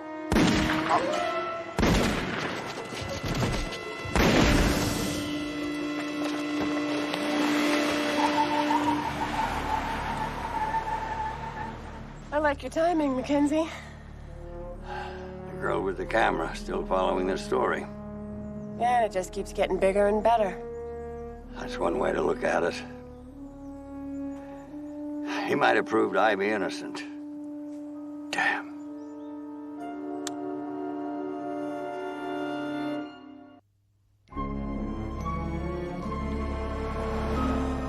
Whoever killed Martin Kester could have killed Josie Joplin. Boy, oh boy.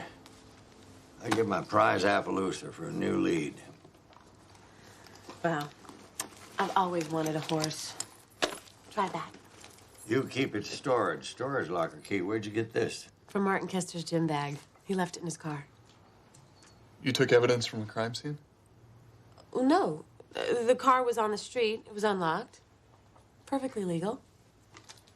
Pretty clever, huh? This should have been turned over to the police. I thought you'd be pleased. I'll be pleased when Lieutenant Brock gets this key. Then we'll ask him to find out what's in the storage locker. Well, you do it any way you like, but I am not losing the story. You never quit. Neither do you.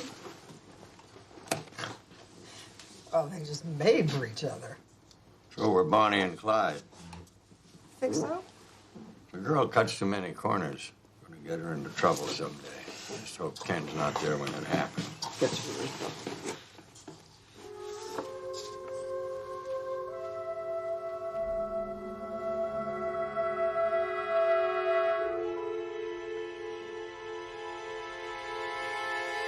Lieutenant, in your investigation into the homicide of Martin Kester, have you been able to find anything out about his lifestyle?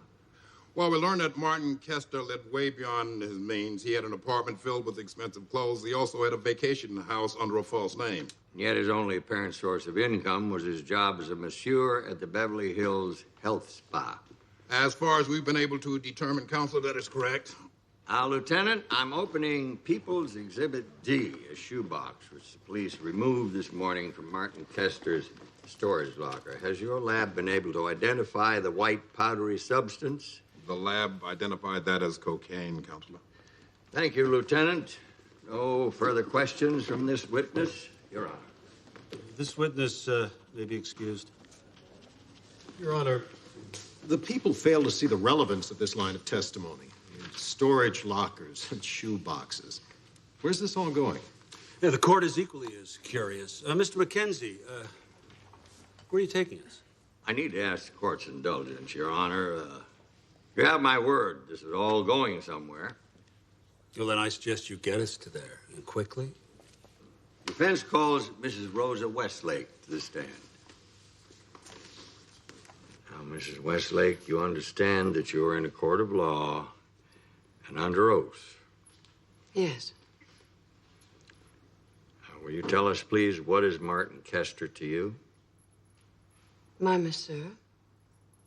And what else? My lover.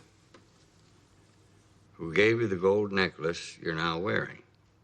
Yes. He stole it, didn't he? No. But someone else did. Thank you. No more questions, Your Honor. Mr. Joplin, you said you had an affair with Ivy West. That was untrue, wasn't it? Oh, right. Like I'd sit here in court telling the world I was cheating on my wife if I wasn't. Now, why would I pull a bozo stunt like that? To cover up something you wanted to hide. How much money do you have in your personal bank account? Well, who knows? Ask my accountant. The other day, while I was waiting for you in your office, your bank statement was laying on the table there. My assistant subpoenaed a copy this morning. I was struck by the size of your balance. $300. I don't need much money. You mean you don't have much money, don't you? When you married Josie Joplin, she made you sign a prenuptial agreement so that all your acting and producing fees went directly into a joint account. And then she put you on a strict allowance. Your own personal bank account never rose much above $1,000, did it? I had all I wanted. I don't think you did.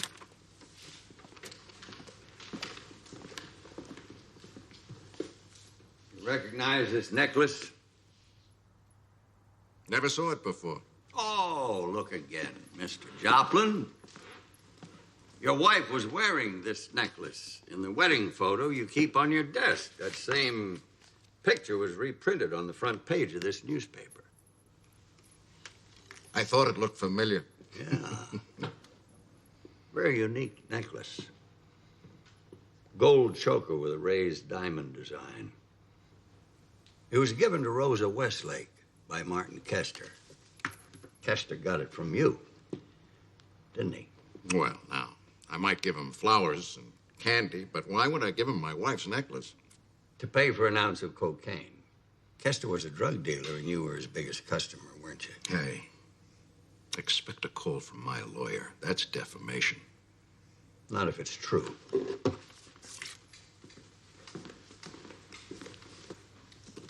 Kester kept a ledger of all his transactions. On the night your wife was murdered, a customer called TJ traded a gold necklace for an ounce of cocaine. TJ? Toby Joplin? Were you up at Kester's house yesterday when he was murdered? No. I mean, I didn't kill him. Right now, the police are up there at Kester's house looking for your tire tracks. A lot of TJs in this ledger.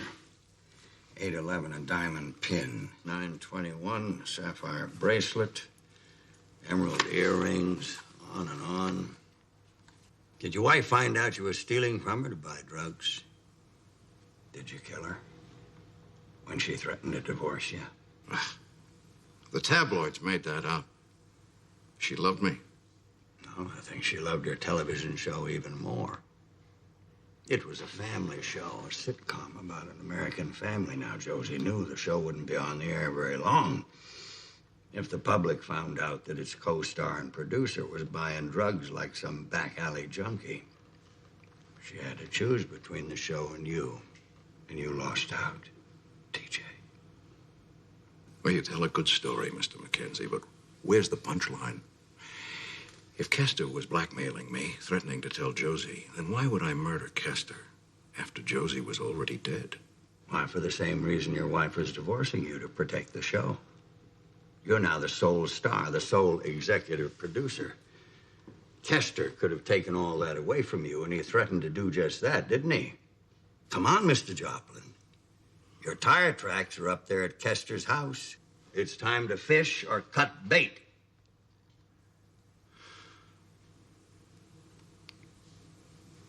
All right. Kester would have ruined me. But I didn't kill Josie. The truth just doesn't want to come out of your mouth, does it? Why don't The night Josie was murdered, I was with Claire. Claire and I were having an affair. More like a fling. A small fling. But I loved Josie. I never would have hurt her.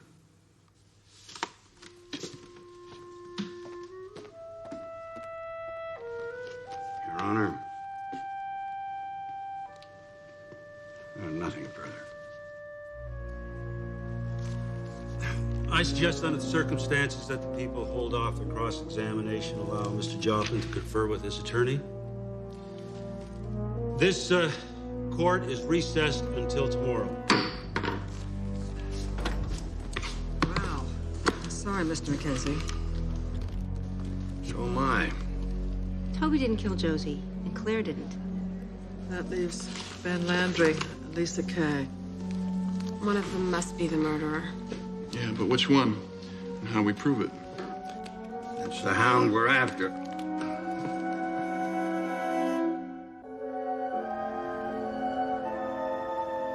I had Chinese food for breakfast. Cold pizza, though. Now that is different. How about popcorn on the side of cold beans? Oh, God, no. So you got the photos? Great. I will have the story ready for you by deadline. Thanks, Jack. I've got the front page locked for tomorrow's edition. Well, if you worked for a real paper, you'd have a Pulitzer. You don't get it, do you, Molansky? The National Informer is just my first step. On to bigger and better things, huh? You bet. And you will have to stop by sometime. Help me polish my Pulitzer. Thanks. To the both of you. See you in court. Sorry. You like Patricia McDonald, don't you, Kenneth?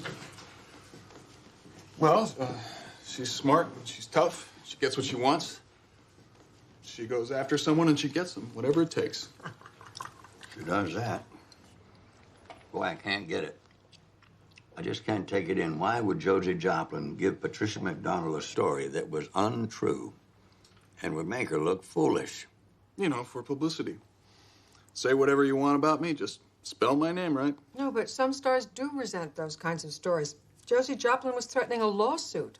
Yeah. Toby said the divorce story was a lie. There's something wrong here. Bucket of snakes. What? Ken?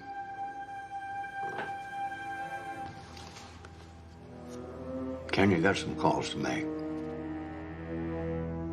Miss Kay, you told this court that while Josie Joplin was being murdered, you were taping your comedy act. You lied about that, didn't you? Yes, I lied. Will you tell us what you were really doing that night? I was making a telephone call. To Jack at 315-555-7232. Am I correct? How did you know that? We subpoenaed your phone log.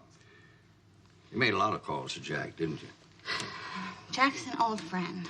315-555-7232 is the phone number of the National Informer. Jack Handley is the editor. You were his source for the stories about Josie Joplin, weren't you? Yes, most of them. Exclusive interview, Josie confirms divorce, blames girl Friday. Did you give Jack the tip for this story? No. That story was a stunt. And when I read it, I called Jack and I warned him that he'd been ripped off. This story in the National Informer was a fraud? Yes. See, Josie was a shark. And once she sunk her teeth into you, she'd never let go. She'd been trying for years to catch the informer. And that story was a lie, and the writer didn't cross-check it. And Josie was gonna nail him. You hated her, didn't you? Yes. And I still hate her, but I didn't kill her. Thank you, Miss Kay. I have no further questions. Your Honor, the people reserve their right to cross-examine this witness later. You may step down. Mr. Mackenzie? Defense calls Patricia McDonald to the stand. Miss McDonald, how long have you worked for the National Informer? 6 years. You're well paid? Very well paid. So you like working for the National Informer? Big bucks and front-page bylines. What's not to like? Then why have you applied for a job at almost every major news organization in the country over the last 6 years? The Denver Post, Cleveland Plain Dealer, San Francisco Chronicle, Washington Post, New York Times, LA Times, on and on. These are copies of your job applications, aren't they? Something wrong with that? Well, they turned you down, all of them. Working for the Informer has wrecked your credibility as a legitimate journalist, hasn't it? It's difficult for any reporter to get on those papers. Miss McDonald, what would happen to a writer who caused the National Informer to lose a libel suit costing millions of dollars? The writer would be fired.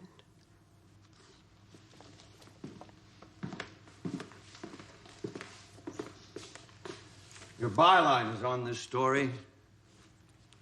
Josie Joplin gave you an exclusive interview in which she told you that she planned to divorce her husband. Am I right? Yes, that's correct. Did you cross-check this story?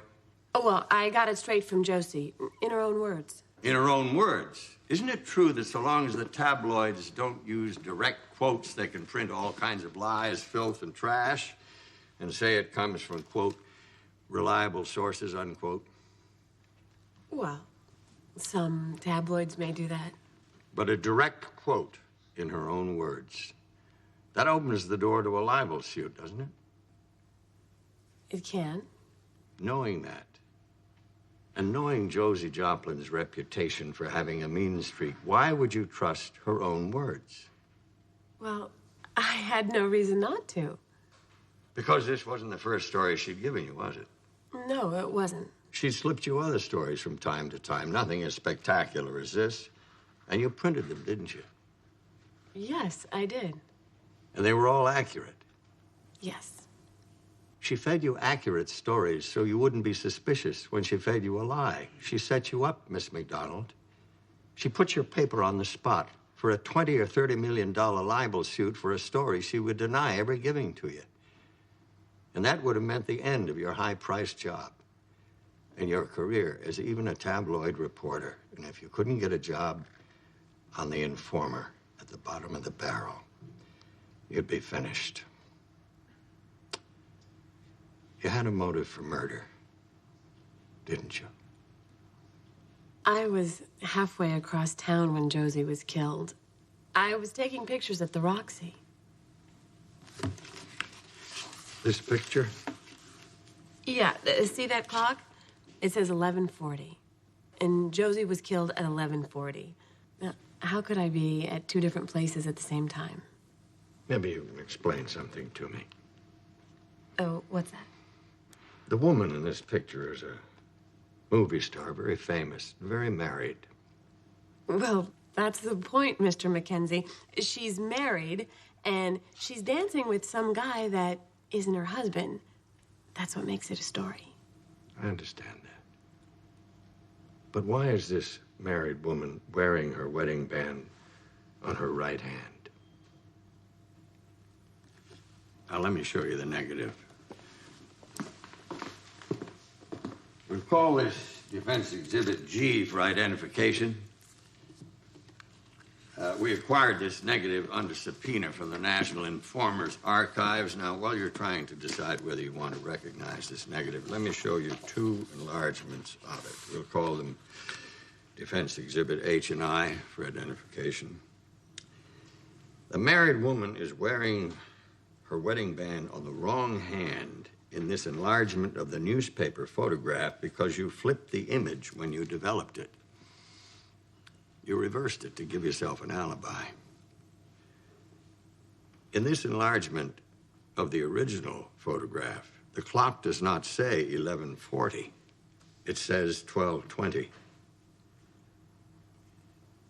You were at this nightclub after midnight, not before, which means you had more than enough time to kill Josie Joplin and get across town. You can't even prove I was at her hotel.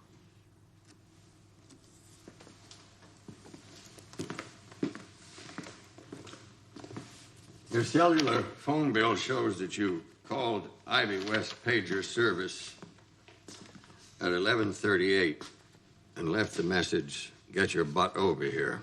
Ivy thought that call came from Josie Joplin, but it really came from you. You had only one reason to make that call, Miss McDonald, to frame my client for the murder that you committed. Time for the truth, Patricia. The truth. Reporters are supposed to like the truth. It's all I ever wanted to be, a good reporter. I told myself I'd take a job at the Informer for a few years just for the money, and then I'd get a job back in mainstream press. But you can't go back. You can never go back. The Informer was all I had. She was going to take it from me. I begged her not to do it, but she said the trial would be good publicity. She was going to destroy me for publicity. I had to kill her. I had to. She was asking for it, wasn't she?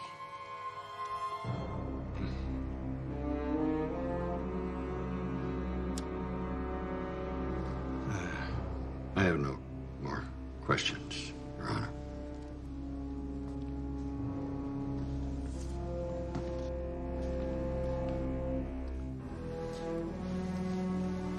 Under the circumstances, Your Honor, the people move for a dismissal of all charges against Ivy West. Case dismissed. Court is adjourned. Bailiff, will you please take this witness into custody? Oh, Mr. Mackenzie, congratulations. Uncle Phil, you were great. You're very important to me, Ivy. I was thinking about college. Yeah. Would I be crazy to change my mind and go back? No. You're supposed to change your mind. You're young. Young people get off track sometimes. Sometimes they find their way back. Sometimes they don't.